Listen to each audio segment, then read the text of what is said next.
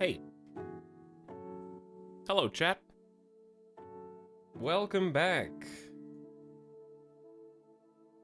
The stream has begun, and you're here right at the beginning. Doesn't that feel good? You have to wait the longest out of everybody for content to start. That means you have the most patience out of everyone on the entire Twitch.tv platform. Some of you even watched an ad to get here.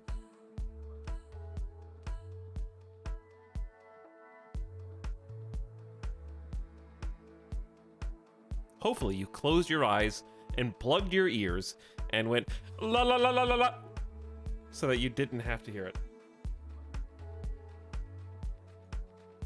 The ad was awful. I'll put, you guys want 3 minutes of ads an hour? We can make that happen.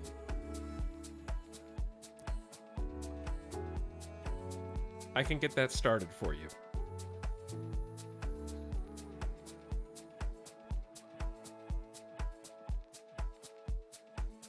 Anyway, it's Thursday, and also the last stream of this week, and we're gonna play more Crusader Kings 3 because I've forgotten how to play any other video game. This is the only one. I understand the instructions and the rules for this game. I'm becoming the single game streamer.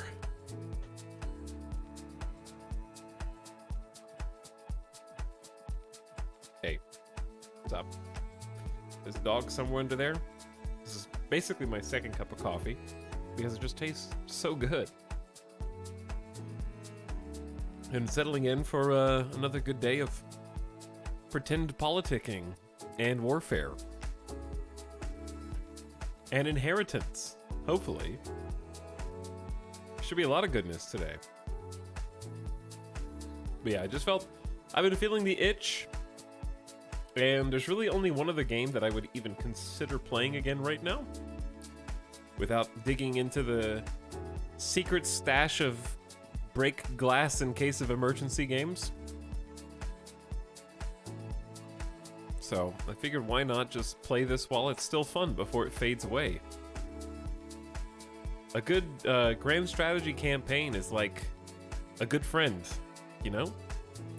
One day, you'll say the last thing you'll ever say to your friend, and you won't realize it's happened until it does, you know?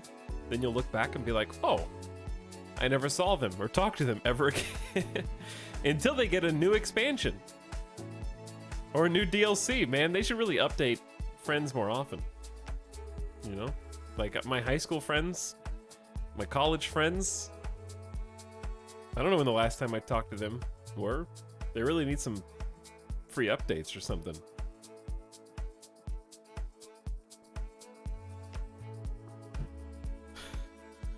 Got deep fast.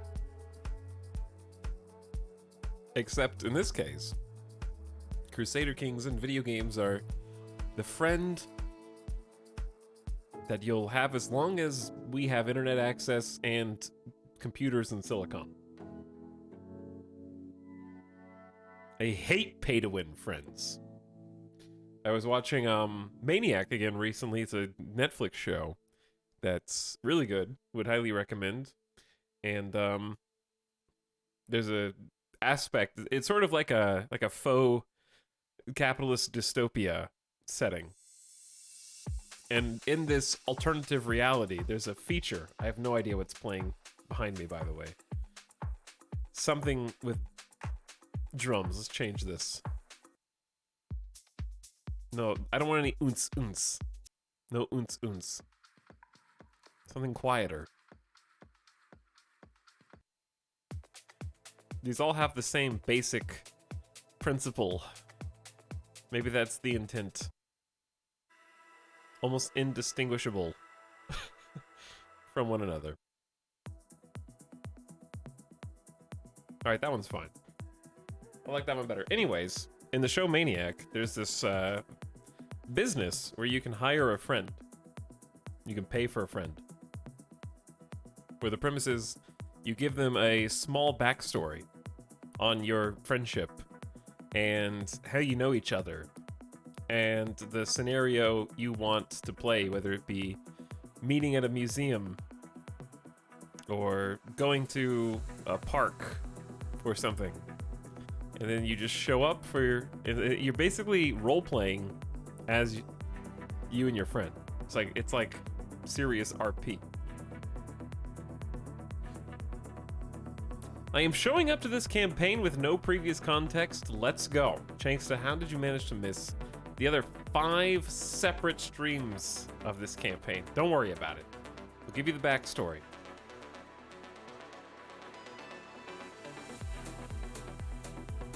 Teeny bit loud. There we go. What are you doing here? I was still catching up on yesterday's VOD. This is yesterday's VOD. Continued. We have no time, no breaks on this train, okay? We got places to be, things to go, stuff to do, you know? I think that's how they say it. I'm trying to, like, make as much progress on this as possible. And it's not even from a completionist point of view. Like, I'm not doing it because I feel like I have to. That's the key. This is genuinely that addicting. Because I only let myself indulge like twice a year. This is the sub-sound. Premium. I think we've only done one other Crusader Kings campaign this year. Back when Royal Court came out. And we got pretty far. That was actually a really good campaign. We became the Pirate King of the Isle of Man. And controlled the British Isles as a pirate Viking king. So that was pretty sweet. Because what I ended up doing, I'm not really doing this intentionally, but what ends up happening is the way that Paradox releases DLCs for Crusader Kings, they have like a smaller DLC. They have like small, medium, and large now. Now, like we kind of had to readjust. Previously, small was like the Norse and Iberia DLCs, and then big was Royal Court. But now we've got friend and foe, whatever. Friend foe is like small. Then Iberia and Norse DLC is medium, and then Royal Court is large, I guess, comparatively. So we have 3 sizes. But anyways, they tend to release like twice as many small and mediums as they do larges. If Paradox as a company was Hearts of Iron 4, for every battleship they put out, there are 2 cruisers and 4 destroyers. Some people understand that. Some people are like, what the hell are you talking about?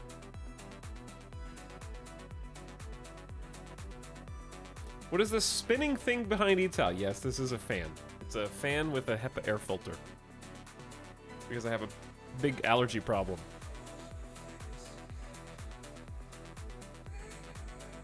Time to rule Iberia. Hope so. The new pack is more like a rowboat. It's yeah, but like it's $5. I don't know.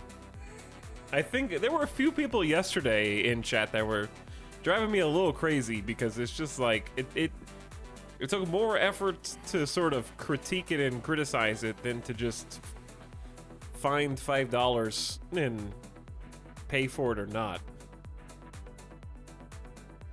People just get too, like, it's okay not to buy it and save your money. It's also okay to waste your money because literally everything that we buy for video games is for time waster purposes, right? So if you want to waste your time in different ways, then go for it.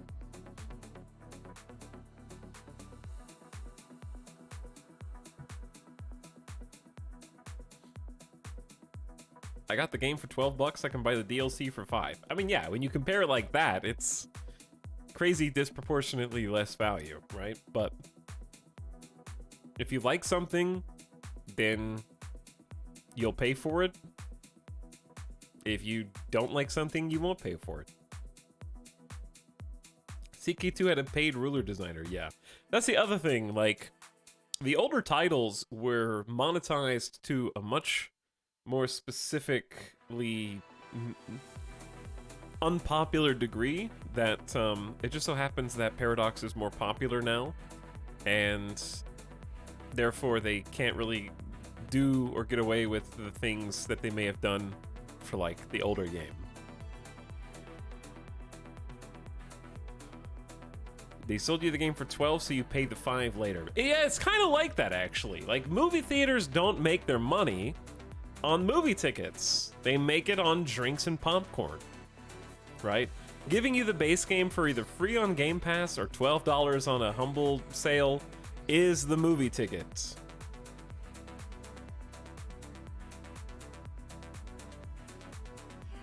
I assume that Crusader Kings 3 is still $12 on Humble, but you have to do that subscription thing. So if you've been wanting to get into it, now's a good time to do so. Because we had a few people asking about whether they needed DLC or not, and I think the base game is perfectly fine for starters. And then if you like it and you want more, grab it on sale. Is that actually true, or is that just an internet rumor now? The movie theater thing. I mean, it makes sense if you think about it, right? How much is a matinee movie ticket? I mean, an IMAX movie ticket is like $15. And that's for the biggest one. Like a regular matinee default theater is like $7.50 or $8 tops. Whereas the drink, like a large Coke, is the same price. Which do you think takes more energy to produce? Because I'm the kind of person I will buy a drink and popcorn every time I go to the movie. That being said, when was the last time I went to the movies?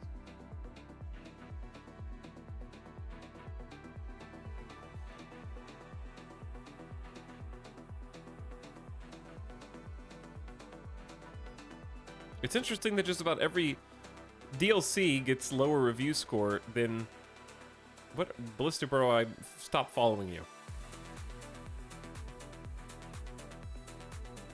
I think you're just saying that the DLCs always get a lower review score than the base game, but people still buy it anyways and then complain about it later. I just smuggle that stuff in. You smuggle large popcorns with butter into the movie. Popcorn's a scam. I'm gonna buy my own popcorn from the grocery store, pop it at my house, and then put it in a gallon-sized like plastic baggie, put it under my shirt so it just looks like I have a giant beer gut, and then it doubles as like a protective vest if I get into a fist fight. I don't see, that's too much work. There's way too much work.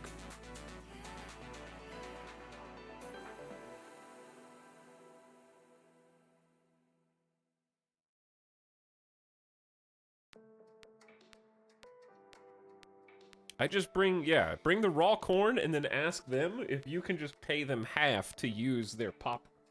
That way it's fresh and hot. And you can use their butter, right? Discounted.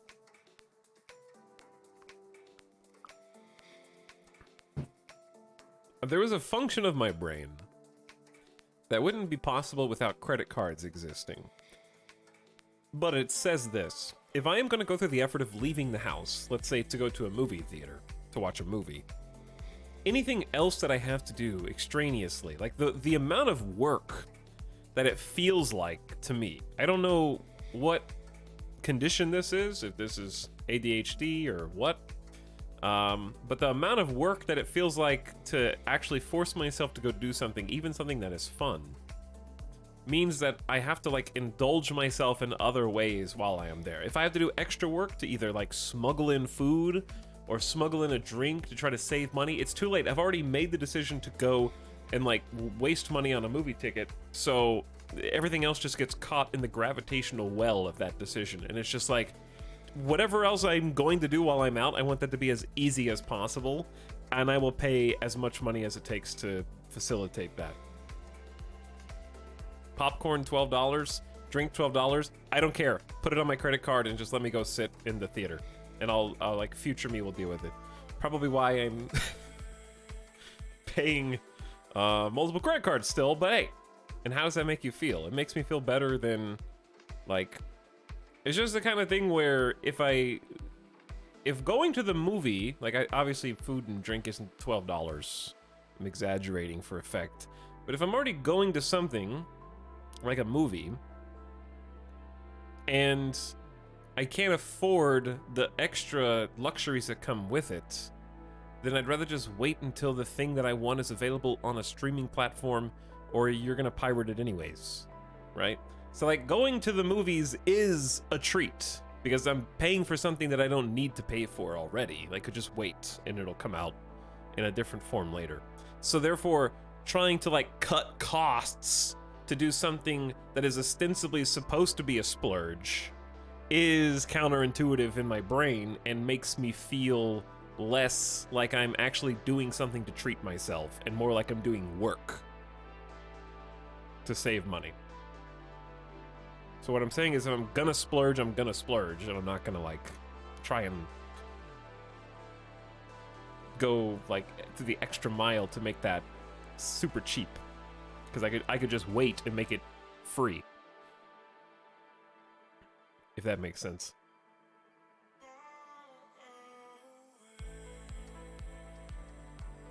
Which is what I have done. I haven't been to a movie in over a year. Because it feels like too much work. So I have not gone to the theaters. I was gonna go see Doctor Strange, then I got COVID. So I have Doctor Strange now, I need to actually watch it. And then, I wanted to go see Thor Love and Thunder, didn't get out to go see that. That's our money you're wasting. Oh. Hey, it's Alex. Hi, chat. What's up, Avic? Thanks for dropping by yesterday. Hope the kingdom's going well. Sounded like you're having a fun, drama-filled time. We are. We'll do a recap of the campaign here in just a sec. We'll jump in. I go because my home setup can't match theater. Yeah, no, that can be the case too.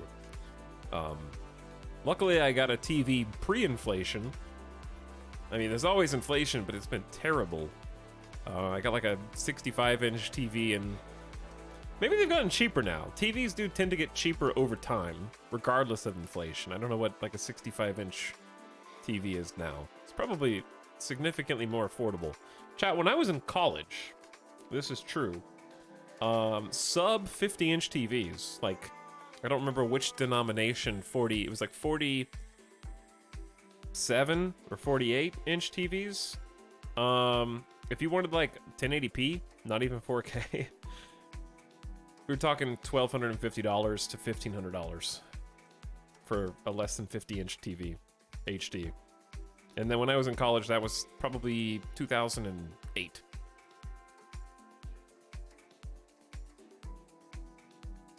But anyway, I did enjoy popping by, Avic, and you've inspired me to look back into X4 to possibly play again in the future.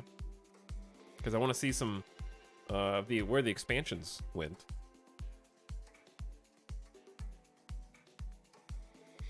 I remember when a 45-inch LED 1080p TV was $3,000.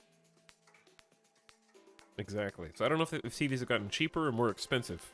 I don't know which wins. Inflation or... Do TVs get cheaper over time because technology advances? Or because the oversaturation of TVs drives down the market price in order to try to tempt people to upgrade over something that they already have? As in, everybody has a TV. Even if it's a piece of crap. So the TVs get cheaper because... it's just like market has driven the price down, or because tech has driven the price down? Or both. Maybe both. We got a 65-inch open box TV. Ooh, open box. Interesting. Hope that has a good warranty. I'm too scared to do stuff like that. That's like, not refurbished, but someone looked at it and was like, no. Or someone accidentally opened the box. I don't know. Either way. $450 is a steal, though. That's cheaper than a PlayStation 5. Avic says, also, if I can't afford to buy overpriced drinks, ice cream, and popcorn when I go to the cinema, then I can't afford to go to the cinema, and I will spend my time doing more work until I can afford it. Yeah, that's how I feel. Like, I would just rather stay home, which is what I've done. Because I'd rather be comfortable if I'm gonna indulge. It's part of the allure for me. Is there's a certain nostalgia to the theater as well, of standing in line for a overpriced box of candy, or I don't know, the whole theater experience as a whole is very nostalgic, so it's probably wrapped up in that.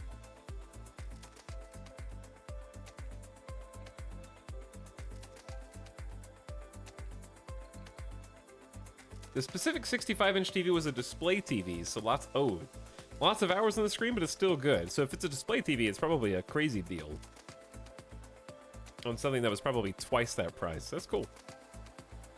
It's a good idea to save money and still get some good big TVs. This is some fresh club music. I don't know what's playing. This is the chill playlist. It's supposed to be chill. Is it? All right, we're gonna pause because we gotta listen to this instead.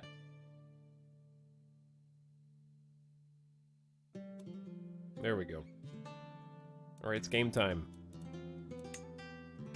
The Alhambros are in Africa. Different version. Was there a patch? Was there a patch? There was. Update 1.7.1 live now. Let's see. AI can no longer hire and fire court positions in the same decision cycle. This should fix the issue where AI could end up in massive prestige deficits. Some balance changes to crusade targeting, which we haven't experienced at all. And then a host of bug fixes.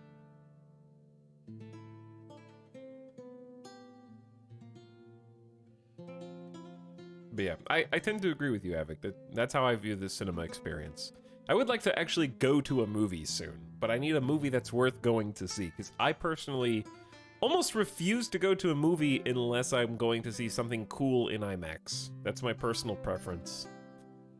Which is why I haven't been to the theaters in so long, because nothing has come out that's like dragged me into the theater. Just a regular movie screen just doesn't do it for me anymore. It's not enough to pull me out of the house. I'm looking at the patch notes, you can't see them. Added a 25-year cooldown between feuds.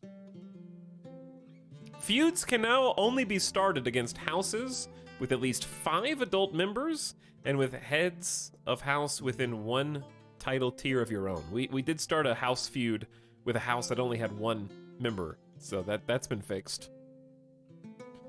Characters will not be more likely to join schemes against feud house members. Characters will be more reluctant to allow feud enemies to raise their children. That makes sense. AI house members in feuds will be much more likely to start schemes against their enemies. Okay, so lots of changes to that. I know you guys can't see the patch notes. It's on my Steam. I'm reading them to you. This is the audio portion of the stream.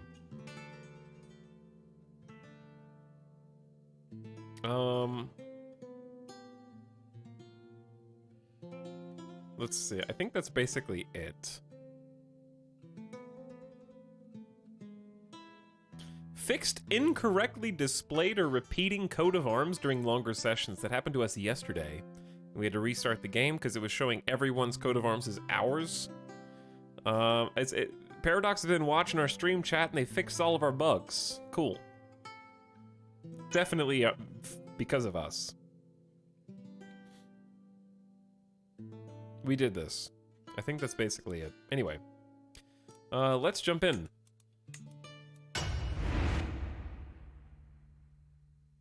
Thanks for beta testing. You're welcome. What's up, beginning of stream subs? NY Texan. Is that New York Texan? Bless your soul. Thank you for the 2 months of Prime sub. Welcome back. Chillin' Sicilian says, hey, Tal, if you ever want to try a CK3 challenge, Going Places achievement is really fun. You start as Montagu in 867 and have to create a kingdom before your leader dies. He has a huge army, amazing martial skills, and is 52. A lot of the Paradox achievements in general are quite fun, but you have to play in Iron Man mode to get a proper achievement. One day maybe, but I would probably only do challenges if I got bored. But thanks for 26 months, and maybe a good suggestion for some people in chat. Dig Dougley as well. Thanks for the double sub for 9 months. Hi, Dig. Thanks for sharing. Welcome back. Chat, welcome back to the world. The Abbasid Empire is doing things. They have over 40,000 strong military mights.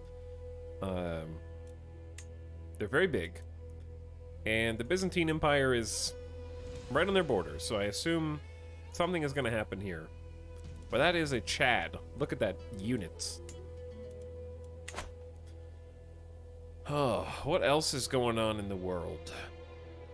It's difficult to tell what's happening in the east. The Kingdom of Sin, we're keeping tabs on every so often.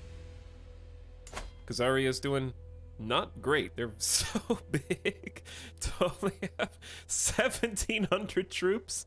And their leader, Emperor 1-year-old. Baby. Emperor 1-year-old.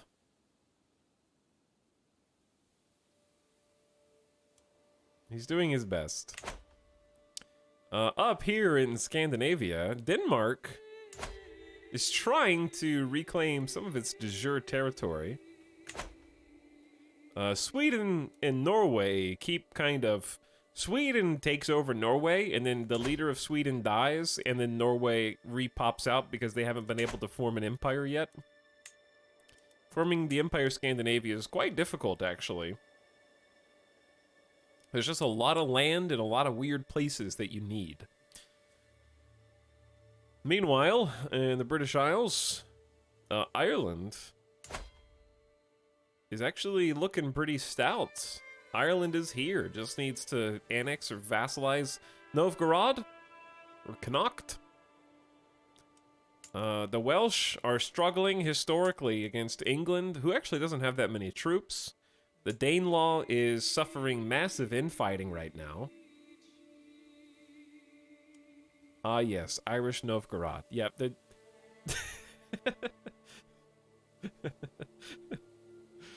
Where is Novgorod? Okay, there's Novgorod, and there's Novgorod! Which Novgorod is the one on the left? I don't know, but they're over there.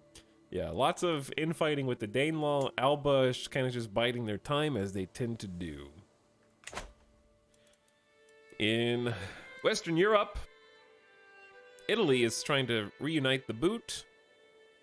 Sicily is proving problematic. East France is still quite long. Burgundy is thinner than ever as they get squished from 3+ sides. West France, Italy, East France. And then in friendly home Iberia, we have been doing some things. Yesterday was a doozy of a stream. It was, first of all, we're not supposed to be in armor. We left mid-war. We currently control a significant chunk of Iberia, as well as new territory in North Africa, which more or less fell into our laps. That was just a strange occurrence all around. I actually didn't go for this. They were just like, hey, can we join you? And I was like, yeah, I guess so. So we got a lot of explaining to do. We also have a lot to do at 52 years old before we die. So let me do my best to explain the events yesterday in short. In short, we started as a duke, and as far as the duchy titles goes, we controlled Tula, Granada, and Murcia, but we did not control Cortuba inside of the kingdom of Alhambros. Our liege lord, however, did control Cortuba and a few other places in North Africa. We ended up trying to save up a bunch of prestige. We now have a ton of prestige, but we were saving up prestige because we had just laid claim to the title of king. And the reason we were able to do that is because of how much land we controlled. We had so much land in this Malekith of, what was the original history of this title? It wasn't called Alhambros. It was Al-Andalus. Okay, I remember. Al-Andalus. We controlled so much territory here compared to our liege that it was like, I can make a claim on this because of the sheer volume of land that I am looking after. So, to make that claim was like 1,500 prestige or something, and then you actually have to go to war to press that claim, which was another 400 prestige.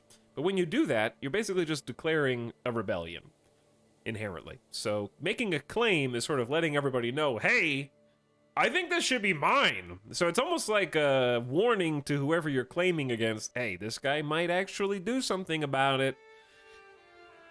And the reason that we ended up, sort of RP reason why we ended up rebelling against the king wasn't just for land grab. It was because when my other character, this character's grandpa, who's been dead for a while, Emir Utlevir, when he passed, he split up the land between his children and grandchildren, and the liege that we were aiming to overthrow took all the land from one of my uncles, completely unlanded him. My uncle went from the Duke of Kurtuba and controlled multiple counties to nothing, because the king just stripped him of all of his titles, and my uncle was effectively banished. He wasn't really banished, but he left to a completely different land. So he stole our familial territories.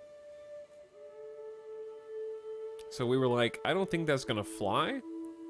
So we wanted to kind of strike back, and our hand was eventually forced because the then liege, let me see, it'd be easier to look at the titles.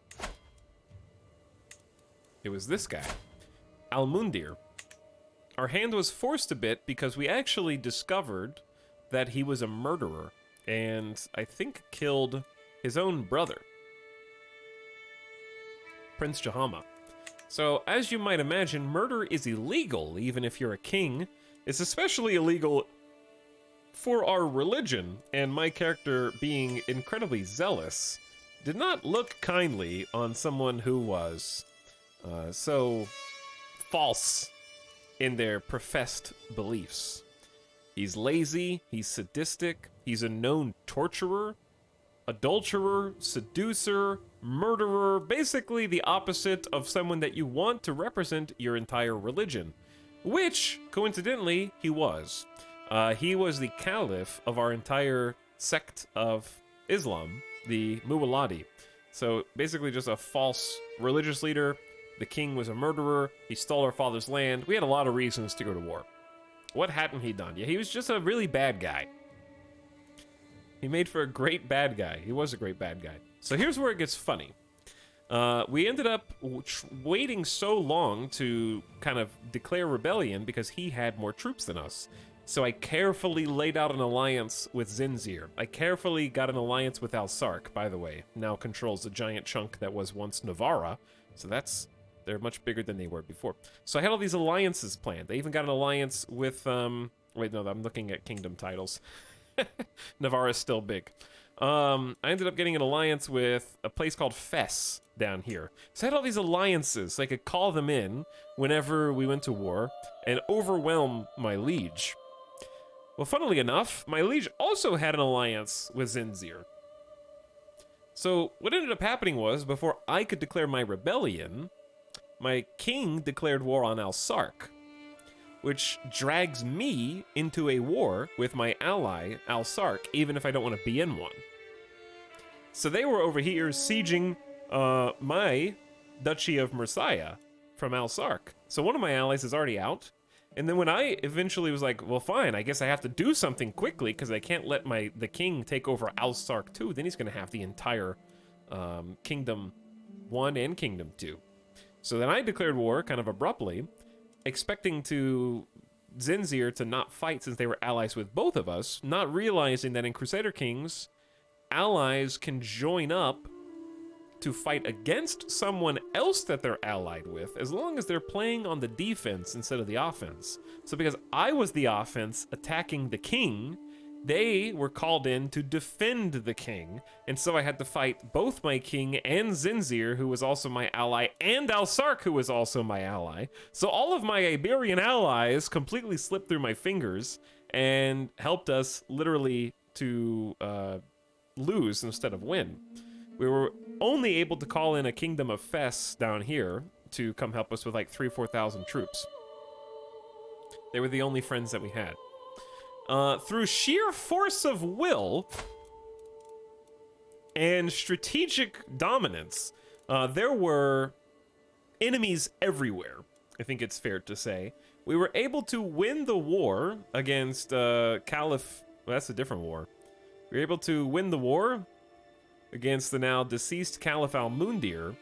They had 19,500 troops to our 7,000, I think. He was so proud he took a show the victory screen. Yeah, I did take a screenshot because I was like, holy shit, how did we manage to do this? Where is content? Excuse me, streamer. Where is content?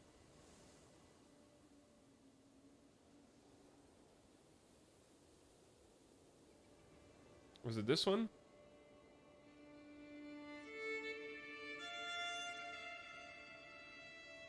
Yeah, it was this one. Total soldiers, 6,200 against 19,870 by the time we ended up actually winning the war against our king. So he had all the troops, but we attacked the perfect locations. The main thing that we did was, at the time, the enemy capital was Kurtuba, and I raised all of my forces in one of the, like, this territory or something, and just walked to their capital, kind of fought them there, and then sieged the capital as fast as possible. And then once we did that, we just had to take them down, sort of.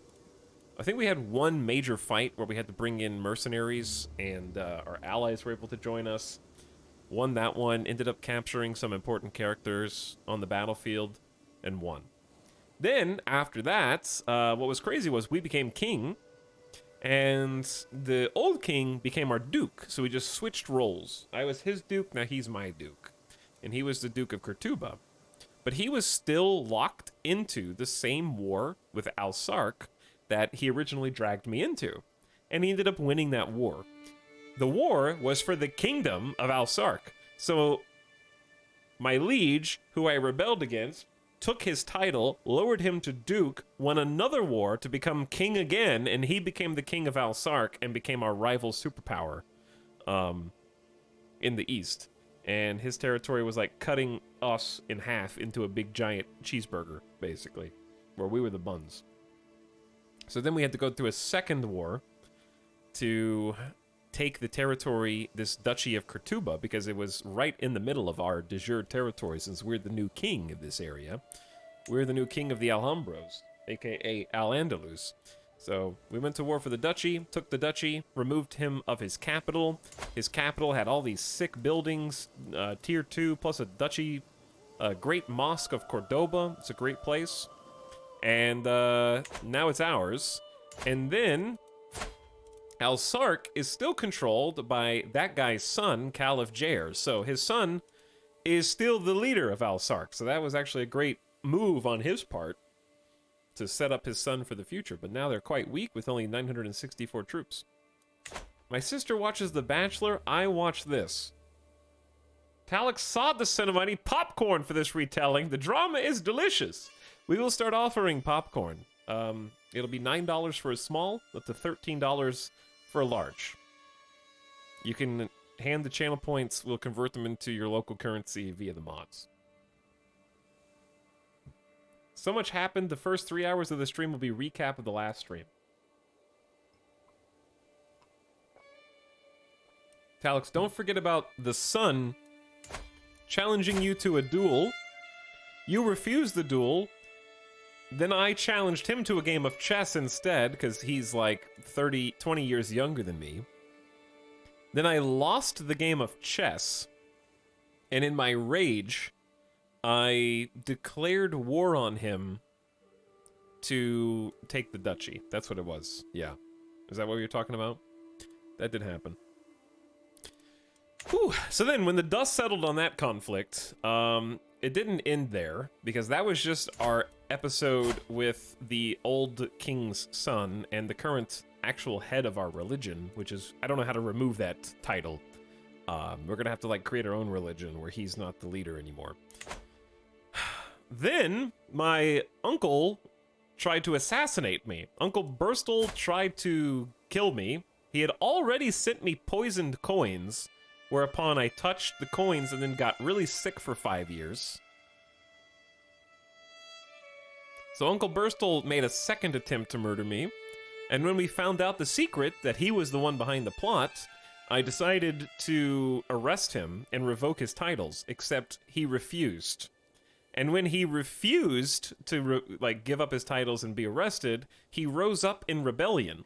At that exact same moment, every other malcontent vassal in the entire kingdom, which amounted to a little over half, like 55% or so of the kingdom, rose up in open revolt alongside of him.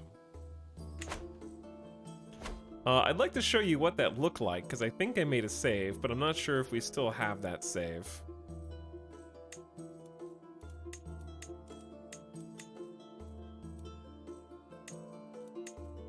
Was it 967? Because it looked insane. I won a war in 968, November 968. Against Burstle. Spoilers, I did win. I don't know how far back that is. It's fine. You just have to trust me when I say basically everybody rose up, including our best general. That was the most spaghetti fight I've ever seen. We had to call in a bunch of allies and ended up just fighting backs against the wall to try to take down this pockmarked realm's instigators. So what ended up happening in that conflict was, if it initially chat was like, just save scum. Just reload the save. It's fine. You didn't mean to accidentally declare war on half of the kingdom. We're not going to fault you if you want to reload. I was like, no, chat. First of all, you don't understand. I can't reload because even if this was an unintended consequence, we got to see where it goes because who knows how good the story is going to be as a result. And then second of all, what actually ended up happening was all of the malcontents who rose up with my evil uncle who tried to assassinate me because they considered me trying to arrest him an act of tyranny, even though by all accounts he tried to murder me and the game said that he was considered a criminal. He wasn't actually considered a criminal. It was a visual bug. So that's why chat was telling me to save scum. All the malcontents controlled land that we wanted to take from them anyways, but didn't have a good excuse. And so I wanted to redistribute the land that they controlled to other people who were going to be more loyal to me, including my own family members, because some of them had capitals in different duchies. Like the Duchy of Tula or the Duchy of Murcia or Sevilla. Actually, we don't have Sevilla. But it worked out because we managed to squash the Whack-A-Mole rebellion because they were just north to south rebelling all over the place. I stripped all, I think, 6 or 7 malcontents of their titles. We ransomed most of them except for Uncle Burstle, who we threw in the dungeons for trying to assassinate us, where he died in the dungeons of wounds that he encountered on the battlefield, I think. And at one point, I think I had 27 titles over 6. So that's... We ended up redistributing about 20 titles. Like, 6 of them were mosques, which are baronies. But, yeah, we had like 15 counties and duchy titles to move around. So things are all a little bit more organized now, and if you look in the realm view, you can kind of see that it is much more organized. So inside of our realm, the Alhambros, the part that says Alhambros now is the part that my character directly controls. And then Tula, we have a duke in Tula, who is hilariously in prison. That's a different story. The Duchy of Murcia is currently being governed by my steward and vassal. So we got this pretty sweet steward here. Sevilla has been given to Emir Azad, who is my son-in-law. So we landed my daughter, basically, and we gave this Hercules guy his own duchy. And then we also condensed Tangiers to Emir Ismail, who's my commander with 32 martial skill. Yes, he's 57 years old, but this guy is a gamer god and basically led us to victory through the rebellion. So we rewarded him with his own duchy, and he's got a couple counties to go with it. And that's kind of where we're at. And then we had this one, I don't know whose this is. This is my marshal. I don't know why he's my marshal instead of this guy. Maybe I just need to switch. Because this guy doesn't really need to be my marshal. I think this guy was one of the... No, he was the general. The other dude, I don't know where he came from, but he's a badass. No, tell us about your son giving his duchy to the jailed guy. Okay. I gave my third-born son his inheritance early. And I landed him and gave him Etalyx. However, in the process...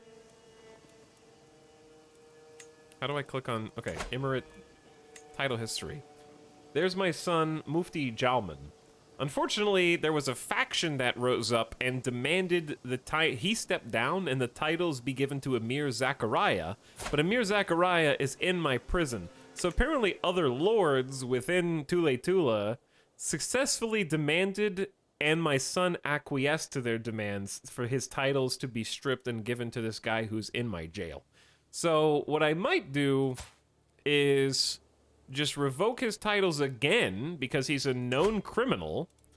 So like I have a perfect excuse to do this. And now he's my rival. And then, I don't know, do I just give it back to my son and be like, yeah, like you're supposed to take this? If I died now, who would inherit that? Yeah, Prince Jalman would still inherit this if I died right this second. Listen, Prince Jalman, I gotta give you a lesson here. This is why I gave you 2 territories. Do you understand? Now, before we do this, there is something interesting that I needed to talk about. But I don't remember what it was. We'll get there. Hold on. Oh, I know what it was. So anyway, that's not even including the part where we had this really, really good friend in Fes who is no longer with us, Emir Ishak. He was our good friend, and he was like, hey, by the way, I'd really like to join your kingdom, even though I'm in North Africa, and the only North African territory we had was Tangier. So I said, absolutely. He has a religious exemption to stay Ashari, even though we're Muwaladi, and he basically just jumped in. So now, what is now Lamta? Joined us for free. And then after he joined, the next person in line was like, actually, that's a good idea. I would also like to be vassalized by you, king. And I was like, okay, I offer you my protection as well. And then, so we've got like 3 different places over here who just jumped into our laps and offered to be part of the Alhambros. So many North African territories voluntarily joined us. I wasn't going to go to war because I was going to ignore the North African holdings altogether and focus on Iberia. But now so many have joined us that we actually have almost what it takes to form the Kingdom of Maghreb and just have a second kingdom title for one of our sons. That's an important detail that I'm going to come back to in just a second. We actually only need 1 more county to have enough de jure counties in Maghreb to form the title, become the King of Maghreb, and then we can offer to peacefully annex the other duchies in Maghreb, and, or not, annex is not the right word, peacefully vassalize all the other duchies to form the whole proper kingdom of everybody that's down here, and then be a powerhouse in North Africa for a little while. So that's where we're at the moment. That's all the backstory. There's a hell of a lot of things that happened yesterday, and that's why we're still playing the same character. Now, let me read chat. Avik says, so you baited them into playing their hand too early, and then used the rebellion as justification to do what you wanted all along. The most CK3 play possible. It really was, because even though I committed 1 accidental act of tyranny, it was 1 act of tyranny in order to strip 6 or 7 lords of their titles who were malcontent, and I got to punish them. Whereas if I had done so to each person individually in turn, I would have had to fight separate wars for each one because they wouldn't have just given them up. They would have been like, no, I'm gonna fight you. Or I'd have to do some scheming to imprison them, because then when they're in prison, you can strip their titles and there's nothing they can do about it, right? Because they're in prison. So instead, I was just like, all right, I guess we'll duke it out and fight to the death. So there we go. We will be the new Umayyads. We will. We managed to stretch one act of tyranny into covering what would have been like a dozen individual acts of tyranny. That's value. That's tyrannical value. And my character is so fickle, that's what made it fun. Because I basically diplomacied my way into getting everything that I wanted, and then I just let them all go. I didn't even execute anybody. I just threw my uncle in the dungeon for trying to kill me and being a murderer. Whew. All right. And we're all caught up, chat. So that's what duke it out means.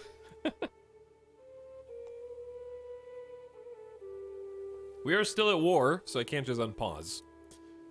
We are at war right now. To take that last county that's inside the territory of Maghreb. And we're 70% war scored at the moment. We just sieged their capital, and this was taking a little longer than expected.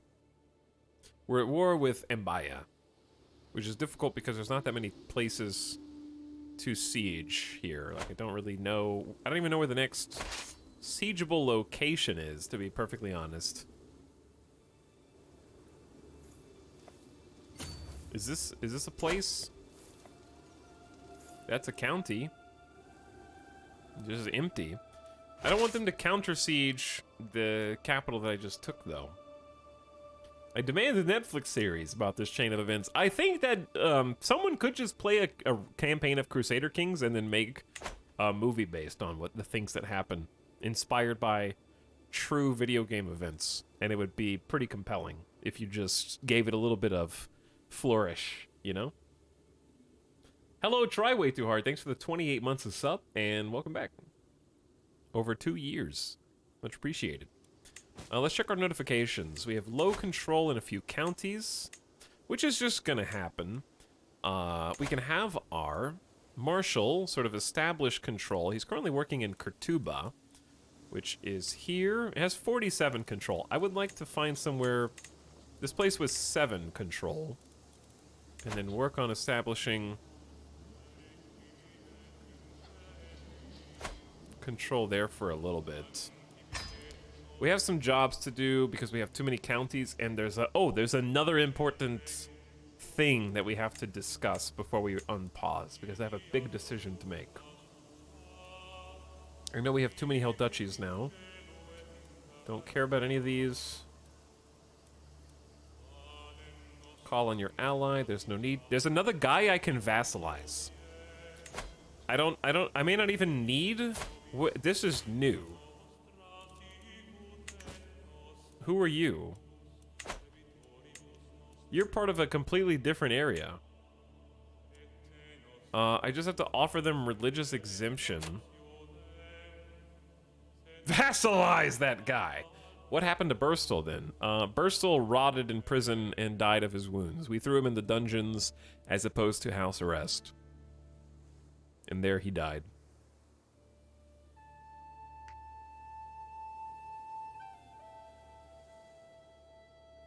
Is your son still naked? No, he got his clothes back. However, we have an interesting decision to make about him. The problem with giving him religious exemption is... I don't know what Ibadism is. The Ibadi do not believe that it's necessary for the entirety of Islam to be governed by a caliph or an imam, if there is no suitable candidate. They are therefore... Muhakima, recognizing neither the line of Ali or the successors of Abu Bakr as worthy leaders. They are literalists. They still have the fatwa.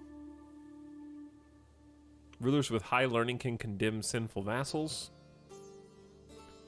And they have conversion resistance.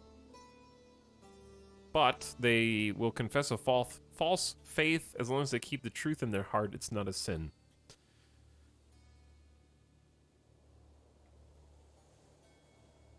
They say Ali was Muhammad's rightful successor, and his acceptance of arbitration during the first fitna therefore goes against the will of Allah. Only he can judge a suitable leader for us. They're also polygamous.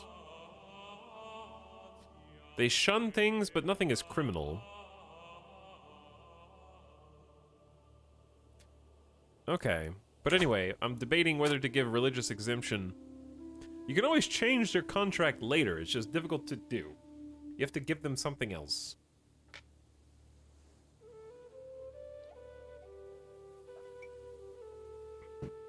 We did give religious exemptions to the others as long as they were still Muslim, because we're Mu'aladi.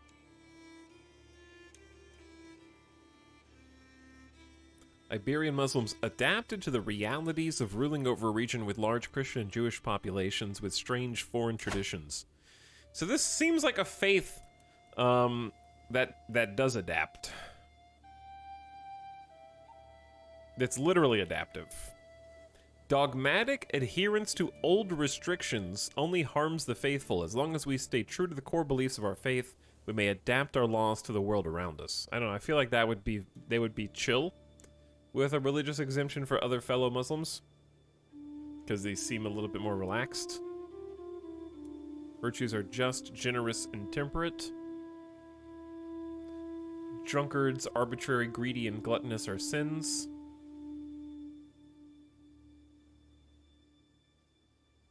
They still have a caliph and a leader.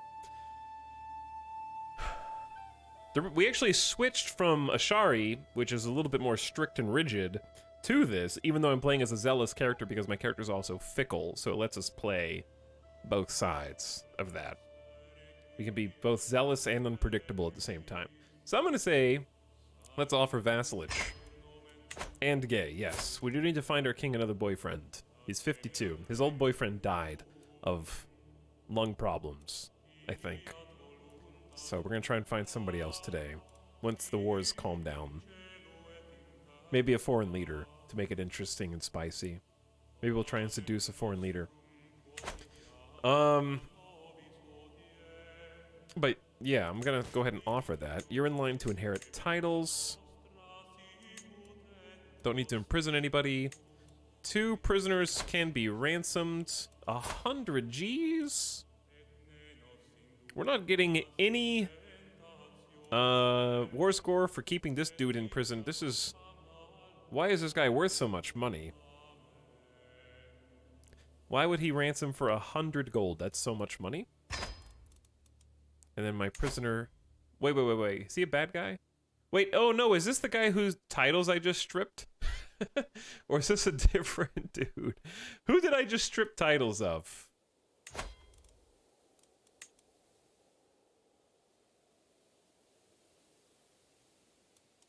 He has claims to a different high chiefdom. I'm gonna be careful who... Okay, he doesn't have any claims. Why is he worth 100 gold? Zachariah. Okay, we'll need to check the prison after this. I'm about to make 200 gold here, though.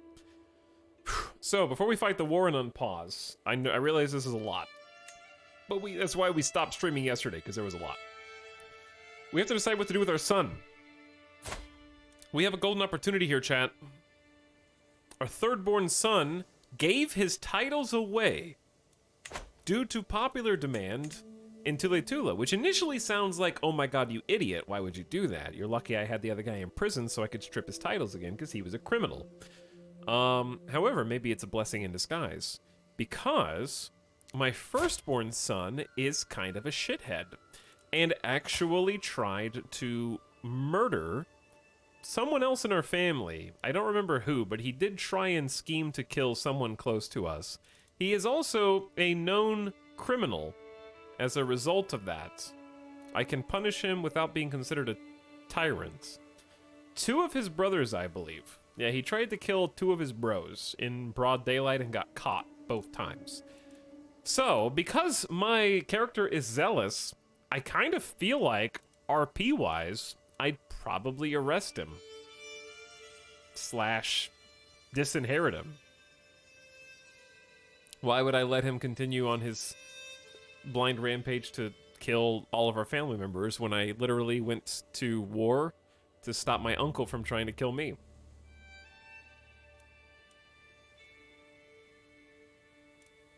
He's ambitious, deceitful, and callous. Like, he would be sort of interesting to play, because a learning guy would be fun. Our second-born son, though, isn't that well statted and is sterile, despite having a granddaughter. So that would make things very difficult and interesting. We never get an evil king. My character doesn't even like my son. Attempted to murder family member till 986. And then our third-born son, Prince Jalman, still has the sheikdom of Uklish currently, but could still fulfill the 816 intrigue spy boy. Brave, vengeful, and chaste. We like him a lot better. We also like Volboa a lot better, even though his stats are awful by comparison. That one evil Gotskin CK2 kept heisting artifacts and killing nuns was great. Is Etalyx still in the Iberia crater? I am, yeah. I think we don't have to disinherit our son, but we should at least...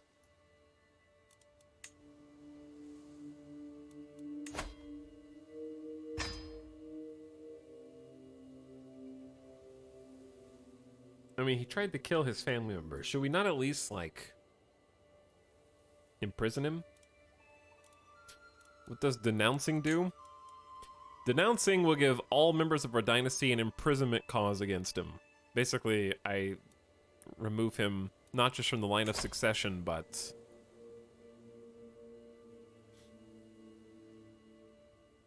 he gets minus prestige per month.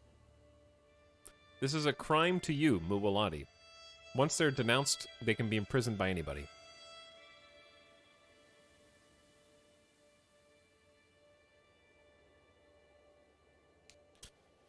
Time for more diplomats.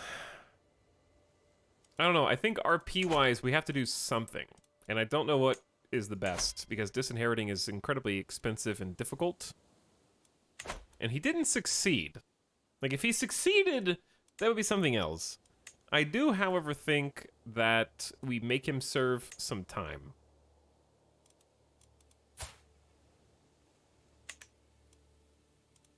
I think we go ahead and use our hook to put him in prison. Use a weak hook, imprison Redlefith, he's a known criminal without being a tyrant. Just put him in house arrest for a little bit. We're gonna imprison our own heir, just to stop him from murdering everybody. Okay, now what do I do with my other duchy title? See, if I give my duchy title back to my third-born son, then the problem becomes I can't use him as easily to inherit. Because I want my firstborn to have Garnata, my secondborn to have Kurtuba, my thirdborn to have Tule Tula. But if my firstborn goes to prison, then these get bumped. We need a new mufti. That'll be easy. That'll be the easy part. My son is my mufti. So I don't know who to give Tule Tula to. Because it's clear that my third-born son doesn't want it.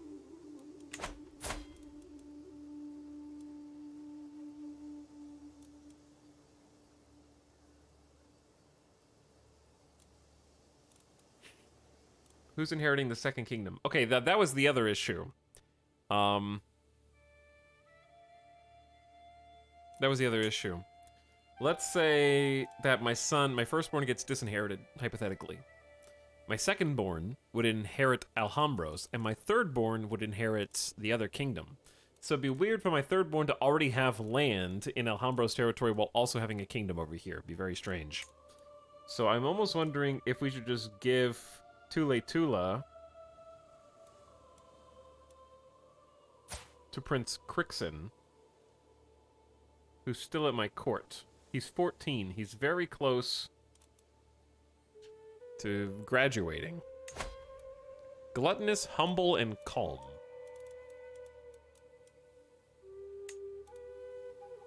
We have a potential alliance with who? Oh, wait. Okay, I'm a dumbass, and I thought I had an alliance with the Sahara Desert. Where the hell is all this? I mean, you kinda do, though, don't you? I guess I do have an alliance with the Sahara if I get this. But they're so far away, I don't know how to help us, really.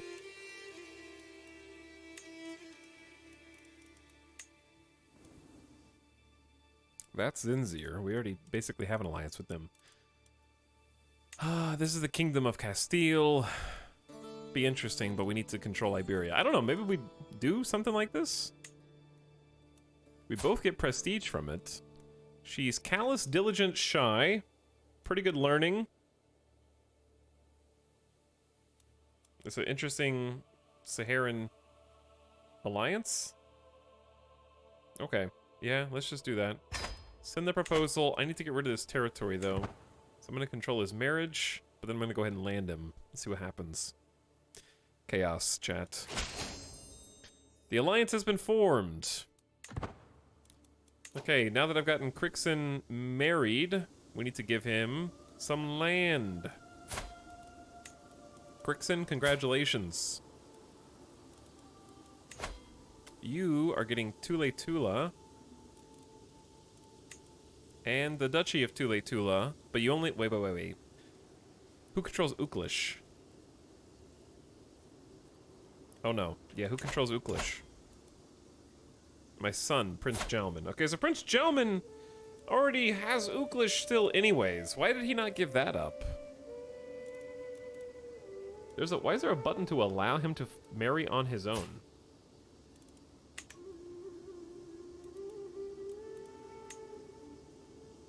Click to forbid. Click to allow. I haven't seen that before up until now.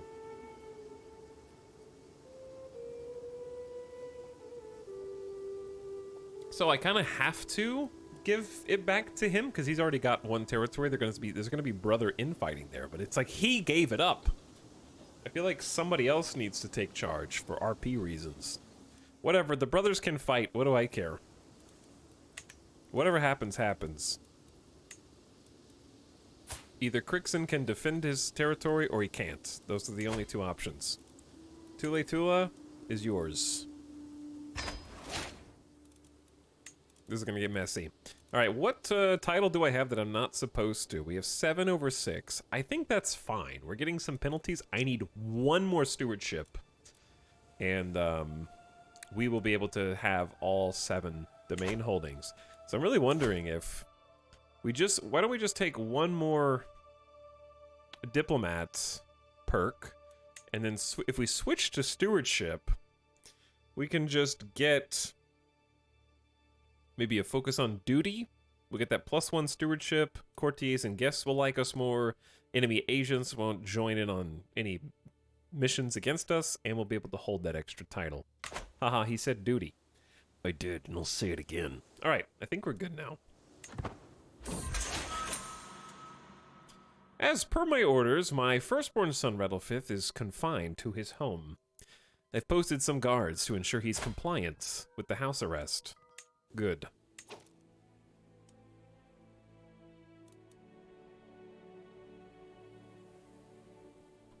Wait a second. He has 2 sons. His sons would end up becoming heirs, not my other sons. He still loves you. Yeah, he does. Yeah, he does.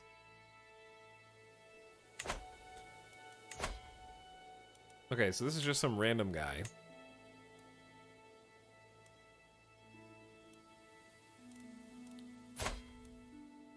Asian, the fearless planner. Look at this super genius. I'm gonna make you the Mufti. You're a fantastic Mufti. Incredibly intelligent. 26 learning. Also, we just got some sweet ransom money.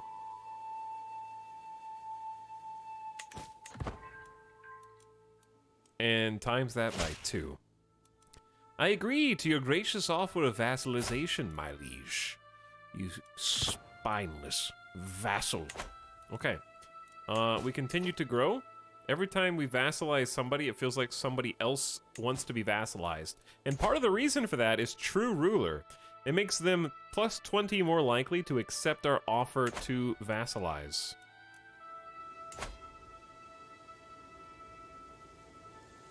He's gay? He is, but my character hates him because of his different religion. He's also craven, callous, and more. So, definitely no love there.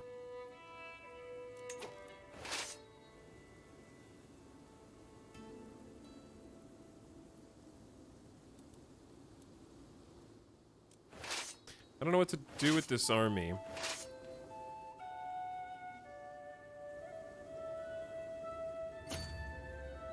I don't want the whole army to go. How do you split off? Because this says merge armies, but I don't know. Okay, hang on. Click to go, right click to go, shift click to deselect, control click to select only this. There we go.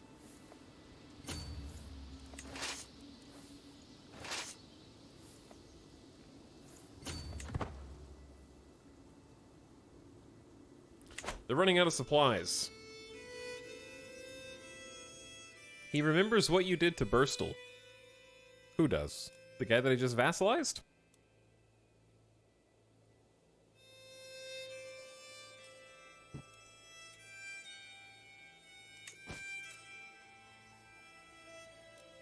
Demand payments. Negotiate stuff. Powerful vassals expect... Oh my god, but he wasn't even an option to put on the council. We just looked. This is the best guy. Where was he? I can't make him a mufti? 37 learning? This guy's got 17 stewardship. We still have the court jester as our chief diplomat. 32. All right. Yeah. Listen, Sheik Luki, you were excellent helping us in battle recently, and you've got a very serviceable 21 marshal. I will... Actually, you are. I already gave you a county title, so you're good. We're going to replace you real quick with this more powerful vassal who's also got way more martial skill than you, and he's just better than you.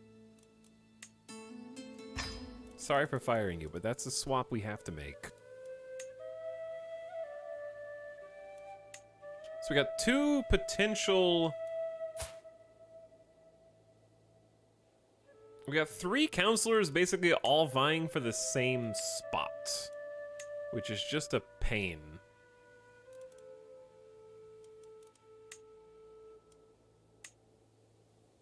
They each have decent stewardship. 14 diplomacy is not good. I guess I can fire the poet court jester just to get someone else on there, but imagine how good of a diplomat you have to be taken seriously while dressed like that.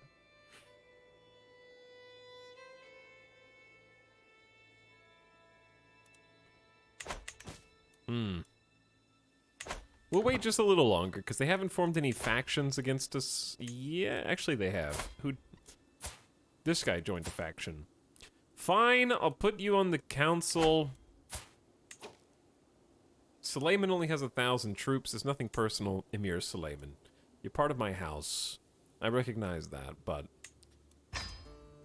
you'll still like me even if I take you off the council, whereas this guy will like me a lot more if I put him on, and probably leave the dissolution faction for appeasing him. Chat, you guys ask too many questions that I can't answer. You're just asking like random things. What happened to this guy? Who's this guy? Where did that guy go? I don't know. I can't take like 15 minutes to sort of investigate each of these threads.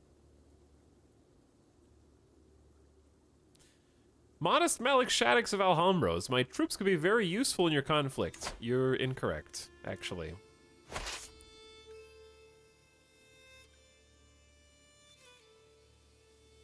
Which Powerpuff Girl would win in an all-out battle to the death? None of the Powerpuff Girls would be able to kill any other Powerpuff Girl. It's a trick question. Mojo Jojo would win. They would all be weakened to within an inch of death, but they wouldn't be able to finish the job. And then the villain would come in and kill all of them.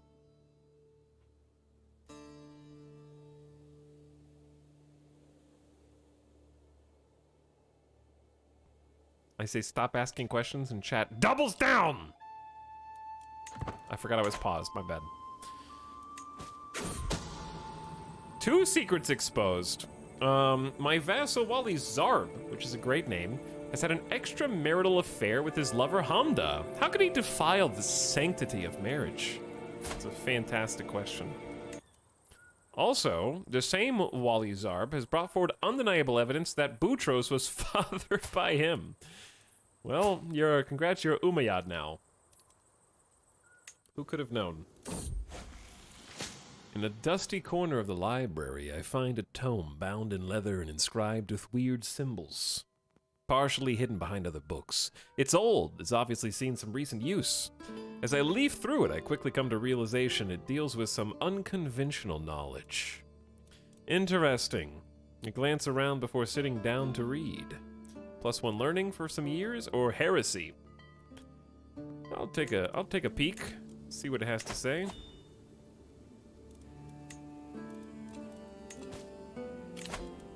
The betrothed can marry. Prince Jalman, and now Prince Jalman's chiefess, who is robust and pretty smart, trusting, content, gregarious. You guys look good with each other. I don't know, like you had the opportunity to be a duke, Prince Jalman, and I don't know what happened to succession now. Jalman is no longer going to inherit a duchy. He's just going to inherit the Sheikdom of Cabra, which is really messy. Those are 2 different duchies. The court jester just died. Well, that makes my decision a little easier. He died of heart failure. The court jester had a heart attack while performing his duties.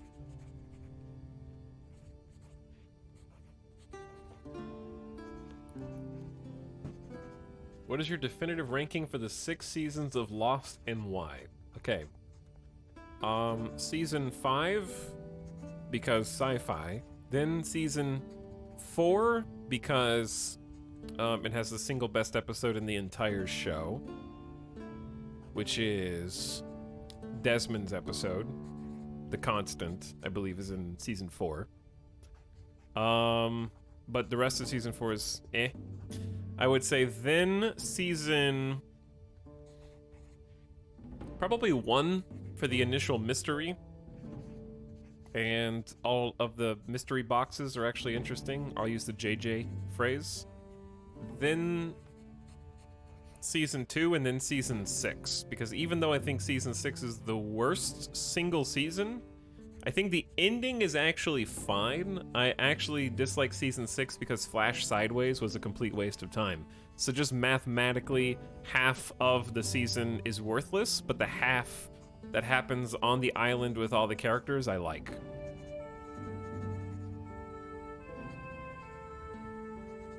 I like the parts that aren't just like gotchas.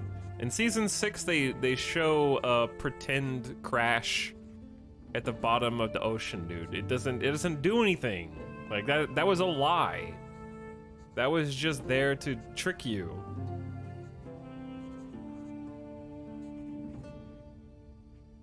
Oh yeah, I forgot about season 3. Season 3 is actually not that bad. I don't know, I put season 3 and season 6 in the same tier. They're fine. I like them. There are things I like about them. There's a lot of others in season 3, which I thought were interesting. I think that may also be the season that's very Ben Linus focused. I liked all his episodes. It's good stuff. Anyway, there you go. Traelpa comes of age, a 3-star education in stewardship. The flow of gold and the wanderings of people, She can deal with these matters as a fortune builder. Good job. You suck. You only have a 7 stewardship despite your education? Why is your education? It should be +6. Why is... Wait. This... Oh, you just paused. Okay, never mind. Continue. Anyway, the Jester Chancellor just straight up died. So, that's cool. Is anybody here? You're 14. What if I just made you the guy?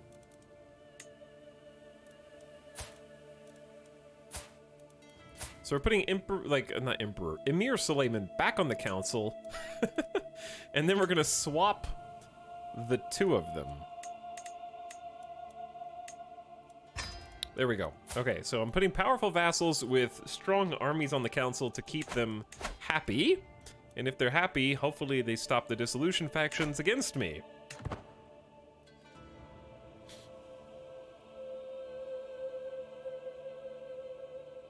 Rip heart failure, though. So we didn't really have to do... What are you guys dying of? We're just gonna disband that entire army? We got a siege going on. It's about 6 months siege, despite having 50 siege weapons.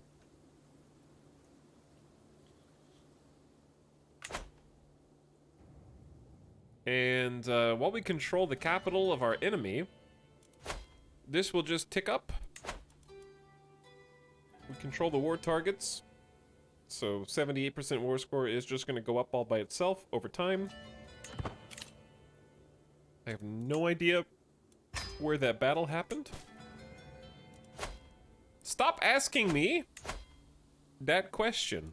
I do not want to pay you 100 gold to come fight in a war that I've already won.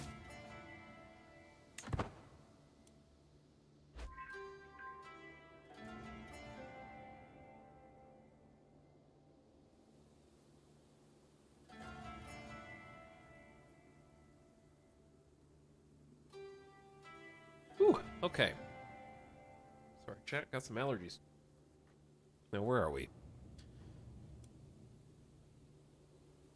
We no longer have deserting levies. That's very good. We have 200 gold from those ransoms to pay for the war. That's also good. And we're currently swaying one of the guys who is in a faction to dissolve our entire kingdom. We're trying to make him like us even more. So we're writing him a letter. Or communicating. He does like diplomatic. He likes ruling of the realm. He's high stewardship, so let's talk about the realm. See how that goes. An inspired person can be sponsored, and oh, we have 2 inspired people. There's 2 things at court as well. A flock of robed men burst into the throne room, hectically searching the floor and uprooting everything from chairs to skirts in frantic search. "Malik Shaddix," cries one. "We are the followers of Saru the Headless, a great holy man who's been decapitated as part of a prophecy Allah gave him at birth. As often happens with holy figures, his head started rolling away. We've been chasing it through the land and are certain his head rolled up the hillock into your kasbah."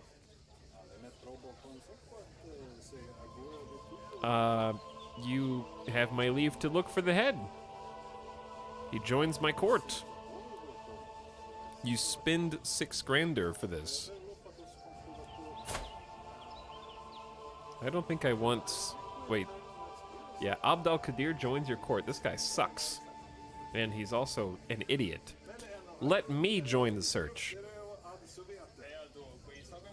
Aishan... This dude loses opinion of you. He thinks we're frivolous. Or I can say, I will not allow a cult to rummage through court. Intrigue challenge against Abd al-Qadir. There's 66% chance you intimidate the cult, or 33% chance the cult will be back. Or we can do 10 court grandeur is a lot to lose with a 58% chance, but there's a long forgotten antiquity, 40% chance of getting sick loot. But 10 court grandeur is so much to lose. Ah! I don't know which to take. Free court grandeur? Or a 40% chance of loot? I'm going for the 40% chance of loot. I'll join the search! The cult has caused a big mess. It didn't work. Well, we're still moving up to Court Grandeur level 5 and then 6. It's taken a while.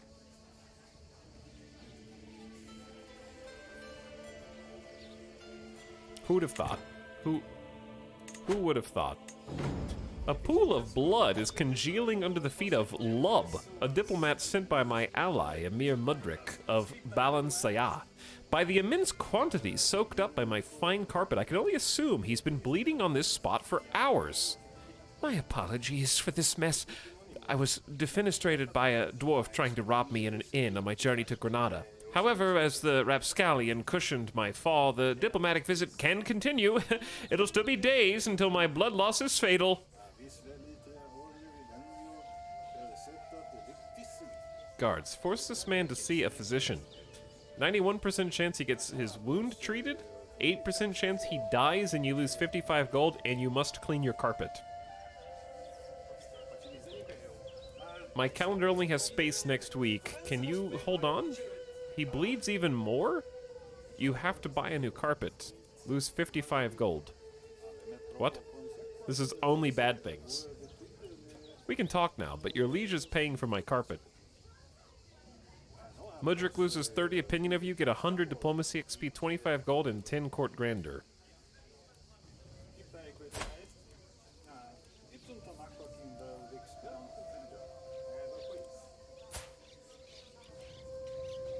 Emir Mudrik. We hate this guy. Your liege is totally paying for my carpet, by the way. Okay. Good job, everyone. We did it.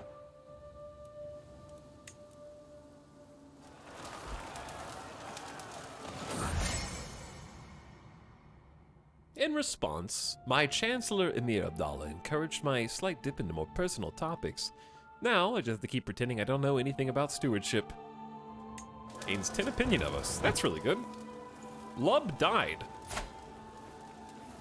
Was this the guy who was bleeding out over the carpet? Did he die of blood loss? Oh. Okay.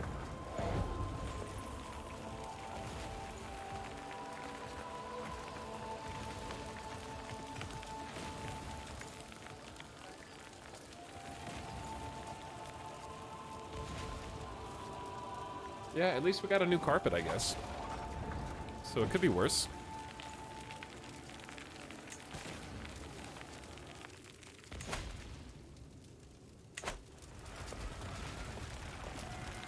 A lot of stuff here, but that's okay. Chat, we are 8... Oh no! Conciliation is at 906! Alright, we have to somehow stir this towards hostility. Or do we?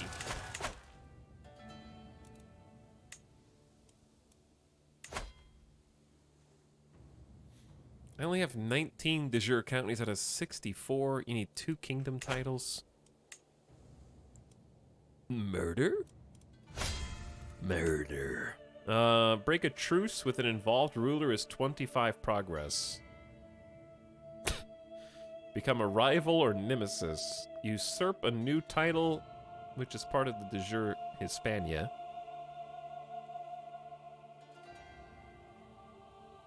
Reveal secrets of rulers. Kill and involve rulers. Only 5. So really just breaking truces and declaring wars. But even declaring war is only a little bit. Who's been doing all this? Who's been... Conciliation was losing. That being said, maybe we have so much territory that some peacetime would serve as well.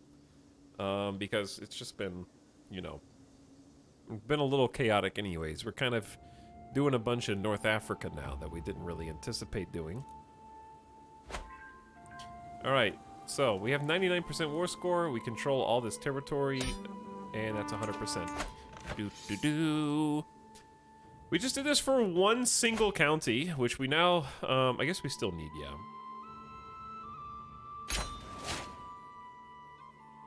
We got the chiefdom of Sigilmasa. It goes to Emir Musa, who is my vassal. And the Alhambros grow a little larger. We're going to disband our armies. You can create the kingdom of Maghreb. This is exactly what we wanted. So now we just need to acquire 325 gold before something crazy happens. Ooh, we swayed our counselor. He's still in dissolution faction, though, despite being properly appeased.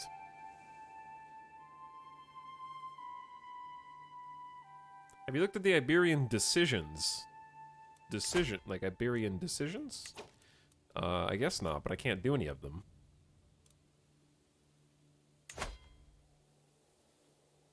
We have to have 40 development. Dismantle the papacy is just a thing you do. You have to control Italy, though.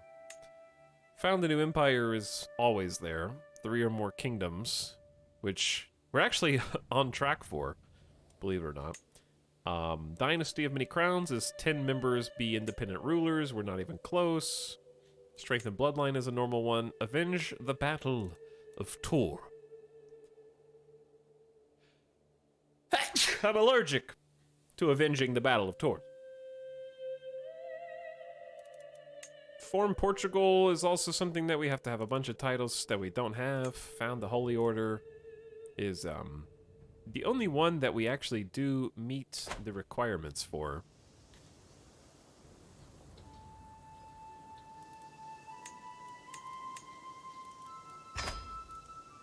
$500 gold and 1,000 piety. A Holy Order of your faith will be founded. You become the patron. You get 5 years of bonus. I don't really care about Caliph Jair, though.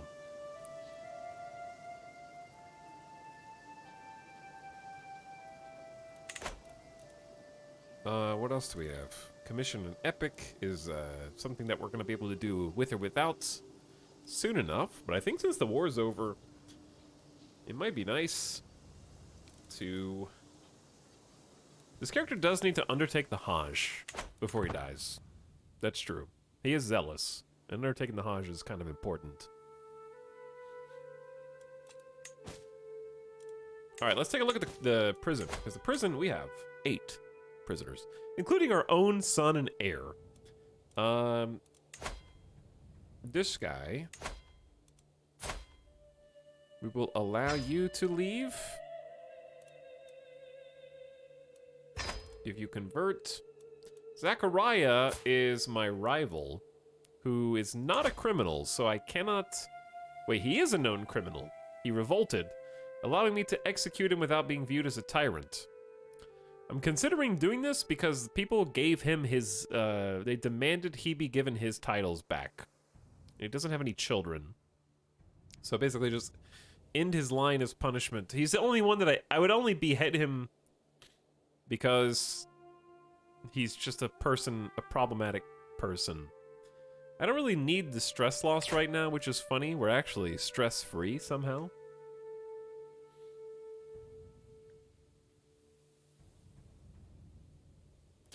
Kingdom, Hajj, Holy Order, current shopping list. Yeah, we have a very expensive shopping list.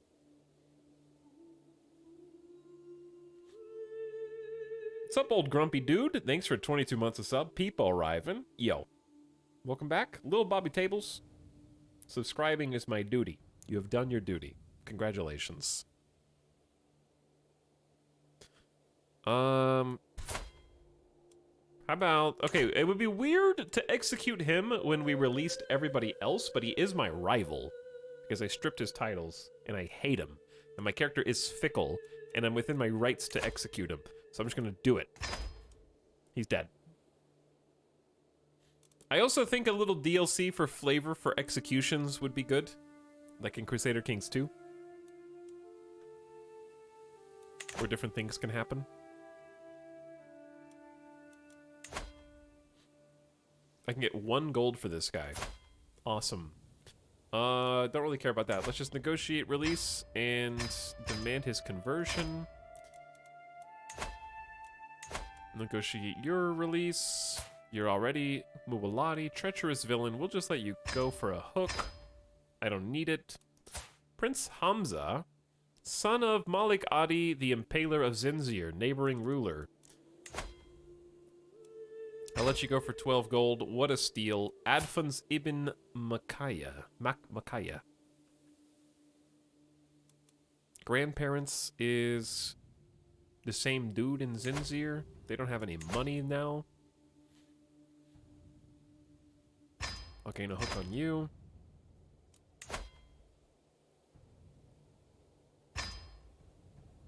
And gain a hook on you. So I shouldn't lose that much dread, I don't think. Because I'm not just giving anybody away for free. We want to keep some dread. But I want to clean out the prisons. Too many people. Reddelfith should be the only one. And he's only in prison for trying to kill family members.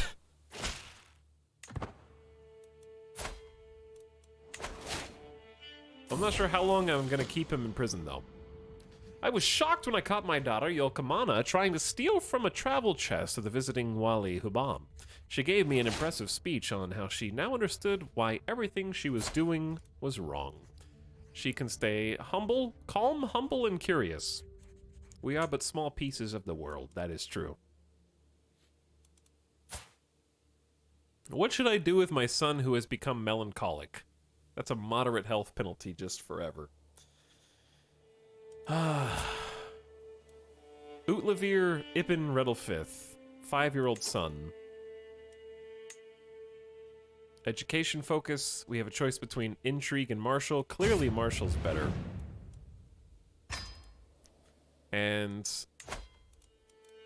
I would like somebody knowledgeable and strong to educate you, because we'll probably end up playing as you. This guy is 58, so I don't know how long he'll live.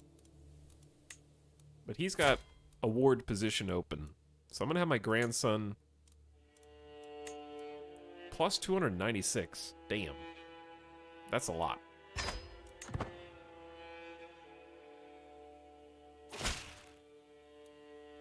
We are happy to accept your proposed education arrangement. A noble upbringing for a noble spirit.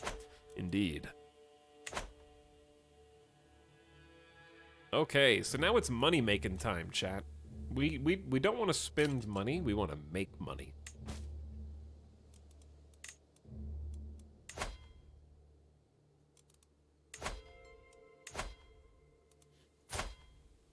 You know what? I should demand money from my son, Prince Jalman, because he gave up the titles that I handed to him.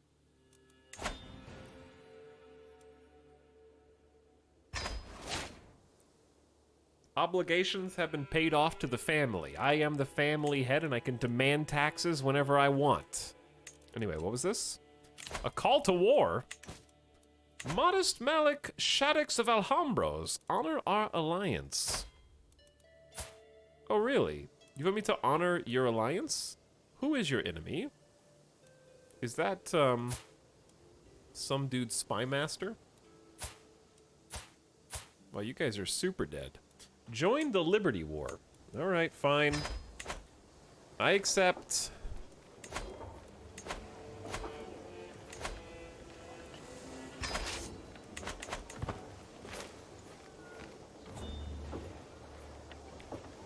Are there different rules for playing as someone under 16? They just become... You get a steward. So instead of, like, if child became liege, like king or queen or whatever, someone would rule in their stead in, like, a guardian position. Until they came of age. You still get to make decisions, though.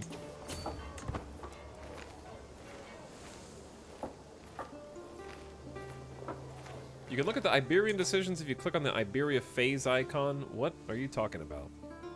This?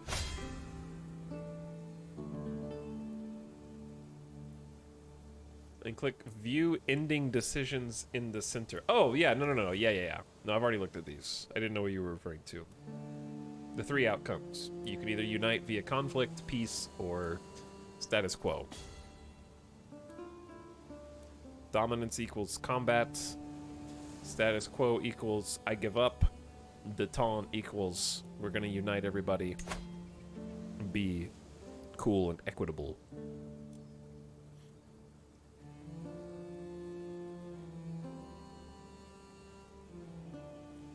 You hold and completely control any de jure kingdom of Hispania.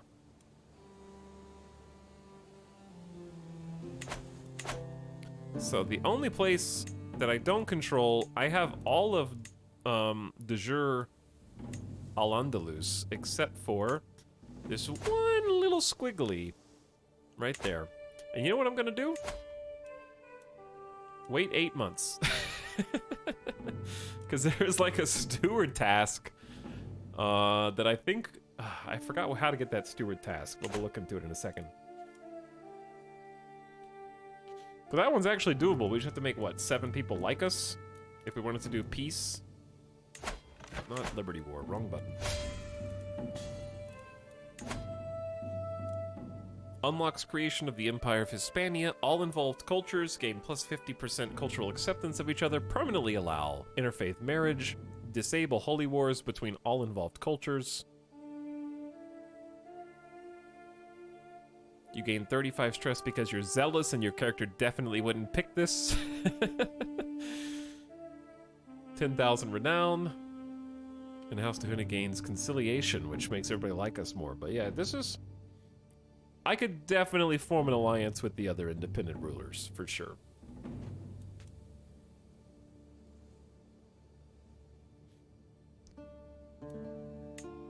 Dominance is, you have to be in the struggle phase, you have to hold 2 de jure kingdoms, united the Spanish thrones under your primary title. I don't know how to do that. That one's confusing.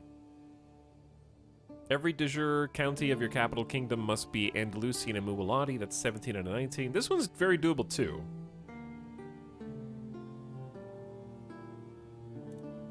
Status quo should be the easiest overall. More than 25% is held by interloper or uninvolved rulers. Okay, I don't know how to do that one, but it just has to be one of these. All other independent involved rulers have at least 60 opinion of you. So that one's basically done. No wars. And then be in compromise. So like these are all getting close to being doable. Commission epics, we can already do that. Let's become the heart of the family. Close family opinion plus 15. And then we're gonna stop being super diplomats and become stewards instead, because I have 7/6 domain holdings, and my spouse is adding how much? Plus 7 to our domain right now. She's gaming. Okay, but yeah, I wanna switch focuses. We can only do this once every 5 years, but stewardship makes a lot of sense. Courtiers and guests like us more. We only really need the 1 stewardship at the moment, so maybe we should get the plus 3 to be safe, but this gives us some other nice perks as well. So now we can have 7/7 without any penalties. We get our taxes should be going up. Damn, that's minus 15 a month. Goodness. We're gonna go here and decisively beat these guys. As I open my eyes in the dark, I am immediately overwhelmed by an ominous feeling. Is someone watching me? Are you ready to embrace the truth, Etalyx? I would recognize that voice anywhere. It must be my courtier, Yahaf. Iblis offers you his blessing. Will you accept? With all my heart, you become a witch and gain 88 stress because of your zeal.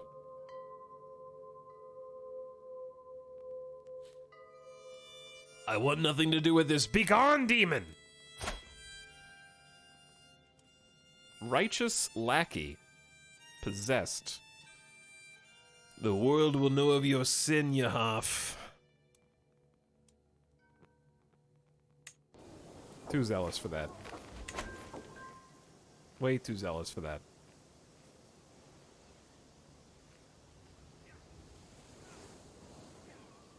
Diplomatic courtiers for our friends. Oh, we're in battle.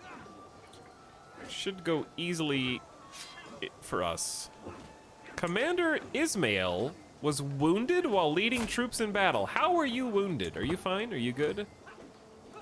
Tell me you're good. I know you're old now. But you have 30 commander advantage and a very respectable 20 prowess.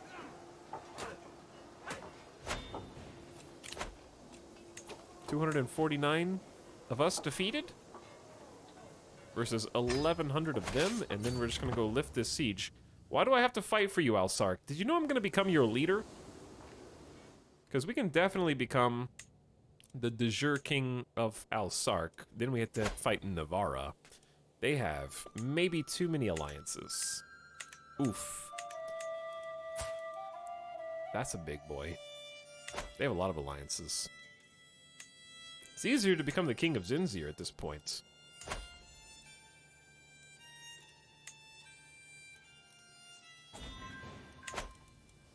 Oh, we won again? 1,300 to 60. You're welcome, by the way. All right, I'm gonna go siege this now. Enemy combatant captured. We got 62% war score for our allies. I don't know why they're our allies, but they are.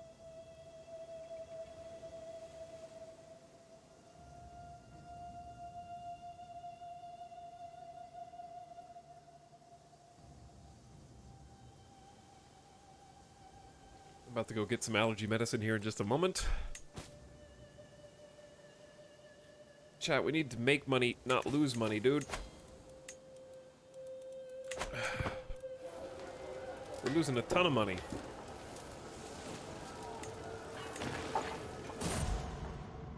The twists and turns of fate have not always been to my advantage. Allah knows I was cursed the day I met Demi bin Shlomo.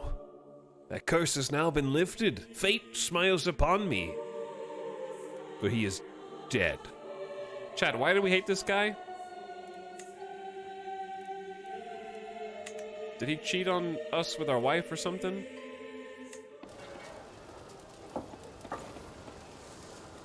He smells. Ooh, 5 years of comfy living thanks to our spouse's stewardship skills. Medium health boost. We may yet live a long, fruitful life to become maybe an emperor even. I don't need this many troops raised, but... What? Alliance expired? Your friend Sheik Praxel died.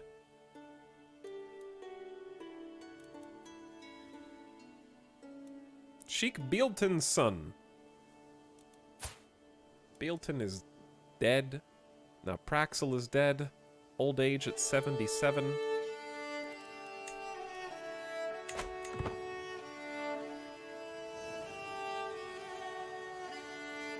I think he cheated on your wife. I think he did too, yeah. I think he did too. People arrive. More CK3. What's up, Saki? How's it going? We did the full recap at the beginning for anybody that just joined. If you wanted to hear what happened yesterday, it took about 20 minutes to explain. Crixon comes of age, the Duke of Tuletula. We just made him Duke. We have taught him, or tried to teach him, the intricacy of warfare. It didn't work. He only developed a basic understanding. He only learned the bare essentials. It's very sad. He has a poor grasp. Alright, this dude has a plus 100 opinion of us. Your Chancellor and Vassal. We can start swaying someone else. Why do I have so many hooks on you, Emir Busa? Did you do something bad?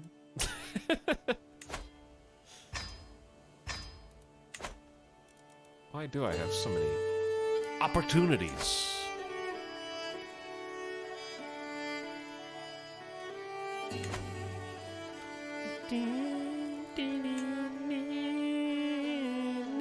Okay, sorry. What do I do with you? I'm just gonna sway you for now. Can I ask him to stop being in a faction with a hook? Is that a thing? Maybe not.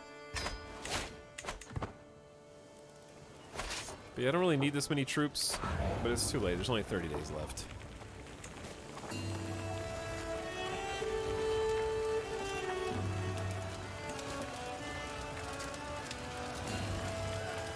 find the boyfriend time. I don't know if I can have that many, Ooh, I seized an Andalusian sword. I don't know if we had a weapon. Maybe a spear? Anyways, you win, GG, in the war, allies. So I can disband my troops. We finished promoting culture. Yes, excellent. Take a look at culture. Now, we won the war. I get, Emir Mudrik imprisons rebellious vassals and gets revocation costs against them. I should just get some prestige out of that. Let's disband. Stop losing money. But yeah, finishing culture. Where is culture? We're all Andalusian up in here. So that is awesome. Now what I wanted to do, chat, how do you get... Oh, it was a court thingy. I need Court Grandeur 6 because we get unlock the de jure territory counselor task. I need this. How can I swipe a little bit of grandeur? Maybe we just hold court real quick, yeah?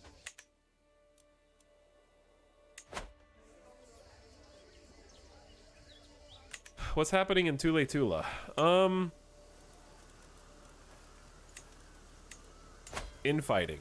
Your son, Prince Jalman, is at war against your other son, Prince Crixon. This is what I was afraid was gonna happen, but Prince Jalman turned his belly up and gave his titles over to someone else. So instead of handing them back to Prince Jalman after he gave in to the demands, I gave Tule Tula to my other son to see what he could do with it. So now Prince Jalman's taking his titles back. Good for you. That's what I wanted to see. Good job. You guys gotta learn. You guys gotta learn. 4 prisoners. 13 gold, can't afford the rest. That's so sad.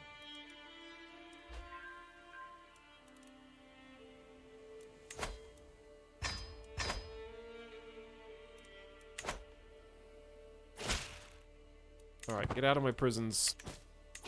Alright, chat, let me go grab a quick antihistamine. And it'll be a very, very, very short BRB, okay? Give me 1 sec.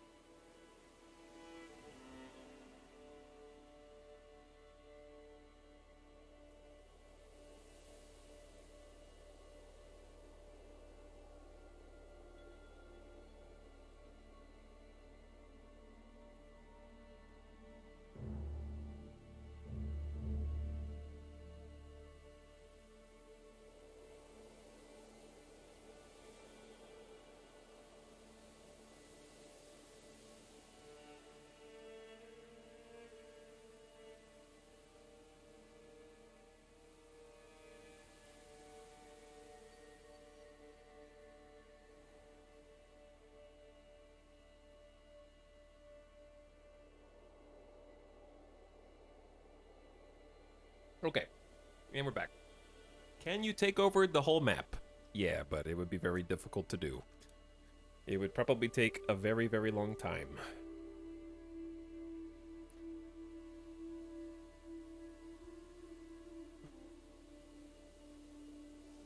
Okay. See? It was like, what, a minute and a half? Let's do this.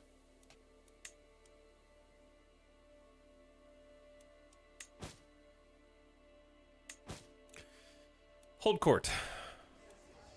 If we can. Costs us 70 prestige. Only available once every 5 years. We're inviting all of our subjects to travel to the castle and petition for aid. I can stay informed, sway the balance of power, and show the world that I am in charge. Sound the horns! I gesture for the guards to open the doors of the hall. A stream of people file in, some landing up in front of my throne while others move out of the way to simply observe the proceedings. After several moments, all movement in the chamber ceases. Faces turn toward me. I count about 3 petitioners lined up.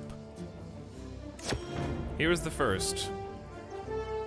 Empty granaries. My son-in-law, Emir Azad, with his head hung low. Married to Princess Pezabel, my friend and confidant, and also not my child. My lord! Algeciras has been hit hard by the recent enemy occupation. People are starving, fields aren't recovering, our livestock is not enough to survive. We beg, intervene, save your devoted subjects with your great magnanimity. He bows deeply and falls silent. Some gold will ease your sufferings. I will grant you tax relief for 10 years. Oof. I know just the right person for the job. You send Miriam as an official inspector. Your court seneschal and daughter-in-law will go and inspect for 10 years. Well, she leaves your court maybe for good.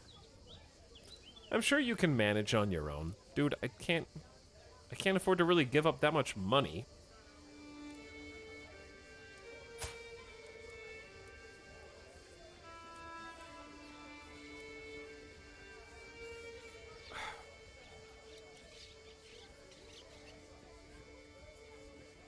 Because it's not my land, so if I'm giving him money, I'm just losing my own money I need to save.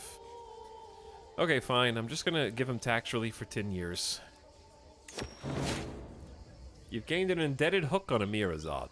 I mean, you've done well for yourself, and you're my son-in-law, so you get a special favor.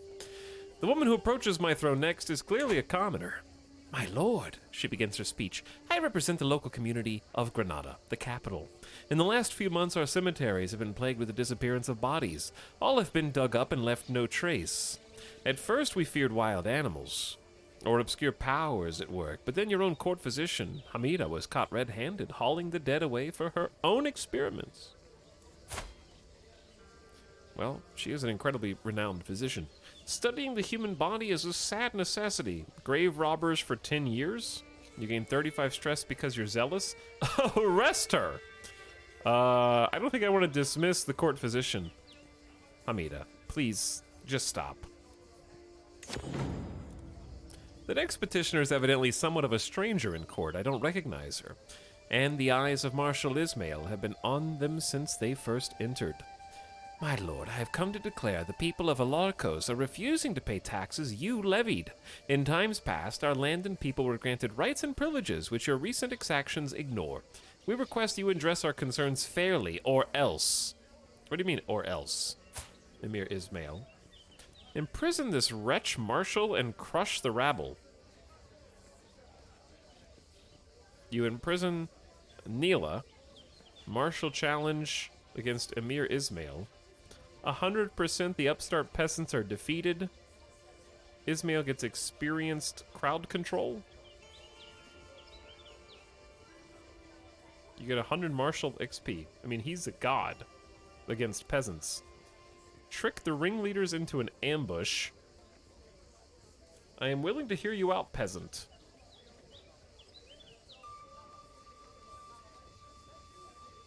Negotiate with the leaders of the tax revolt, demonstrating your fairness and equanimity. The control level goes up by 20, you gain 100 diplomacy lifestyle experience, and you get masterful negotiator for 15 years. Guards? Or it sounds to me like you may be misinterpreting some charters. Yeah, this is too risky. Give them what they want. What do I care? I think for sure we just take the easy win diplomacy challenge, become a masterful negotiator for 15 years. Character will gain a plus 20 acceptance bonus the next time they request another character become their vassal. That could actually help us out. And they are pacified. My business here is done, and the formalities and proceedings are at an end. Alright, that wasn't what I hoped. I was hoping to get some court grandeur out of the deal, but... Well, they already have someone else I can vassalize. He is very small. Very, very small. Who can I demand payments from? My son Crixon, he's got enough troubles. He's at war.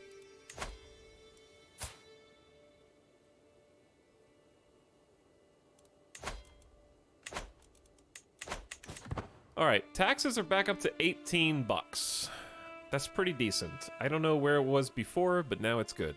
I think it just finished probably replenishing our men-at-arms, which we still need a 5th men-at-arms regiment.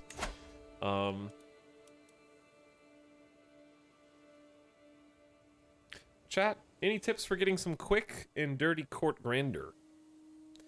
What happens if you die in Crusader Kings 3? Do you continue as your offspring? Yes. Crusader Kings 3, you play as one character at a time, but the goal is you're playing as a dynasty. So, the whole point of the game is to play as a dynasty. So you go from one person to the next. Across the generations. And speaking of dynasty, hey, well there you go, we just got level 6. Is that what I was waiting for anyways? Here's our dynastic tree. So we actually started as Emir Suleiman in the Dahunid dynasty, and then these are all the characters who have formed and who are being kept track of because of a single decision to marry someone over someone else. There's Musa Dahunid, your great-grandfather, and I think the character's son that I didn't pick. Then there's Aunt Welterskelt, who had a child, but the male line ended there. There's Uncle Bealton and Sheikh Gleb, and their children and grandchildren and great-grandchildren. There's all the generations. There's... Find Gleb, please.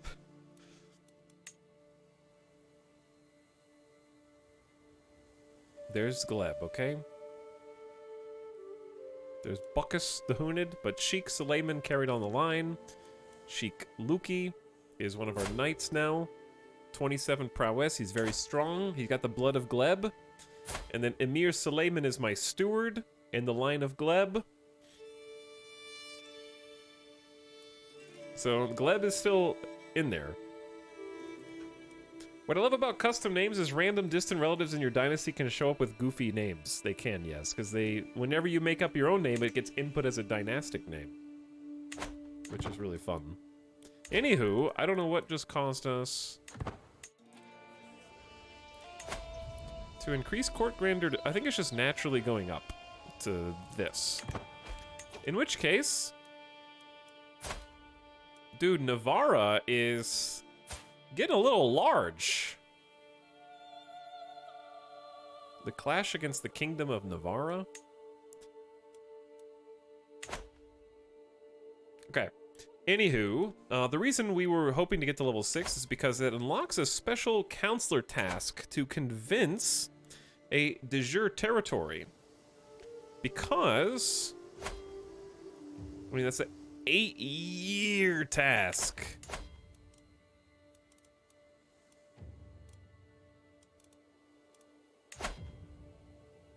Zinzir is actually not allied with us anymore. They had been, but they're not. Damn, 8 years is crazy when I could just go to war for this.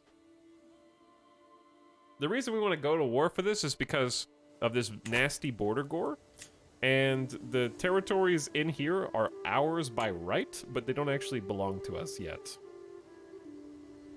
What's crazy is one of them is Enzir's and one of them is Al Sark's, which works for us in 2 ways.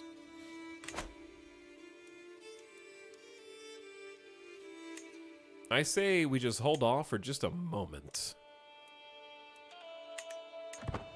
And since we've just been in so many wars, we should definitely hold a... Well, the feast is going to be 140 gold. I need money to form the kingdom down here. Going to war is expensive too. We need 325 gold. Let's just wait. Yeah, let's just hold.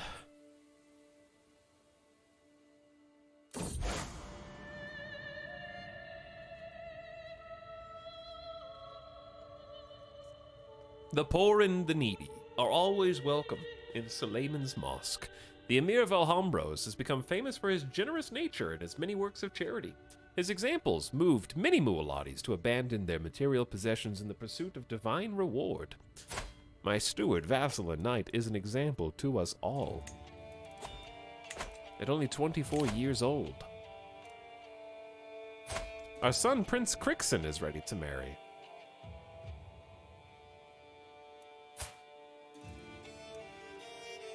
Well, do it.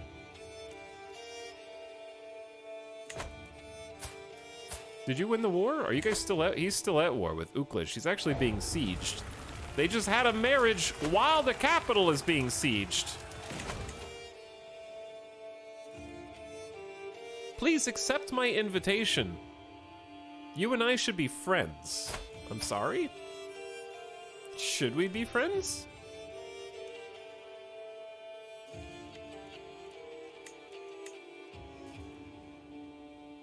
My character really doesn't like you. So I'm gonna say no. I decline your invitation. How many kingdoms for an empire? So what's interesting is it is typically 3 to start your own empire. 3 kingdoms. But what's fun about Iberia is if the conditions are correct, and they may not be here, you can actually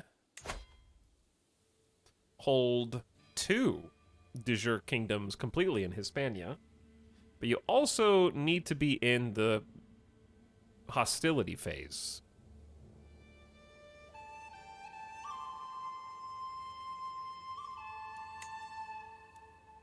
Now, if we're in conciliation phase, you must hold and completely control any de jure kingdom of Hispania, and then all involved in rulers have an alliance with you. So you have to make 7 alliances in this case. Like, we could actually get either of these. The trick is, conciliation's a lot closer. I could actually do some shenanigans to try to force the hostility phase. Chat, I think we need to decide which one we want to do, because it's not going to come back around for a long time. It's gonna go from like conciliation back to compromise and then back to opportunity. It's gonna take ages.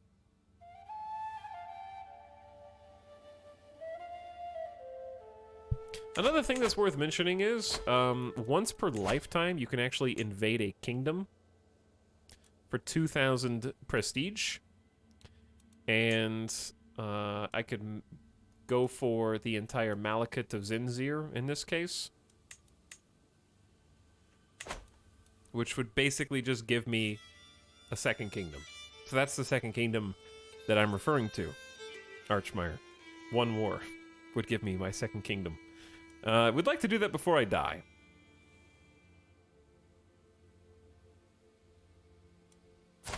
But I guess it depends on if Malik Shaddix is feeling peaceful in his older years or not. Then every son could have a kingdom. They may. Do kingdom invasions not the thing anymore where you also get all occupied land? I'm not sure. But I remember that being incredibly OP before. You may still at the end of the war. And it's just telling us which territory we're going for at a given time. Anywho, if we wanted to go hostility, what I'd have to do is declare war on Zinzir to take a county, then declare war on Al-Sark to get a county, and then instantly break the truce with one of them. And breaking that truce would pump us up 25 points towards hostility. And then I could break the truce with Al-Sark, and then it would pump it up 50 points of hostility.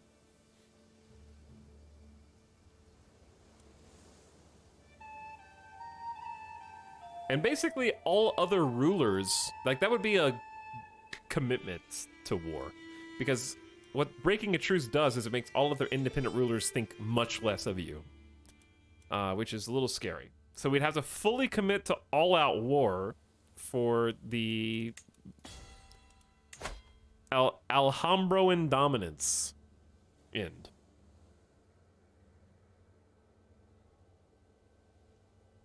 It is time for a strong leader to finally drag this peninsula from the mire of war and division. Iberia will be united under a Mubaladi king, flying the Alhambroan banner.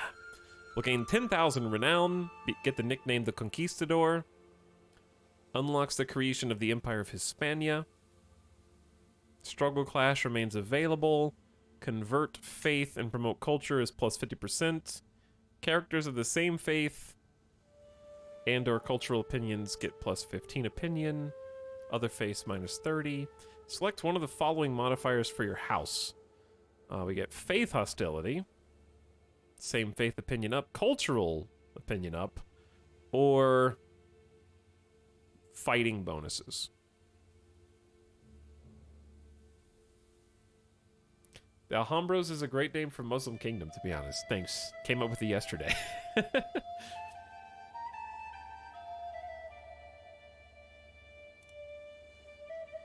Okay, so if we wanted to do peace, I would get stressed because I'm zealous. So it would stress me out to basically make peace with the Catholics, more or less. Here's my fear.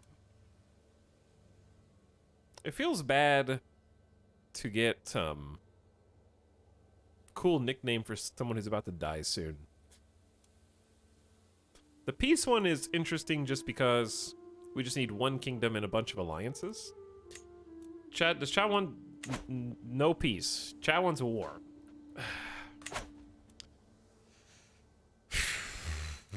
Okay, well, what about Sun? How long has he been in prison? 2 years. All right, I think that's enough. We're gonna negotiate his release and appoint him as my executioner. No. Banish him. Also no. Arguably the harshest form of punishment. Banish landed rulers are deposed. Banish courtiers have their assets seized. Banishment without a reason is seen as tyrannical. He's a known criminal. Do we have a secret that the spouse is deviant somehow? What happened to our son heir? I imprisoned him for trying to kill 2 of his brothers.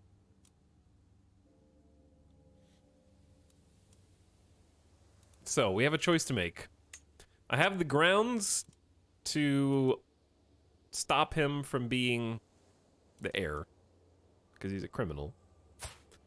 But the second in line is not a very good character either. And the third in line, Prince Jalman, is a really decent intrigue character by comparison. I think Redolfith... I think it's time to just let you out. With a hook. Okay? You're free to go.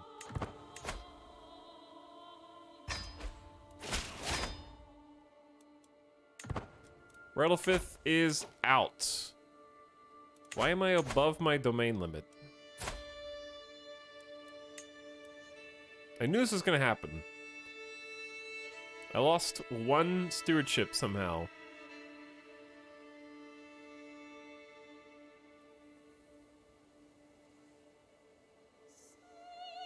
Son taken prisoner. My son Crixon was captured by my son Prince Jalman and then released. Okay, it's fine.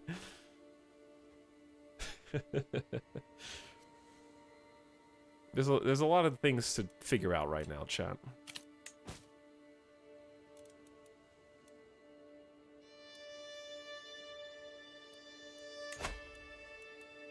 Treopa is 18.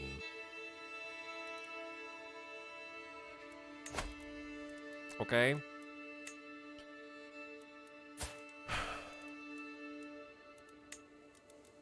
You can marry a whole bunch of people. Is this a peasant uprising guy? Emir Asaru of the Populist Uprising.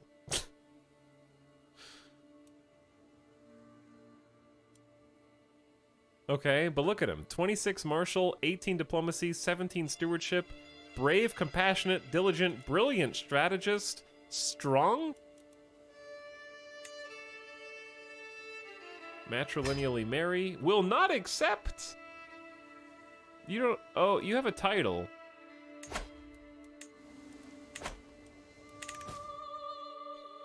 Well, that sucks. That dude is kind of a Chad, to be honest.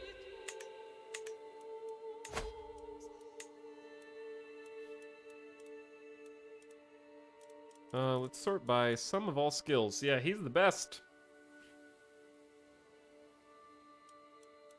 And it's not even close.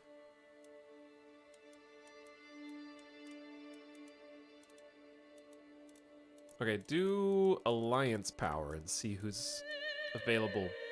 Kingdom of Galicia? No. Absolutely not.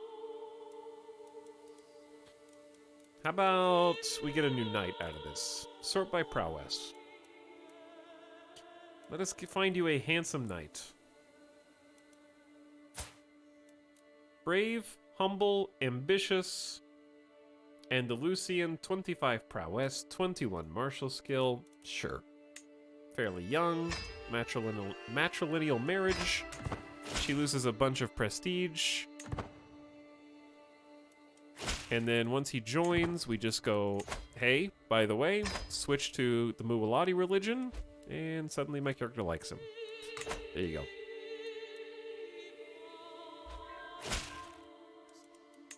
Emir Musa has been swayed, one of our powerful vassals, and he's arrived to show homage. Receive him in the court. He kneels in deference, offering nothing but his oath to faithfully serve. As Emir Musa stands, he stumbles awkwardly. The court gasps as he falls, ending sprawled at my feet, cheeks flushed with embarrassment. Which cheeks? Your oaths are all that matter to me. He spends 75 prestige, we gain some grandeur and some renown. What a shamble.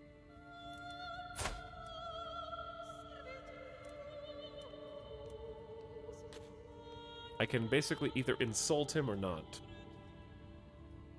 I want him to like me, not lose more opinion of me. Your oath is all that matters. All we need is peace in our realm, okay? And the faction targeting us is disbanded. We've appeased everyone. We just need to fix this domain issue. How many years has it been since we switched? Where does it tell you when you can swap again?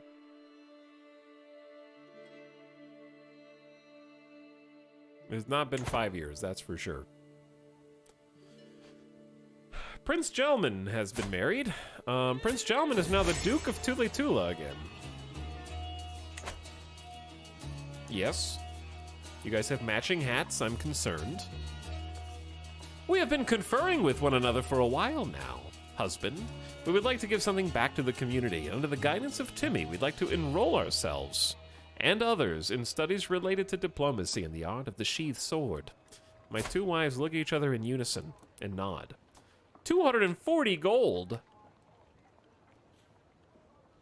Development growth plus 50% for 10 years is super nice, but I need that money right now. Both of my wives, I am so sorry, but no. No, no, no, no. See, the crown needs all of that money because,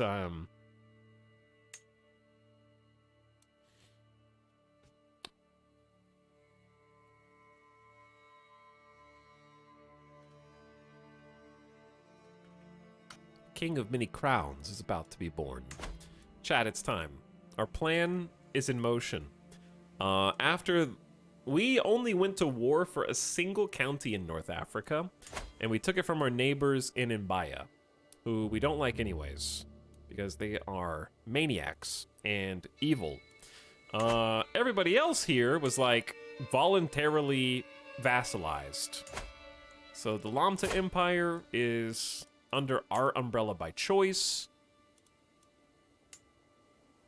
Emir Malal joined us by choice with 3,500 troops. But no, that's a neighboring ruler. That's who we're getting ready to annex. Because they're a duke, and we are about to become their de jure king. Because we have exactly 13 counties out of the necessary 13 in order to declare ourselves king. So we're going to create the title, King of Maghreb. It's going to cost us 325 gold to fill out all the paperwork. It's going to give us 400 prestige because we're effectively saying, hey, we have so much land and territory here. We are a king in North Africa. And now, it is so. So we have a second king title. The Malekith of Maghreb. Which enters into the line of succession. So if we died now, Redolfith would become the king of Alhambros, and Prince Volboa, our second-born, would become the king of Maghreb, but have no land to his name. So I'm not really sure how to handle that little detail. He needs to have land. You can't be a king in name only, or you're going to get overthrown.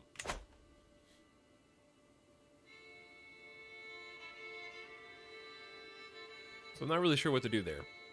I would have to take land from somebody else and give it to him. Where's the capital of Maghreb? The capital of Maghreb is here.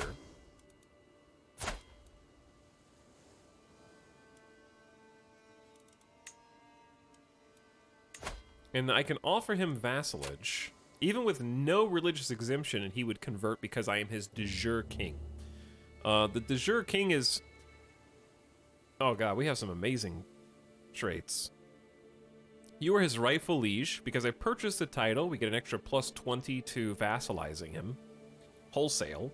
I have a reputation as a fair ruler. I don't even know how you get that. I'm also true ruler, which is a diplomacy perk. Another plus 20. So they don't want to be vassalized. And also different faith hurts it. He's also arrogant, but he likes me personally. And he's impressed by my court. He also appreciates the difference in our military strength. That was from a court decision last court, because you have a masterful negotiator. Oh yeah. Oh yeah, I have a plus 20 to the next time we request anyone to be vassalized. You're right. And he's 3,500 troops strong. Before we take him... Oh my god, they're 3,500 troops too. See, he'll say no. Cultural acceptance is difficult there. The faith difference is difficult there. We're not tribal. See, that's maybe somewhere that we actually will go to war for. Because these guys just say no. Not being tribal hurts, different faith hurts, different culture hurts.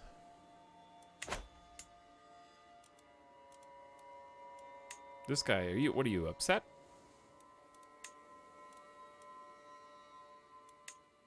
That's just de jure territory that we have to go to war for.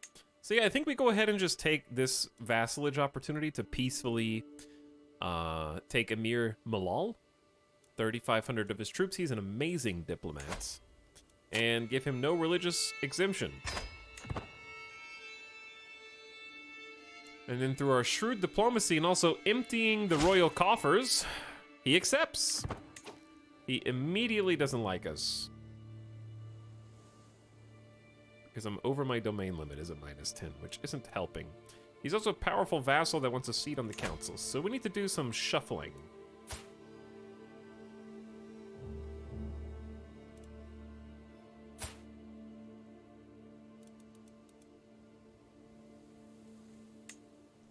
Plus 68 to minus 48. This guy's got some mood swings. Yeah, well, he wants to be on the council, and rightfully so. Once Emir Ismail dies, we can do some more swapping, because we got to keep 32 Marshal while we have it. So yeah, he's definitely the best Chancellor. I don't like firing the other guy. But he doesn't really have anywhere else to go. And you gotta prioritize the 3,500 troops, 3,200 troops that this guy brings to the table. So we have some crazy counselors right now, like really strong. We're working on domestic affairs to make them like us even more. He's only at a +1 at the moment, so we definitely want to sway him now.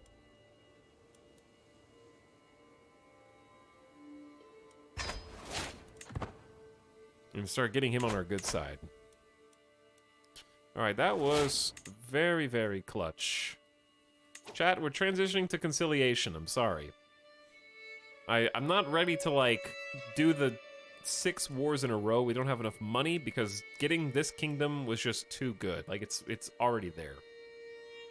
So it'll come back around. There'll be another chance.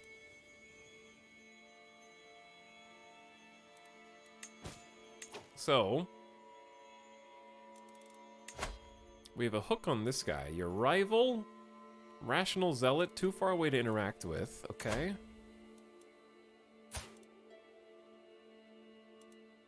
Prince Jalman's steward? I don't know why I would arrest you.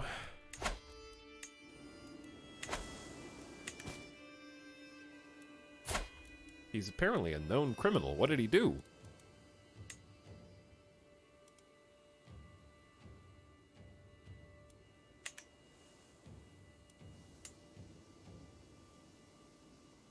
Wait.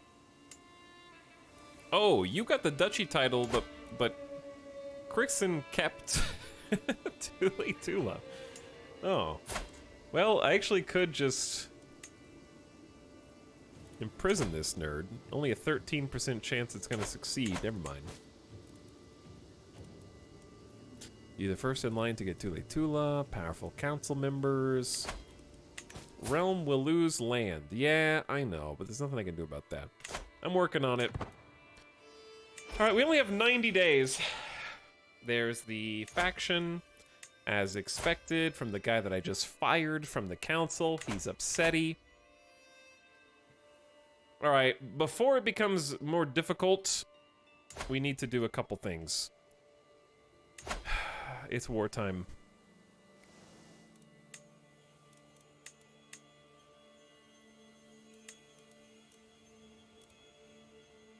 I believe we just struggle clash. Wait. Chat, can we... Okay. Am I an idiot and I didn't realize till now that you can struggle clash for as many sheikdoms as you currently have prestige and that are also touching your border? And I just didn't realize that you could just click all of them if you want? I could just spend 1,000 prestige and just go bam, bam, bam, bam, bam, bam. All the way over there.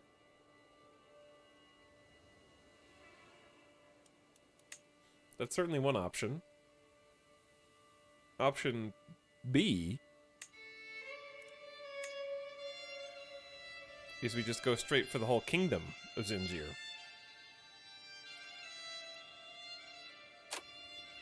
Yeah, it says you vassalize all titles within Malakati's realm belonging de jure to the target title. It doesn't say anything about places, lands that you occupy anymore like it used to. It used to be really OP. Depending on the phase, you can only do one at a time. I see. I don't know what to do. Because this is the... Like, I want to get the de jure spot here, but I also want to just... I don't know. Do we want to land grab? I think we just want to consolidate. Like, we have too much to deal with to go for everything simultaneously. I'm just going to go for the easy one and bide my time. Because I'm too old.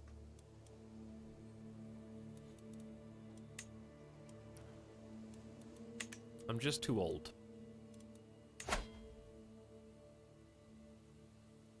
Is there a chance of you becoming emperor with this character?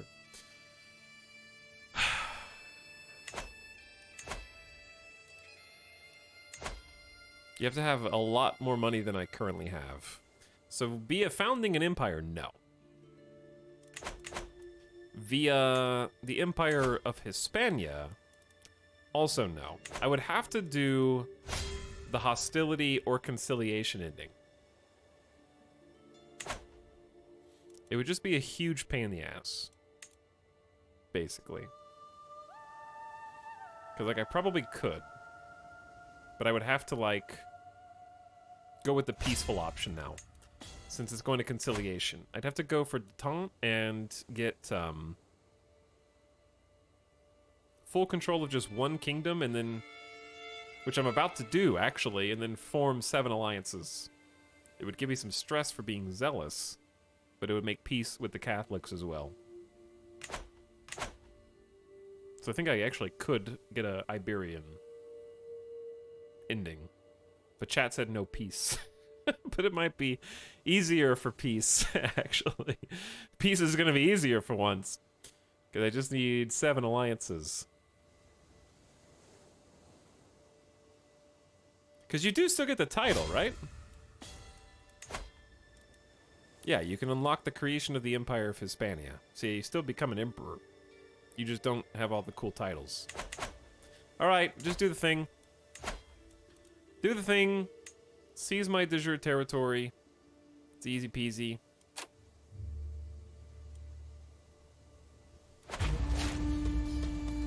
Oh wait, do we have enough money to declare war? Who can say? We don't have time.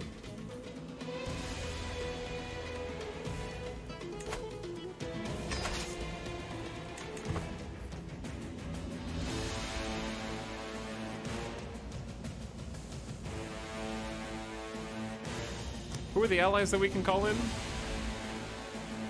Oh, they just called in their allies. I guess I will.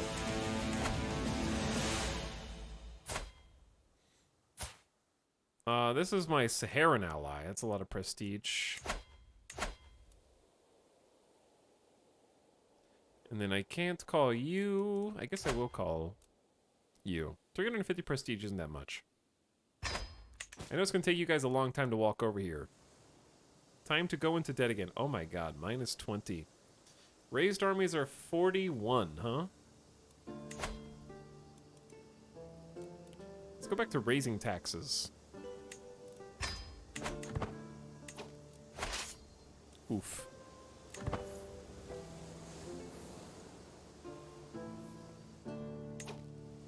This is about to get very ugly.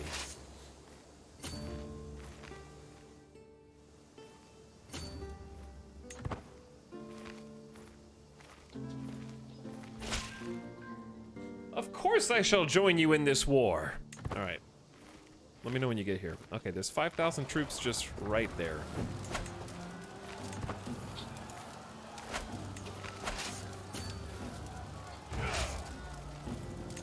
Do we have anybody who makes sieges go faster as a commander? We do, but he's busy. Or he's not actually hired.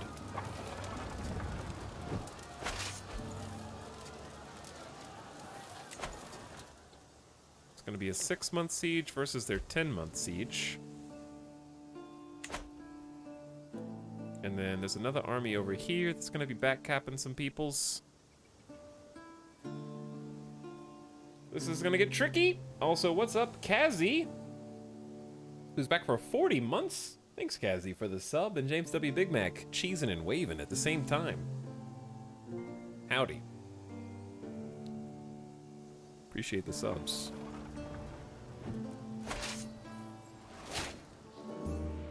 And now we're in conciliation phase. So here's the issue. We need to stop this army.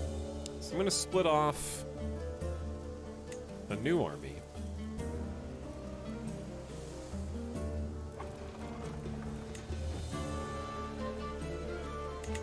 Huh, but I don't want to get killed by the 5600 just because I'm going to fight these guys. They're going to doomstack. And I need to stop them from doomstacking. Alright, well I'm going to split off an army that looks like this. It's going to have... Oh, my sons and stuff are fighting? They don't need to be. Time to go ban people from fighting who suck at fighting.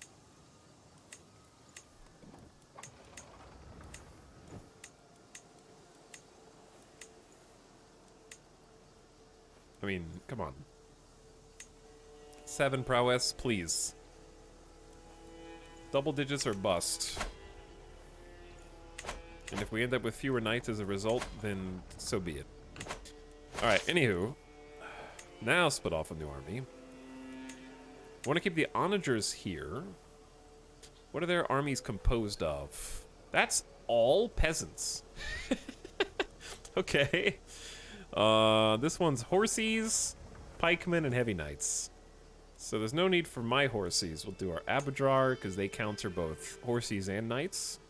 My bowman counters skirmishers. Take some levies. And then take some good knights.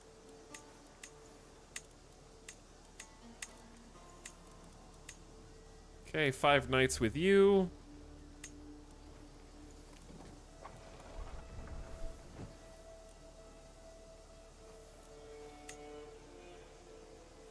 There we go.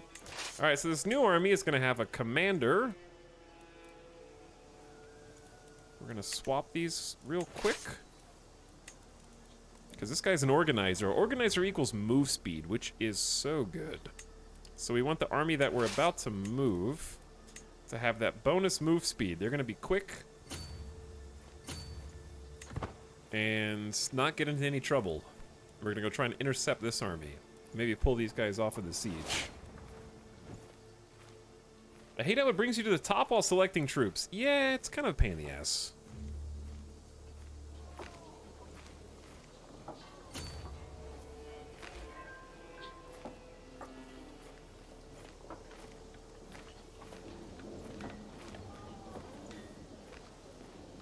That's what I thought.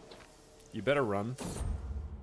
My steward Emir Suleiman enters the room with a grave demeanor. My lord, our coffers are almost empty. It's dangerous in these times. He does not have to say more. In silence, I give him a dour look. My lord, he repeats as I leave. All I have is this crown, the crown and the duty to serve. But what good is a crown that shall be taken regardless upon my defeat? I reach out and touch its cold material, gold. I know some unscrupulous merchants that would be interested. What?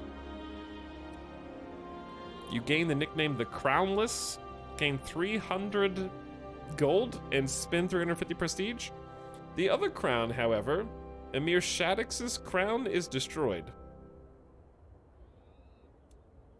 Wait! I'm not the only one with a crown in this household. You give up your spouse's crown? This crown only comes off my head once I am dead.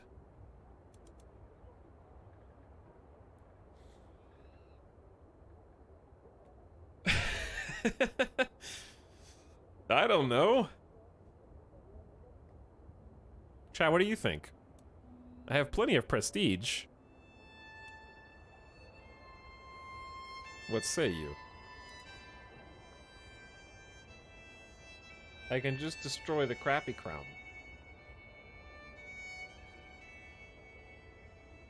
But then I only have however many months. If you can fire your own mother, you can give up your wife's crown. Come on! Crownless sounds badass, to be honest.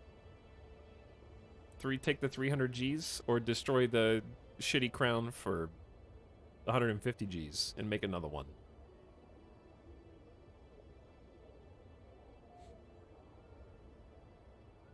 Crowns are heavy. Think how much better your neck will feel without it. That is true, yes.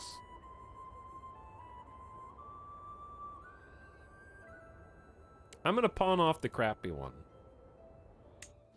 I didn't like it anyways. We don't have enough money to inspire anybody yet.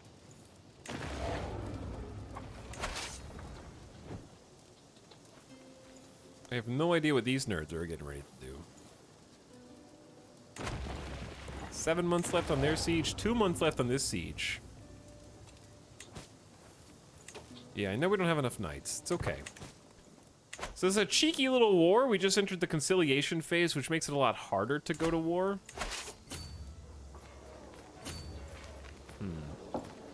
It's a difficult crossing here. I might just go over to the capital to try to bait these guys off, because I should be really fast.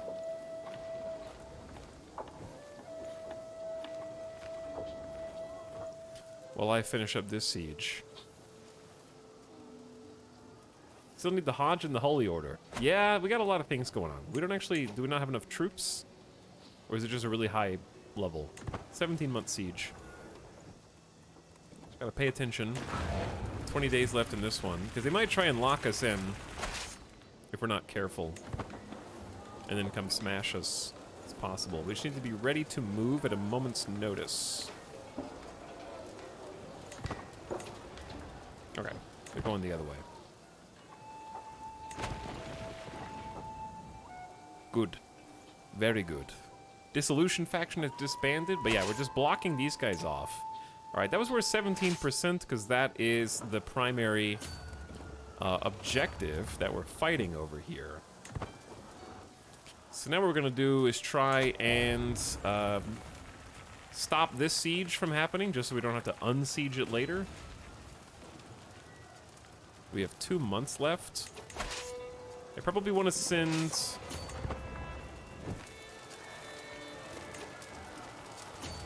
Okay, actually, I got him to move.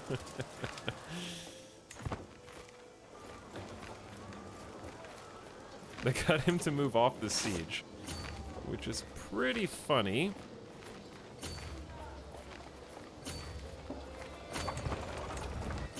Okay, he's locked in.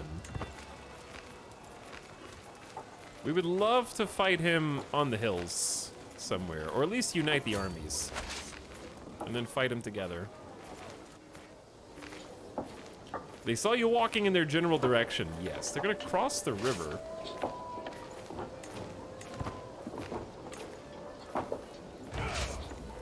Okay, now can we catch him here? The answer is no, they're fast too. I don't know where the hell the AI is going right now, but we're just, maybe he thinks we're chasing him. I'm gonna sit here and siege their capital. And if they want to come duke it out, I think we win. Because I'm holding the territory that we're actually fighting over. And the benefit of that is since it is the war target, holding it will raise the war score over time.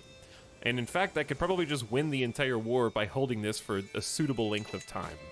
But obviously we can accelerate it by taking the capital as well. Anyone that we have that is ransomable, I also would love to ransom because we gotta pay for the war effort somehow, so... You are being raided? I'm sorry? Not in... I don't know, who's the raiders? The guys on the left or the guys on the right? I don't know.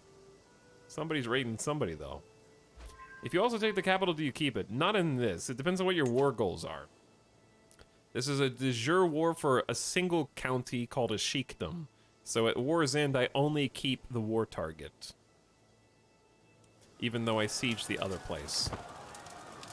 And the reason for that politically is you're declaring war and then following through with your war goals. Otherwise, you look like a crazy person to all independent neighboring rulers and they won't do business with you or trust you and whatnot. But it's enforced by the game, obviously. You can't choose to keep this. It's not physically possible. I would have had to have gone to a different war. We could have done a border clash, or invaded a kingdom, or something like that. But we've gotten too much land recently. What's a girl to do? As I enter the room, I notice my wife, Malakatemi, acting distantly aloof. I walk over and put a hand on her shoulder. What's the matter? I ask. She looks at me and sighs heavily. It's this place. It's just so understimulating me. Understimulating. Her shoulders heave a shrug. I just don't know what to do with myself. Maybe socialize a bit. Become friends with my other spouse. A new skill always refreshes my mood. 50% chance to learn martial, or I have more important matters.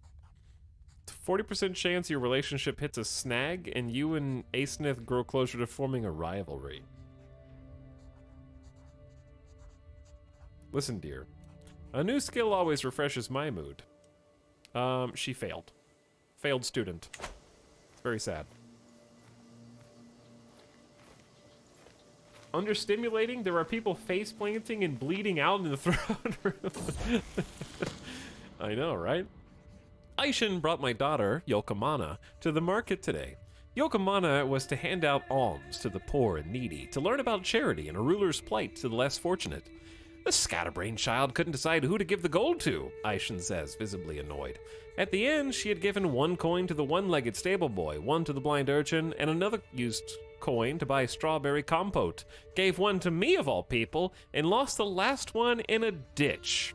It seems little Yokomana is quite unable to make up her mind. Why choose one path when you could choose all of them? I too am fickle, my dear, and I understand. I understand your woes. Are they gonna try and lift this siege? How long will it take them to lift this siege? I only have 3 months on this. If they lift the war target, we're gonna be in trouble. Modest Malik Shaddix of Alhambros.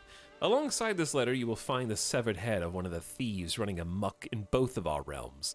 I took the liberty of executing him and informing your garrison in Gardenata of the location his accomplices lie.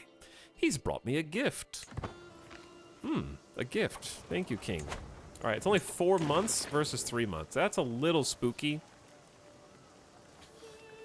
I'm probably gonna have to send a group to go deal with this, because I don't want to lose the war target. Okay, let's branch a new army. So this is going to be the sieging army. They have a garrison of 600, so we probably want to leave more than that. It's going to include the onagers, of course. I would say maybe 2,000 levies and 1 good knight. Led by my chancellor. All right, you're the sieging party, and then the other army is going to go chase these nerds out.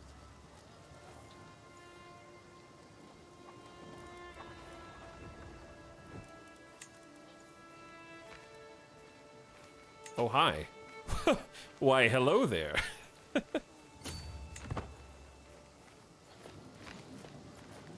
You appear to be locked in. And I can't quite catch up to you. You can unlock a new stewardship perk. Ooh, very nice. We have some choices to make.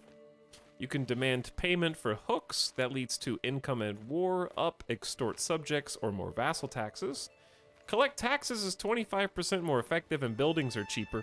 Probably that one, because I don't need to claim the throne. I don't have a liege, but vassal levy contribution up is good. You become likable. Tyranny down. Counselor opinion up. Vassals are less likely to join independence factions. Administrators super good. I say let's transition into building. Taxman. Collect taxes is 25% more efficient as a... It's not going to make taxes go up 25%, mind you. It's just going to make the ability collect taxes 25% better.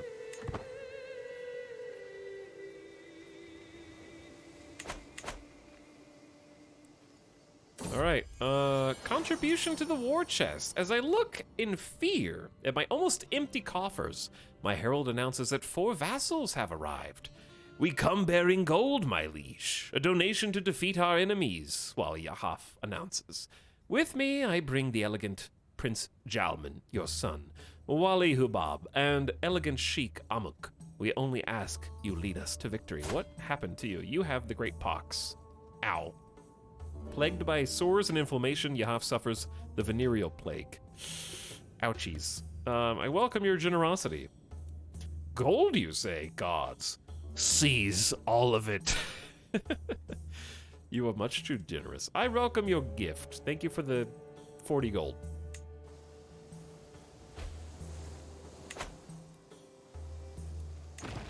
Meanwhile, where the hell are you guys going? Do you know how hard it is to defend this much land? Where are my allies, by the way? We called them into battle. Oh, they're kind of not moving. They look a little busy. Oh. What up? I just took the enemy king hostage. And that's why you sieged the capital, just in case. I also seized an artifact. A masterwork piece of furniture.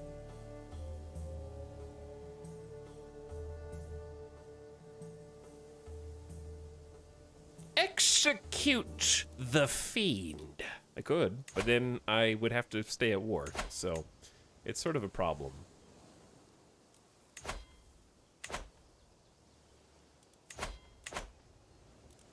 If I ransom him, I can... He doesn't even give me any money.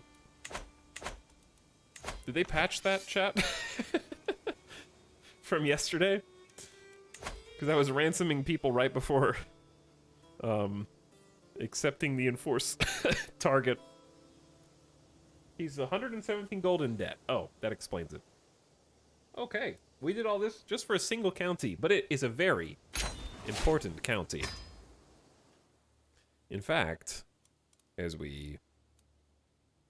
Oh wait, we're being raided. Are we though?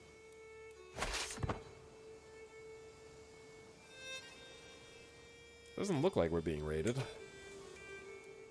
I'm gonna disband the armies to go back to positive income. Anyways, it's a very important county because it's this one that completes, well, from the Zinzir side. It's the Zinzir portion of Alhambros, or land that we technically own. Alsark has the other piece, and we don't like this guy anyways. So we're gonna end up just doing a quick, probably struggle for that. Well, yeah, that one. We could do a struggle for it with piety, or we could seize de jure. We have 2 de jure counties, actually.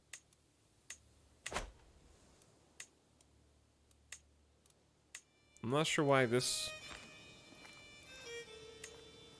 Oh, because it's part of Murcia. Oh, we almost have an entire duchy out of the Kingdom of Alsark. That's pretty sweet. That's some nice progress into their territory. You can't get a king's ransom for a king. You can't, unfortunately. In this case. But yeah, that worked out pretty nice. It is somebody else. He's now our vassal with 1,300 troops. It's a pretty strong vassal. It's also a military engineer, which is always useful. Okay. I like. Let's fix some low county control in some places. Let's go to Yayin.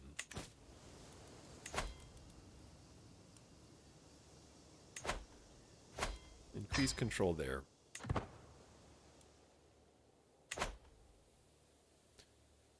All right.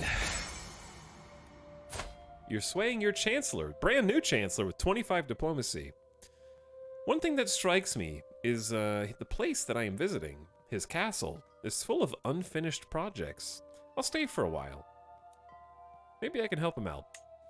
I don't think I've seen this one before.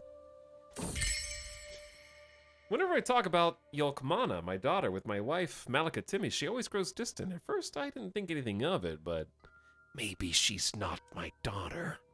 I need to make sure. Double check. While visiting our chancellor, a library where the books are stacked in corners. Unfinished building projects all over the place. Notably, a whole dining hall and a chest of gold just standing in the middle of the hallway. This dude's castle is a mess. I think I can help in the dining hall. 73% chance of success. The books, those poor books. That chest of gold is very unguarded. I should warn him. Listen, I think I can help out in the dining hall. 73% stewardship. All it needed was some dedicated attention. Soon, Emir Malal's dining hall is well on its way to completion. Things look good. There are other areas I can still help. Listen, that chest of gold, put it up. Lock it away.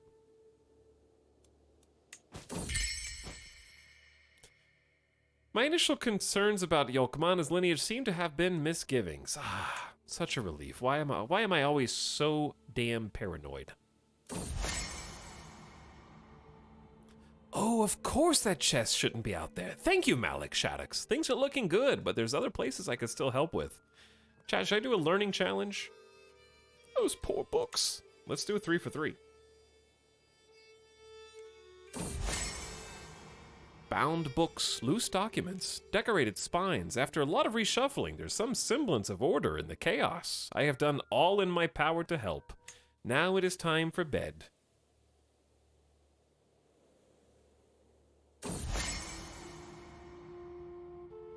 I spot Emir Malal by the entrance, waiting to see me off in the morning. As I walk up, I hear him muttering to himself. He's great. He's amazing. He's lovely. The castle is like new.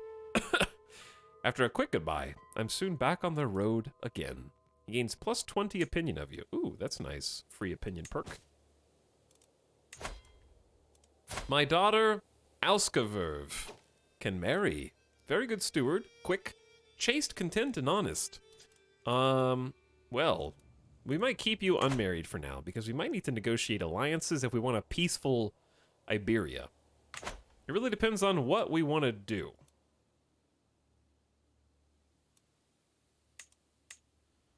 Artifacts with low durability. It's probably time to repair those with low durability. This old signet ring is just too good. Stewardship bonus, prestige bonus. Fix it. The Axis song has been good. Spouse and dynastic opinion. I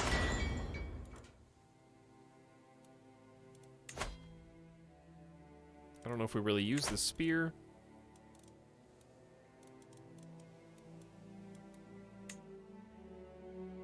The potsherd is just same faith opinion. It's not that cool. I do like the animal trinket though.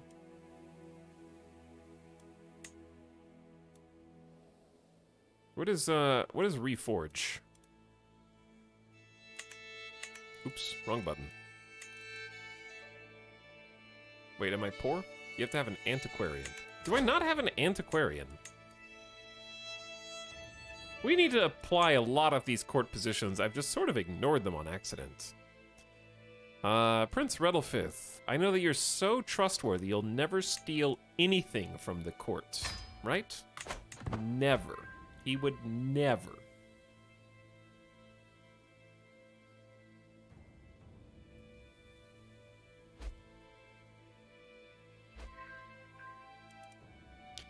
Right, increased control. We're getting some new catalysts. We can sponsor someone for an inspiration. Taxes are up to 20 gold a month. That's the benefit of having all this land. You inherited another old signet ring. Whoa, that's amazing. What a find. Your mama just gave you a signet ring. Is that...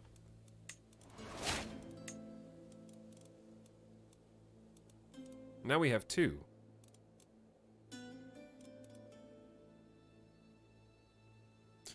So guess what? Remove potsherd. Equip second ring. Now my stewardship is high enough for no domain holding penalty. Taxes go back up. Levies go back up. This is prestige and opinion. Let's sort by rarity.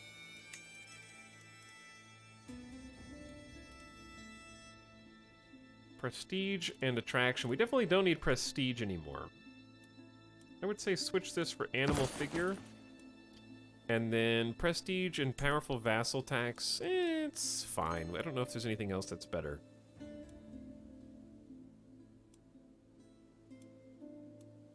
These are all kind of meh. We don't have anything sweet.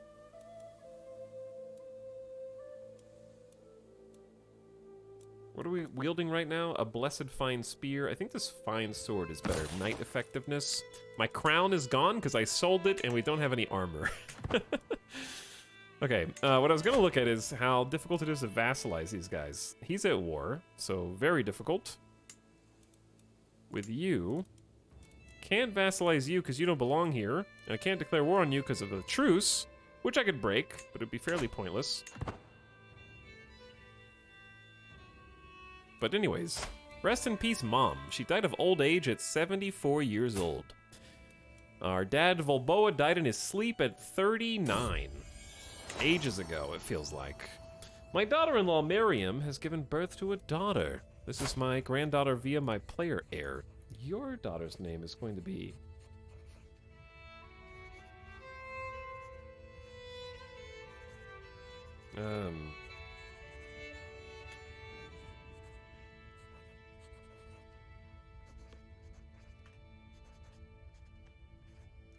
Trindea.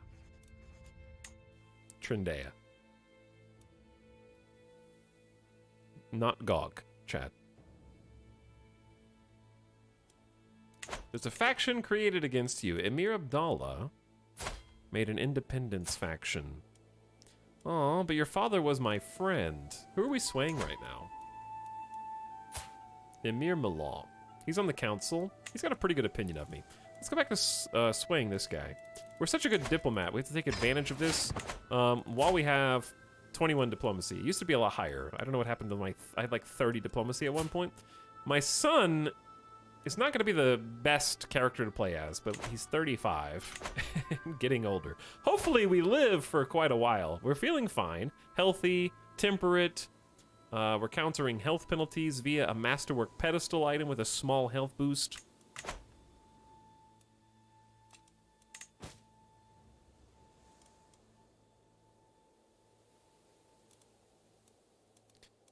Lavender Jade Pendant needs to be repaired.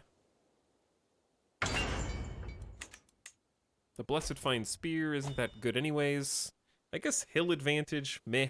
Doesn't really matter that much. Yeah, those are okay. Oh, your counselor Ismail died. That was the guy with 25 Marshall. He was 61. I think he was also training one of our children. So I need to go look and see which of my kids is not got anybody on their team anymore. The good news is we have a powerful vassal, Sheik Luki. Not as powerful as this guy, but he does have better skills. He is reassigned to the council and is very pleased. All right, which of my kids was getting martial trained? It would have to be... I think it was Crixon, and he got a terrible education. You're 12 and already have Guardian. Okay, maybe we don't have anybody. We don't have enough knights. Let's fix that. I will invite some knights to come display themselves and possibly be hired.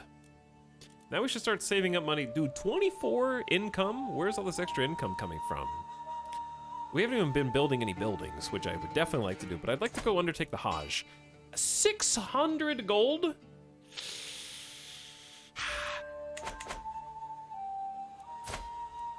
Ow. Arrogant, zealous, lustful. He's not our religion, but we can... He's close enough. Recruit him anyways. He's only 50 gold. It's so much cheaper to recruit knights now. Long live Cicerone.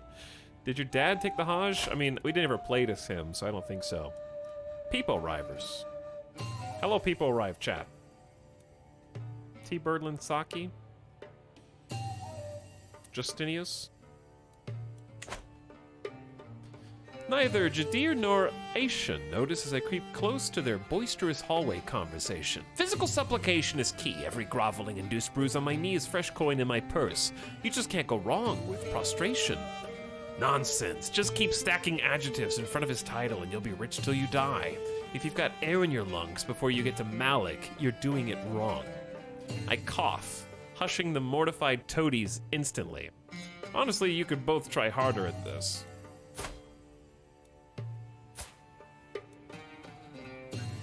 I see right through your manipulations, lackeys. I think you're missing the most obvious way to my heart. Pay me money. This is beneath me. This kind of is beneath me. Let's try to get to Living Legend before we die.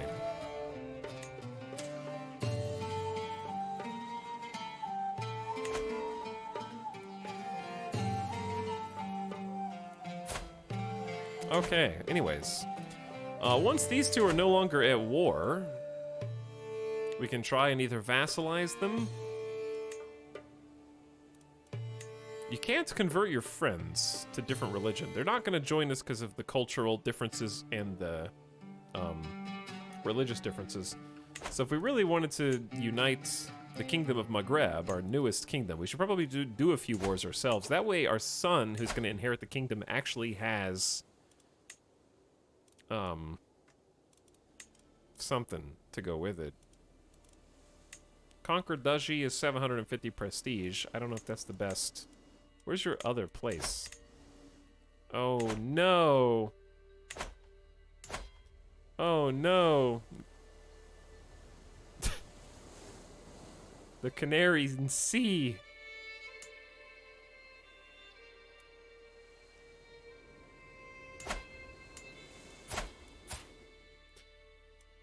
The Canary Islands are out there. Those were just added with Iberia, right? You may only attempt one holy war against a kingdom in your lifetime.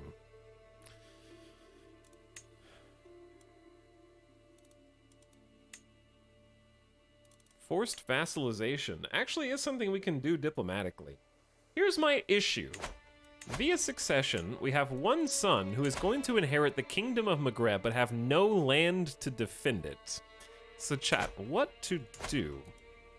How do I get son land? I think I would have to conquer... What duchy? Do you each have a different duchy out here? No. Maybe? I think I'd have to conquer this dude's entire duchy.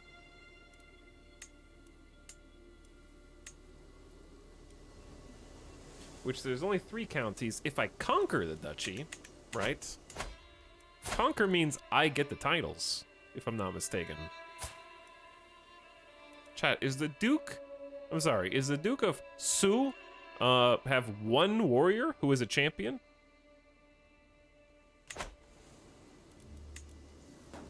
But they're already... What happens if a neutral party is already sieging the castle?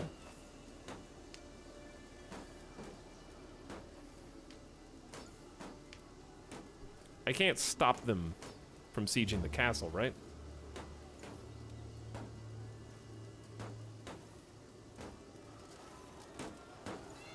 Because this is a different group.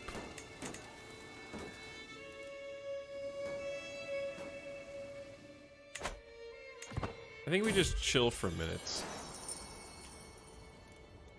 My son just got married, has a second spouse. Extremely smart mastermind philosopher. When the raised voices reach me yet again, I quench my instinct to turn on my heel. The constant bickering of my vassals, Sheikh Luki and Wali Ashen, is enough to drive any man mad. Something must be done. I can either treat the situation as an exercise in mediation or eavesdrop and approach one of them with my sympathies afterwards. Try to make them see sense. 73% chance it's successful, you gain prestige, they like each other better. This is a diplomacy challenge. Let's go for it. But I get stewardship lifestyle XP. That's weird. It was successful. I do want stewardship XP. Are cheating wives still a staple of the family? No, they haven't been for some time yet. Things are different now. Prisoners can be ransomed. Who and how? Is that from the... Oh, that's from Zinzir. They can't afford the full price of the prisoners. We have baby people in baby jail. Am I really gonna demand the conversion of a baby? You know I am.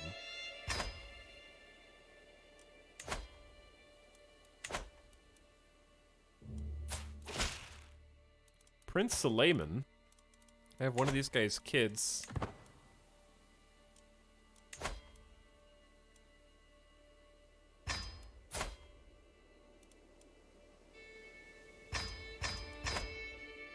There's Lord Farquaad. Just gonna gain hooks on everybody.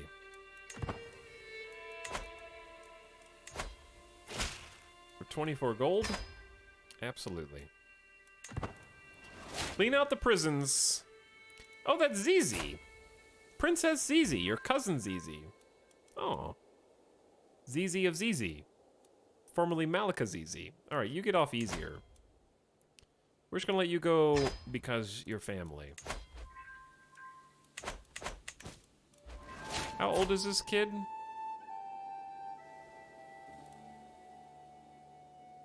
13? I feel bad.